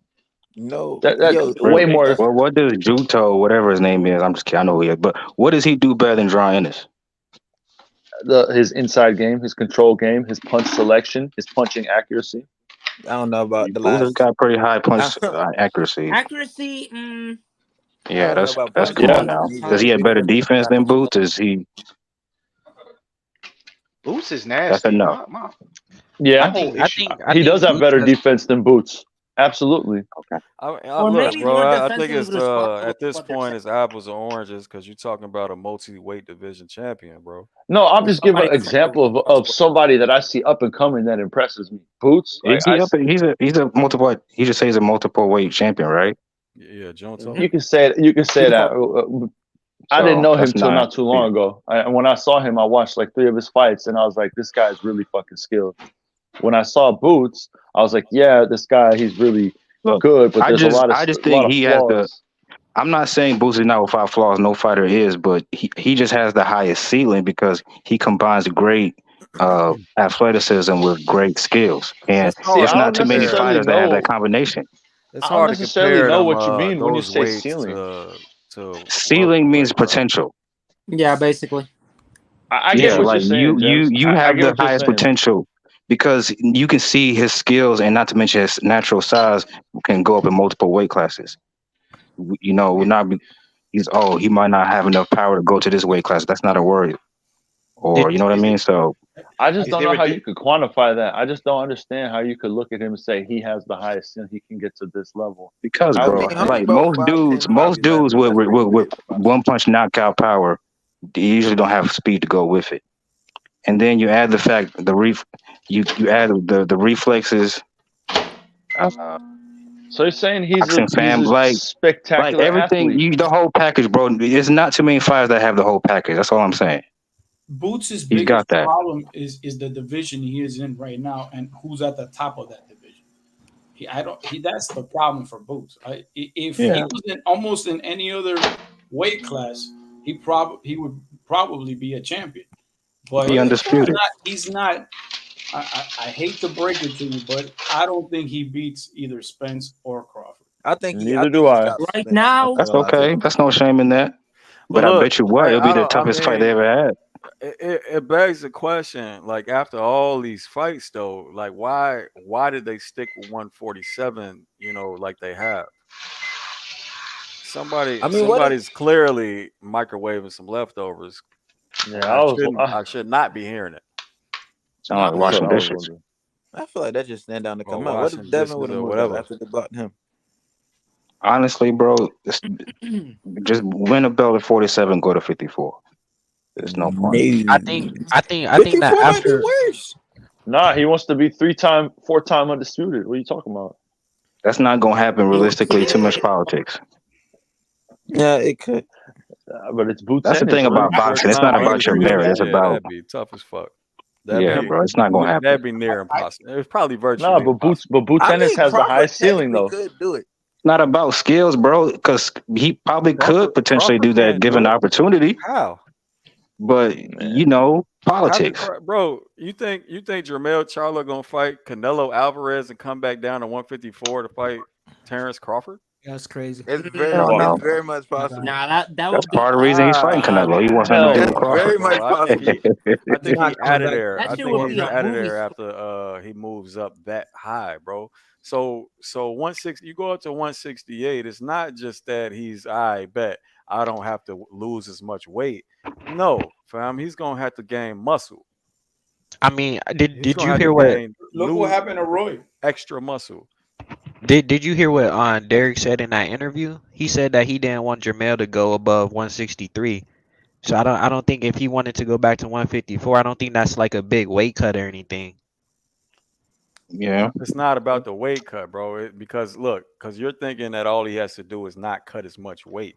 It's not about that, fam. You really think that the power he was carrying around at 154 is going to translate to 168? I don't think it'll translate. But Derek was saying in the interview that he wanted to retain his speed and athleticism because he was trying to outbox. He wanted the game plan, and basically he wanted him to outbox Canelo. So he wants him to retain his athleticism and speed, not so much maybe his power. Jamel already not. I mean, Jamel they're gonna already have not problems a small with that nigga. shit, fam. Does he have the He's been facilities to relying on outbox his Canelo? power for like 10 fights. Yeah, that's a fact. I mean, but he can box well too. I think that He Castaño used to 2 be fight. able to box I thought it very, was- very well. But no, the Castaño 2 fight, look, man. So the only problem I got with it is his tendency to linger on the ropes and put himself on the ropes himself. It's not even nothing Castaño was doing to back him up. He was just backing up to the ropes. And you do that shit against a better fighter than Castaño, clearly. Even a diminished Canelo is Castaño on steroids. I get your ass I cracked. get what you're saying, but I was watching I forgot where it was. I think it was on YouTube about how when Juan Guzman entered the camp, he was showing him how to throw his offense off the ropes, and I think it was like in round 5 where Jamel he rode and then he pulled and then he threw the right hand and then he turned Castaño and he was able to get a good combination in, and that was So like it's a little step around game on the inside yeah against off the rope. off the Okay, rope. so all right, so you see that happening versus Canelo. I don't know. If because I know Beevil he was backing Beevil up against the ropes sometimes, and Beevil would just throw the combination and then step around with his range. So I don't know. I didn't see too many times Bivol tried to attack off the ropes. I saw that Yeah, high guard, and then he'll just step out and around, and Canelo will let him do that. But as far as throwing offense off the rope, I mean, you throwing offense against somebody that's 3-6ing you to death, 6'3s, with a tight high guard. You know, I don't know, bro. I don't see that rope shit working. Canelo get gas though. Ugly. Yeah, Gems. Canelo gets gas if you're not on your ass. Charlo don't. I don't think I ever seen Charlo gas ever. I Gems. don't think I seen him gas either. But yeah, again, you saying he's gonna move up 2 weight divisions and the shots aren't gonna affect him, or he's gonna avoid a bunch of shots to make it to those rounds? I'm saying Jermell Charlo is red. I mean, is a big nigga for a boxer. I really do think he can get him on the outside. Yeah, he 5'11". He not no small dude. And will anybody bet money on Jermell? There we go, bro. I will. Easy. Listen, man, You'll win a lot of money. Boxing is not about height, bro. It's not. It's You not. got weight It's classes. about frame. But it matters. Yeah, but How you Jermel's fit in that frame frame. isn't small. He Oh, don't it's have a about small frame. listen, man. Man, it's about Canelo's being frame used is to the weight fucking class, wide as man. shit. That's a big Right. motherfucker, man. It's Canelo about is big. being used to the weight For a guy class, who's man. 5'8", he's I'm pretty not, bro. Look, man. Hey, to y'all, Jermell Charlo is bigger than Mike Tyson. I never said that. I But, never but, said but that. no, it's the same. It's the same logic, fam. But he's got longer Mike reach Tyson and wasn't. height. Mike I Tyson mean, wasn't I mean, 5'11" and a I mean, half. I'm not Tyson going off wasn't. just off the height. Like I like the frame of Jermell. Like he can move to 160 if he wanted to. Canelo was having problems with Plant. Right? Canelo was having problems with Plant. Yeah, go Right. ahead. And Plant gas. If Plant never gas, that fight probably ends completely differently. Charlo It not gonna gas. ends in a Canelo decision. Right. Well, of course. But Charlo not gonna gas. All right, man. But so now Plant and Charlo have the same skill set. So we're comparing Charlo. That's where they're getting this from. All right, Okay. then, bro. Why are we comparing Plant? Because look, Charlo can box on the outside. He does not like Plant, bro. Of course not. But he still can box on the outside. Okay. Why do people, I think people forget that Charlo's only 5'10". But but I seen them side by side. Charlo's way bigger than Canelo. He's not 6'1". Taller. Caleb Plant is 6'1". Canelo's Now we're also comparing like him to Caleb taller Plant. and with longer reach. This is no different. Now, Plant's a dude you can't. There's no dispute that he's bigger than fucking Jermell. Plant has more reach and he's more height on Jermell. So I don't know why there's even a comparison. And he's completely stylistically different. Mm-hmm. I just think if Jermell can use his jab. Pandora Lupa highlights. God damn. I hope Mel wins that fight, but I'm gonna be honest. I'm gonna be realistic. I don't see that I'm going for Mel, but I don't think he's gonna win. I'd draw something small up, Mel. I don't give a fuck about rooting for people. I just want him to win because he's moving up. That's what I wish. I want him to beat Canelo's ass for not fighting fucking Benavidez. How about that? I want Mel to win because it will make me a lot of money. That's what I want. Because his punk ass should be fighting Benavidez. So fuck him. He needs to get his ass beat. I mean, are y'all factoring in? I don't think it's gonna happen. Huh? Are y'all factoring in Canelo's last few fights? Because man, I don't give a fuck about none of that. I don't look at all that. He's wearing down. And he's breaking down, and he's man. What about his last? Hold on, body shot. What about his last few fights? Look, I'm not going into the narrative that he's breaking down or anything like that. I just think that he's relying too much on his power lately and his counter punching ability, and he's not really being active enough. That's my opinion. What fights are we I talking agree with about? that. Oh yeah, no, he hasn't been active enough in years. No, Jeff, I said that during the football fight. Always been like 380, 420. He's been like that since he fought Callum. Yeah, he's been maybe even he's before been that way for a long time, but he's obviously won a lot of fights during that stretch. And I'm saying that can really put him in a bind in the later rounds, because if that game plan doesn't work, then he's relying basically on a knockout. And I think Jermell, that's the opening with Jermell, because if Jermell can outbox him, use his jab and move laterally, I think that he has a chance at winning a close decision. And on that thing, Nah, Nah. no way in hell. A decision against Canelo? I think y'all forgetting who he talking about. I mean, A decision okay, against When he has a Canelo? 3-fight deal, You PBC, guys and saw it's the in their best scorecard. interest for him to win. You Yo, tripping? I mean, I'm talking about not boxing politics aside. I'm You talking do know about if he won Canelo's the the fight oh, or cash you not. talking cow, about right? a fan Yeah, decision? yes. I'm talking about if he won the fight or not. Like outside of Got it. boxing politics. Like I think Jermell has the tools. I think he can do it. Here's the thing, though, right? I think If you we're guys have wishful thinking. if we're talking about Canelo recently relying too much Somebody on his been paying power, attention. Tell him, DJ. it's one thing to rely too much on your power against dudes in your weight class. Now we're talking about a dude moving up 2 weight classes. Shit, that might be all he need. That's true. That's true.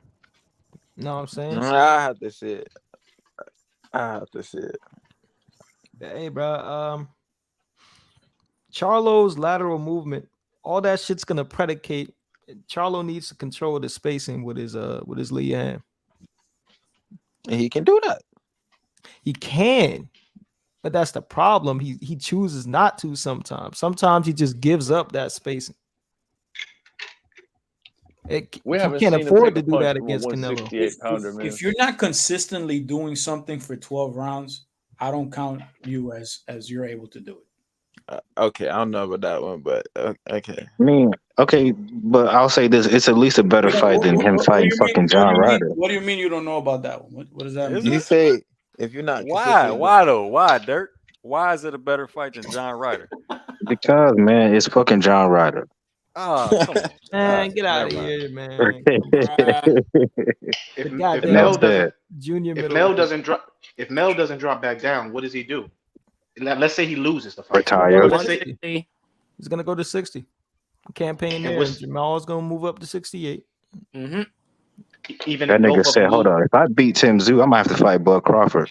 Nah, I'm going to fight Canelo. Fuck that. Hey, I remember in a post-fight press conference after the Tszyu and Ocampo fight, it was like, "Move up, Charlo. Move up, Charlo. Move up," and he just took it literally. If there's any reason Jermell decided to fight Canelo, it's just for the fucking money. It's very simple. That's a fact. I'm gonna get what? I'm just gonna make up numbers. I'm gonna get $3 million to fight Tim Tszyu and Bud. Oh wait, they're gonna give me $20 million to fight Canelo. Fuck them. 2 weight classes. Shit, let's do it. They talking about give me $5. Can you blame him? Hell no. I'll take the risk too, though. I ain't gonna lie. Hell no, I can't blame him. I'm not. That's why I'm going for Charlo. I'm not mad at him. Yeah. I'm mad at Canelo. You're not fighting Benavidez. Come on, bro. See, people are saying he's ducking Tim Tszyu, but isn't ducking the definition is you fight a lesser opponent? Yes, exactly. No, this dude's going it's after Canelo ducking Benavidez. That's the fan Yep. narrative of ducking. Canelo's Ducking is you fighting a dude for less money. Okay, so by that definition, is Canelo ducking Benavidez? Nah. And Canelo It's Canelo. about the same money, is it not? I'm not gonna say he's ducking I think he'll get Benavidez. more fighting Benavidez. I'll say fight him already. I'm gonna say that it's a damn shame he's not fighting Benavidez or Morel. Absolutely. I mean, now pulling Already. somebody up 2 weight divisions is fucking whack to me. Canelo in an interview when he was in one of his interviews, he said that he wanted to fight Jamal, but Jamal said he wasn't ready. So Jermell, he stepped up, and that was kind of how it went. Because he's not ready. Yeah, Jamal. I mean, even fighting Jamal off a fucking 2-year layoff is whack to me. 2.5 years. Me too. I said that shit too. People were talking like he was doing something. No, but the narrative is, well, y'all been asking for these fights for years. He don't fight, certain fighters or whatever. Yeah, Okay, ain't motherfucker. no y'all in that shit. Yeah, right, I know. But okay, motherfucker. People used to ask for Spence Thurman too. Nobody cares about that shit no more. If Jamal said that, then he was actually being honest with himself. I mean, that's a fact. That you're not gonna come off a 2-year layoff, go up 1 weight division, and fight the best guy in that division, and arguably top 5 pound for pound. That's not a fucking. I mean, let's be honest though. From a business standpoint, this route makes the most sense because it's a 3-fight deal. So if Canelo would have fought Benavidez and lost, what would that do for his other fights under Yeah, that but you contract? understand that Benavidez isn't likely in the deal, right? Right. I mean, It seems like His they're father trying to said that. get. You know, I have a theory about something. You guys see the apology video, Yeah, I saw that shit. Jose? So That shit I was have a sad. theory. Apology video. Right? What's that?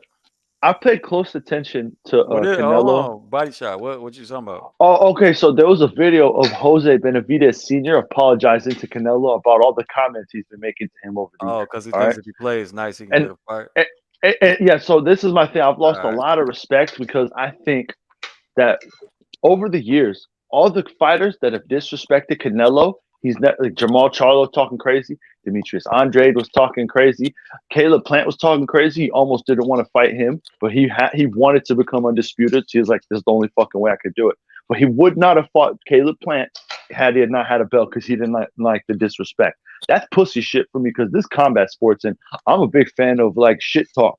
So if you're telling me I can't fight these dudes because they're doing the shit talk, that's some bullshit. Now, Jose Benavidez has been talking shit because he thinks just like any other fighter, you're gonna get their ego charged up and they're gonna want to fight you. But with the PBC fight deal, they're saying it's the two Charlos and it's Spence, right? Now Jose Benavidez coming out, he apologized, and in his apology, he said, the only reason why I said all this, I thought that it would lead you to wanting to fight us. I was like, okay. So just like you said, Jeff, he's trying to play nice guy to get a fight. So that tells me that the fighters, whoever's on the deal, is not solidified.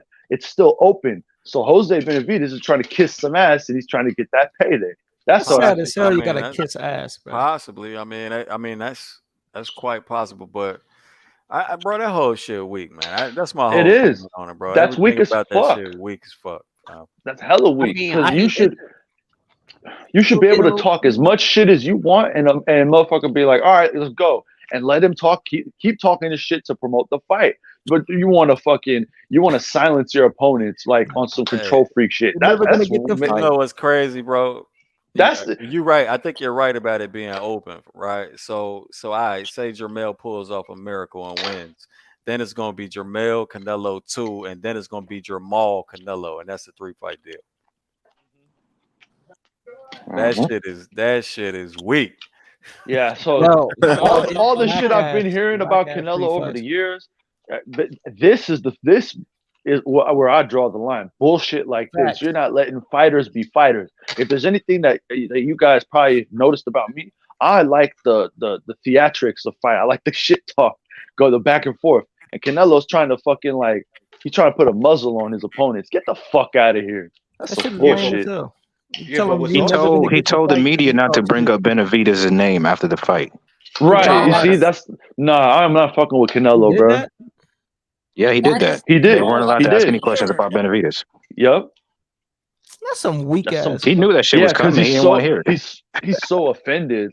And look at Dimitri Bivol, a respectful guy, always keeps his mouth shut, doesn't say shit. That's the type of opponents Canelo likes. So he's like, all right, I'm gonna shut up, but I'm gonna beat your fucking ass. Yeah. I mean, what do y'all think about Benavidez being a WBC interim champion? You don't think that has any sway in him getting that fight? No. No, man. At this point, the sanctioning bodies are gonna try to force Canelo's hand. Definitely bro, not. That nigga is spiteful as hell, bro. I remember, wasn't there a point at 54 where they tried to mandate him to fight somebody and he just dropped the belt, and then he said some shit about Mauricio, like, I'll never fight for your title again, blah blah blah, bullshit. Trying to tell you, he don't want to fight that man. He knows that's gonna be the hardest fight of his career.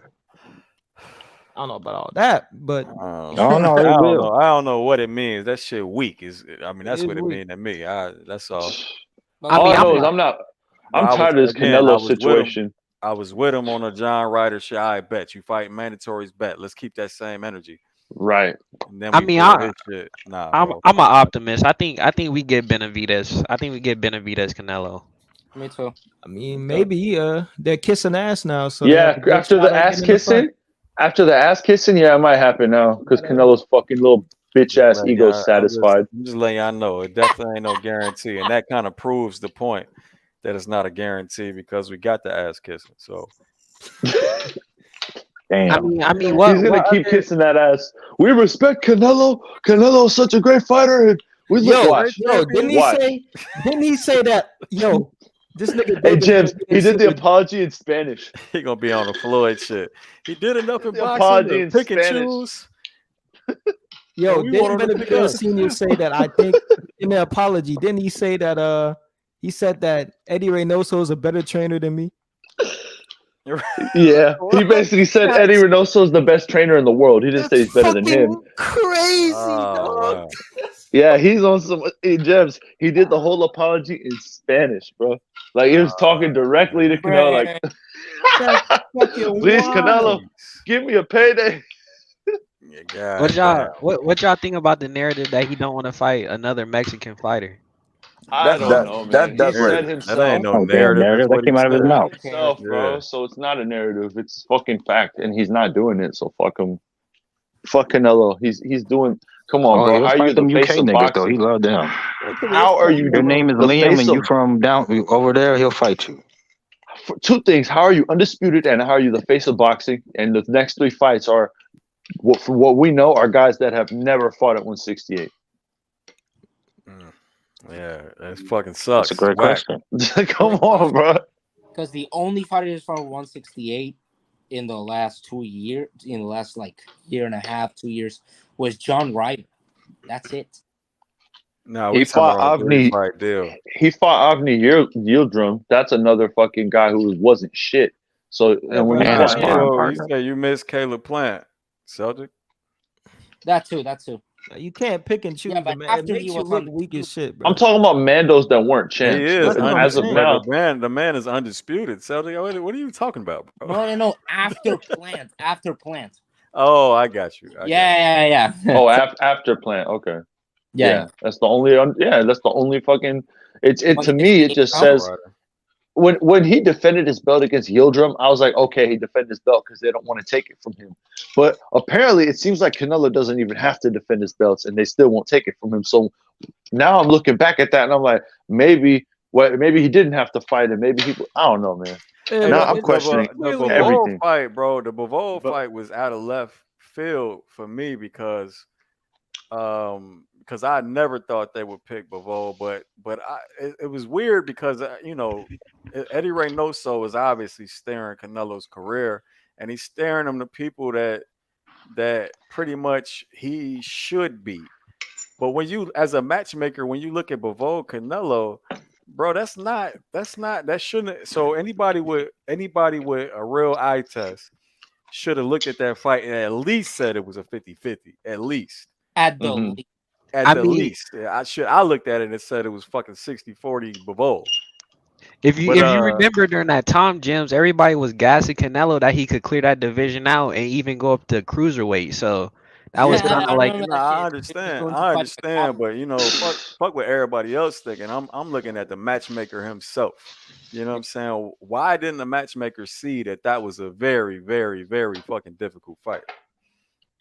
That's Man, that's why it surprised me that they picked Bivol. I think everybody is susceptible to human influence. James, I'm not gonna lie, man. I didn't know how good Bivol was until you put me on, man. I was like, I remember you was on the panel when the fight came on, bro. I thought, I'm telling you, I originally watched him. I was like, yeah, he's pretty straight up and down. He throws a lot of 1-2s, and I'm like, I just don't see the complexity. He don't have the head movement. He don't have an inside game. Boy, was I wrong. Okay, but how much was Canelo really putting on the line? Because when he lost, his fans always had the. He wasn't putting shit on the line. I mean, I agree, but he was putting his record on the line. But wait, didn't Canelo do that vegan diet too during that fight? Yeah, bro, I don't care. But we're not gonna do none of that diet and he did this workout regimen But the narrative was he was going for greatness. So how many fighters you got going up in weight around these weight classes? Canelo's the only one doing this shit because he's the only one that can, motherfucker. That's what happens when you Nah, you the that's cash just cow. bullshit, bro. That sounds like people that don't pay attention to the rest of boxing. Everybody, everybody that wins undisputed in a weight class, shit, most of the motherfuckers move up to the next weight class. They don't just people don't try to defend all 4 belts because it's pretty much impossible. You know what I'm saying? Plus the And taxes that come with it. you said what? The taxes that come with it. Well, that too. But I mean, it's just Another Josh impossible Taylor. to follow everybody's rules. I mean, but the thing that also bothers me is I don't like the fact that everybody's chasing one man and not fighting each other or never fought each other as well. That's my problem as well. Yeah, that too. No, so I have a problem with the 3-fight deal in of itself. I don't give a fuck who he was fighting. Because all right, so say say he was fighting Buddy, that's the number 1 contender. I can't remember his name. But the guy nobody heard of first, Morrell, then Benavidez. That means we not seeing none of them 3 dudes fight nobody, spectacular because they all want to wait in line on Canelo. Exactly. So it holds up everything, fam. So I don't like the 3-fight deal in of itself. Yeah, I can understand that. Watch everybody kiss Canelo's ass for the fight because they know Canelo's fucking egotistical and loves it. Fucking narcissist loves when people fucking kiss his ass. What's Boo Boo's next move? Does he have something lined up? Man, who gives a He fuck was about trying to fight Jamal. What happened to him? I can't hang, bro. Look, man, the waiting on decisions Canelo he's too? made throughout his career has just fucked him pretty Who much. knows, man? Yeah. He was trying to fight Jamal. They had that live. Been waiting on Charlo and The Jamal. fucked up part about it is Canelo. he gave up the only thing that made him Relevant. actually relevant. Yeah, That was retarded. That belt. Yeah. and he probably could have beat Janibek. Mm. I would have favored him versus That would have Janibek. been really. Yeah. Andre? Well, Johnny Beck is the boogeyman. Wait, have you seen him fight southpaws? I don't watch Andre. Janibek? Andre. Have I seen Andre fight Sal? It don't matter. You bro. said you favor Andre it didn't over. matter, fam. Do you remember Janibek's first title defense? Denzel Bentley. Damn, bro. Look, man. Jen, just saying you favored. Hold on, bro. I let motherfuckers on this panel to talk boxing, man. I don't want to hear all the shit you got going on in the background, fam. I've been hearing that shit for like the last hour, bro. Yeah, I don't know who Shut that that is. shit up. So, James, you were saying you favor Andre over Janibek, right? Yeah, at the time. Yeah. Okay. Oh, at the time. All right. Oh yeah. But now, Well, now he's at 168. So okay, there's no really. I get you. But yeah, at the time. So if you watch that Denzel Bentley fight, fam had a lot of fucking issues with a counter puncher, and all the dude did was wait till the second half of the fight to go to work, and completely befuddled Janibek at points in that fight. Janibek won, but it got real testy in that motherfucker. And you're saying that Andre is a good counterpuncher. And Andre is way better than Denzel Bentley. Okay. I agree. Yeah, I don't doubt it. Shit. I just haven't seen enough of Andre. Huh? Mm-hmm. Is Triple G retired in that weight class or not? Man, nobody gives a fuck about Triple G. I don't know what the. No, he still holds the belts. He still technically holds the belts. He dropped them. He dropped them? Thank God. Thank God. Step aside, Triple G. Get the fuck. Retire. He dropped the one of his belts. IBO. The dude Falcao is about to fight to get the vacant title, and the other one, the other one, Danny and Laura about to fight for some fucking reason. He's one of the biggest disappointments for me in boxing history. Like Triple G has so many fighters he could have fought. Like I just so many middleweights that were in so many like eras, man. It's just how would he do against Laura? Oh, back then. I would, man. Look, Dmitry Pirog's back got fucked up during the training camp for Triple G. Imagine what like he would have exposed Triple G. I don't care what nobody said. He would have fucking whooped Triple G's ass. Pirog was nice. He would have Yeah. gave Sergio Martinez some trouble. That's what he was. Triple G was touched by God. He was like, let me, man, because if he would have fought Pirog, man, he would be. You rate whoever said that rates Sergio Martinez better than Triple G? No, I'm just saying at the time when Pirog was making noise, he was hunting down Sergio Martinez while he was the champion. And it seemed like Martinez was trying to avoid him. That's he was nice. He was trying to sidestep him. Yeah, I'd have had Pirog whooping Sergio Martinez. That would be a funeral. How do you think the fight with Triple G would have went? What? So that's coming up on Patreon, Body Shop. Ooh. Let's get it. I'm getting okay. Pirog versus Triple G film study. Pirog versus Triple G film study. That is gonna be lit right there. That's gonna be crazy. Hey, Boxing Gems, do you mind if I give you a suggestion if you ever want to do like a fantasy? Yes, I do. Yes, I mind. Oh, sorry. Yeah, you gotta join Patreon and do the shit you gotta do to make a request. Oh, okay. Sorry. Oh, sorry. So suggestions are not. Ain't no offense. I mean, I'm just saying, bro. Everybody that's on the Patreon channel knows how much I work. Yeah, and I don't need no work.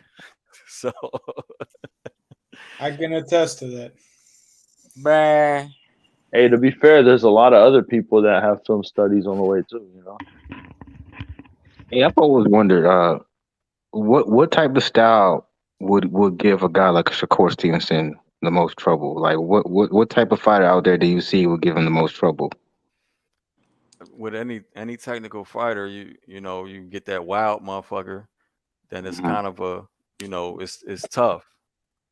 Again, Floyd Maidana. What about a Rolly? Crude fighter. Nah, Rolly is garbage. Rolly's not wild, bro. Rolly's unskilled. Yeah. You know what I'm saying? Rolly you can't does really like say that. Maidana was unskilled or Cruz is unskilled. So when you say wow, who you think of? Like Cruz. I just told you. Oh, Cruz. Oh. Yeah. They're more crude. It's because he's like a constant pressure fighter that always gives the boxers like trouble.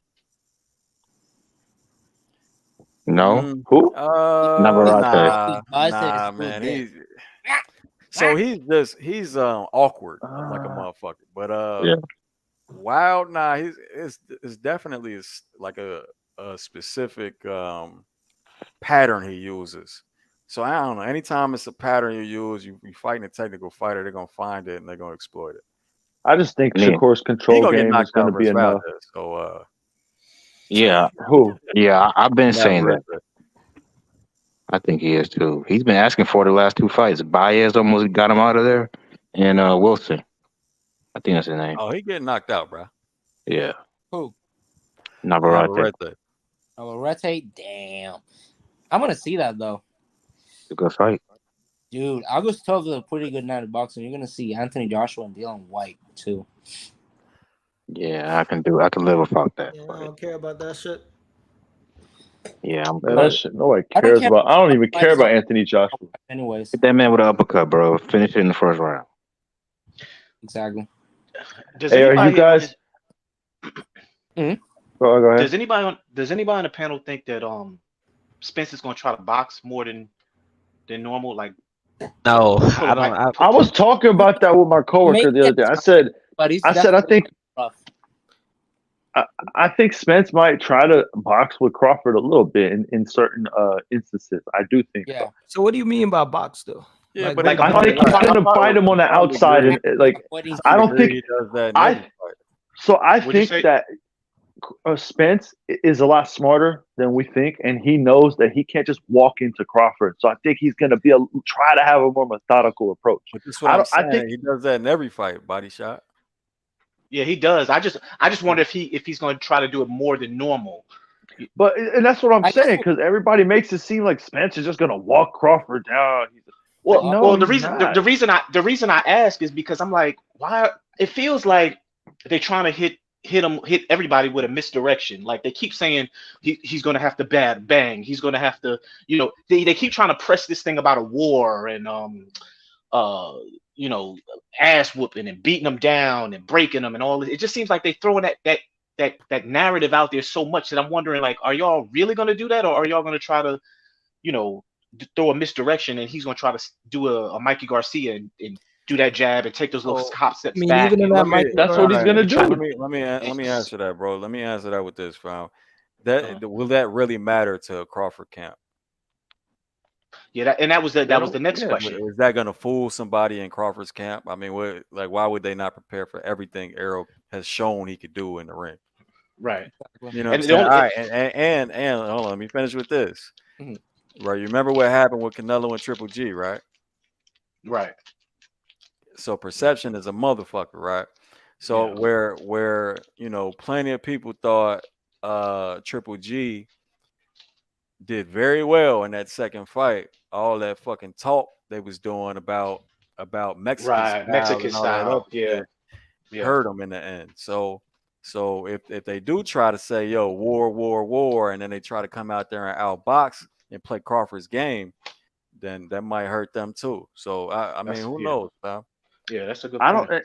And people try to make it seem like Crawford wants to stand and bang with people because of like Crawford just has this ego. He wants to stand and bang and prove to you.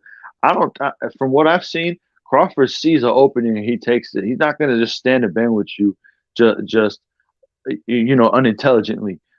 He's not. So I got to take on that. I got to take on that. He's not. Well, hold on. Let me finish my point, and I'll let you get to that. Well, just to finish with this, I think with Spence, he's also not just going to be scared of Spence and think, oh well, if I try to stand and bang with him, like everybody says, I'm gonna get hurt. I think Crawford is just he's doing what James is saying. They're practicing for everything he does, and if he sees an opening, he's just gonna take it. He doesn't care about the name in front of him. He doesn't care that it's Spence.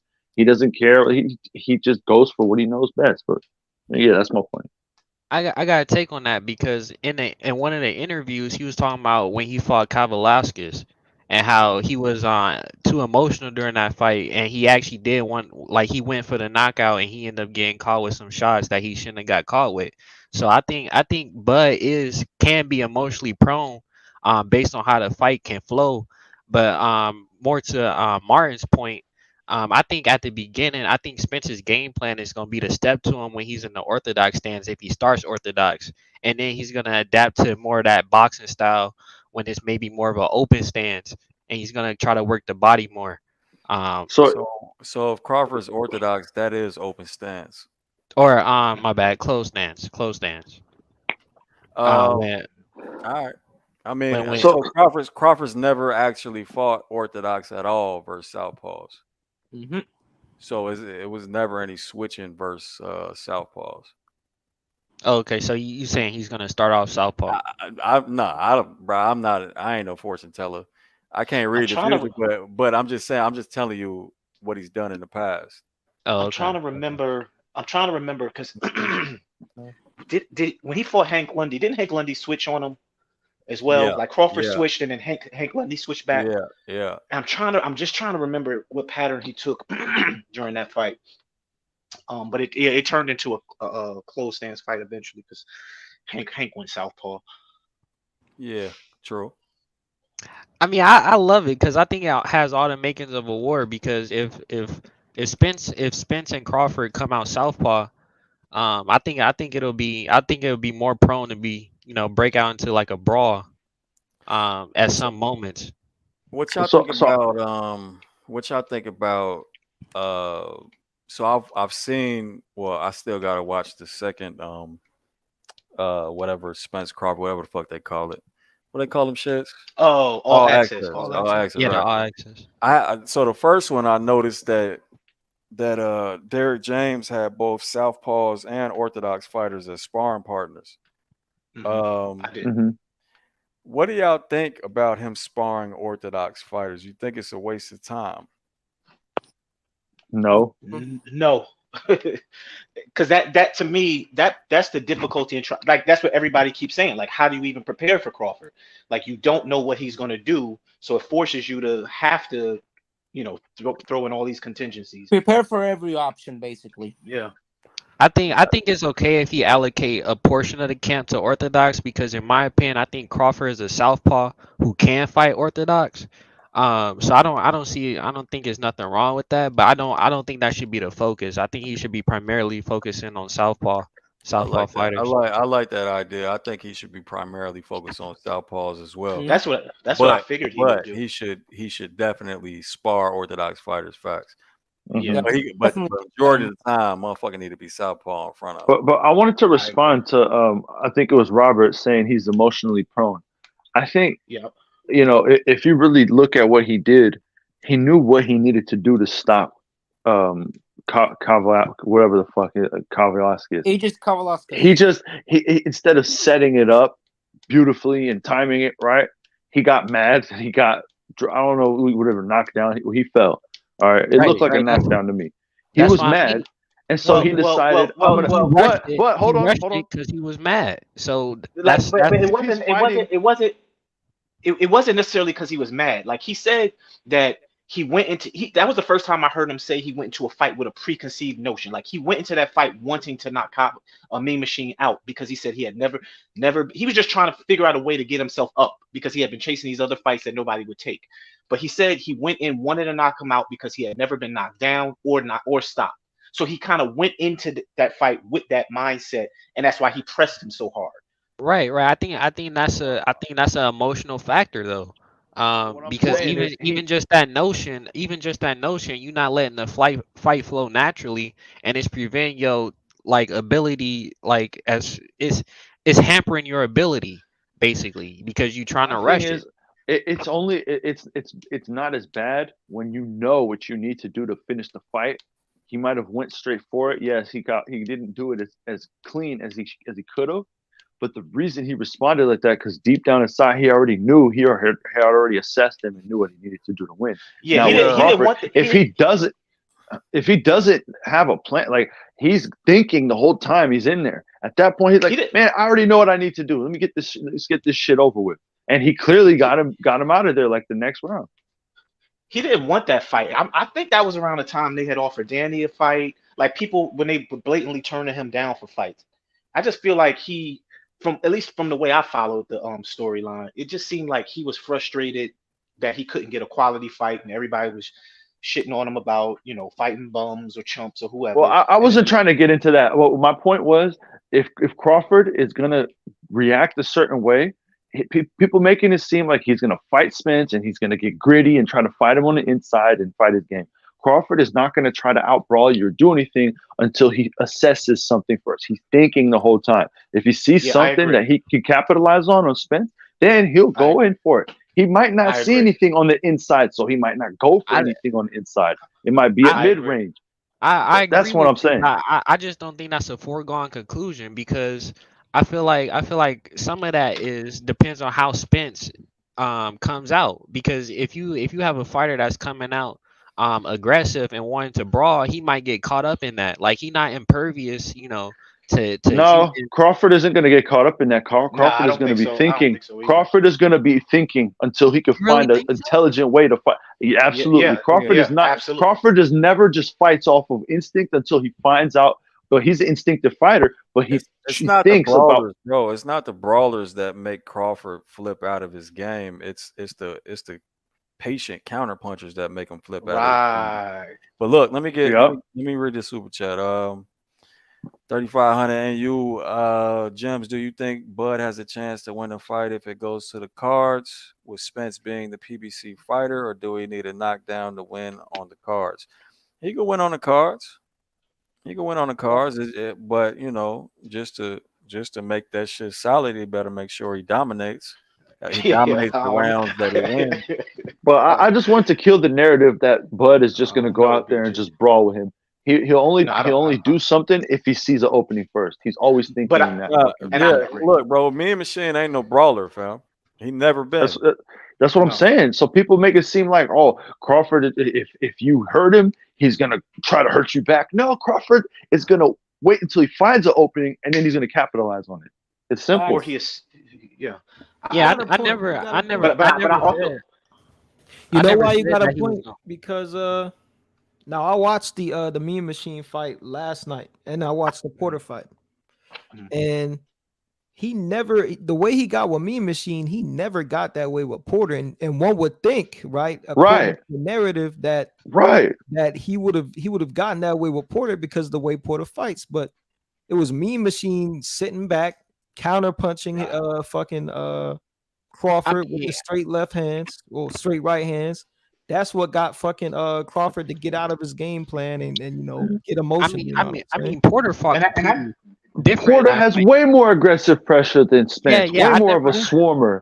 Yeah, but he fought different. He fought Terrence different. I watched that fight too, and he was hesitant because Crawford was checking him with that right hook, and he was hesitant coming in, so he wasn't as aggressive. He wasn't as aggressive as he usually is. It's funny. A lot of times he wasn't even punching him with it. He was just turning him with it. Look, so that's what happens when you get counter punched on your way in. Right. You ain't gonna be shit. Right. You And feel Sean, that, you're like, oh, okay, I gotta think about this.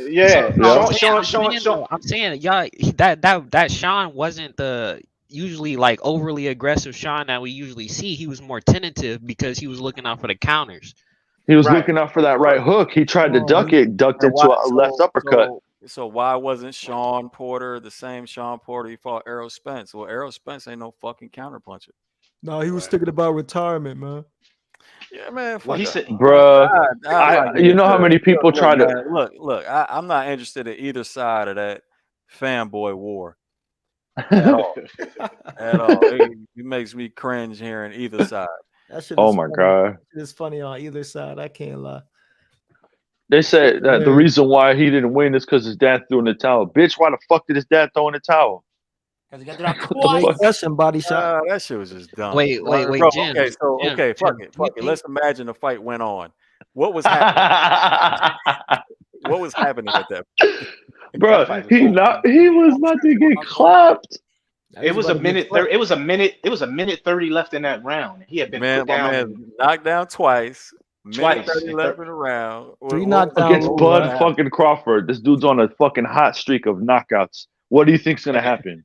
Yeah, like, come on, bro. The dude wanted to save his son. And then that last that last knockdown. Is it more probable that Crawford was going to continue success, or was it more probable that Sean Porter was going to come back somehow? Right. I mean, come on, bro. Nah. Sean Porter was mentally done at that point. You can tell by his body He language. punched the floor. He punched the floor. It was over. He was frustrated. What he was gonna do is he was gonna get up. He was gonna throw some shit. He was gonna fall in again for like the third straight time. Get countered, drop again. Same shit. I know. There was a Spence fanboy trying to tell me the same narratives. He was retiring. He was getting ready to retire. Man, you fucking just shut the fuck up. All that out the ring shit just tells me you don't know what the fuck is happening in the ring. His dad even said that he didn't have a good training camp. His dad said he wasn't listening to training camp. God damn, yeah, But that motherfuckers talk. That's what I'm talking about with these gossip. Like, bro, we watch boxing, fam. We watch fighting. We don't listen to motherfuckers outside the ring talking. This ain't boxing casual. This isn't boxing Twitter. This is boxing fucking gems.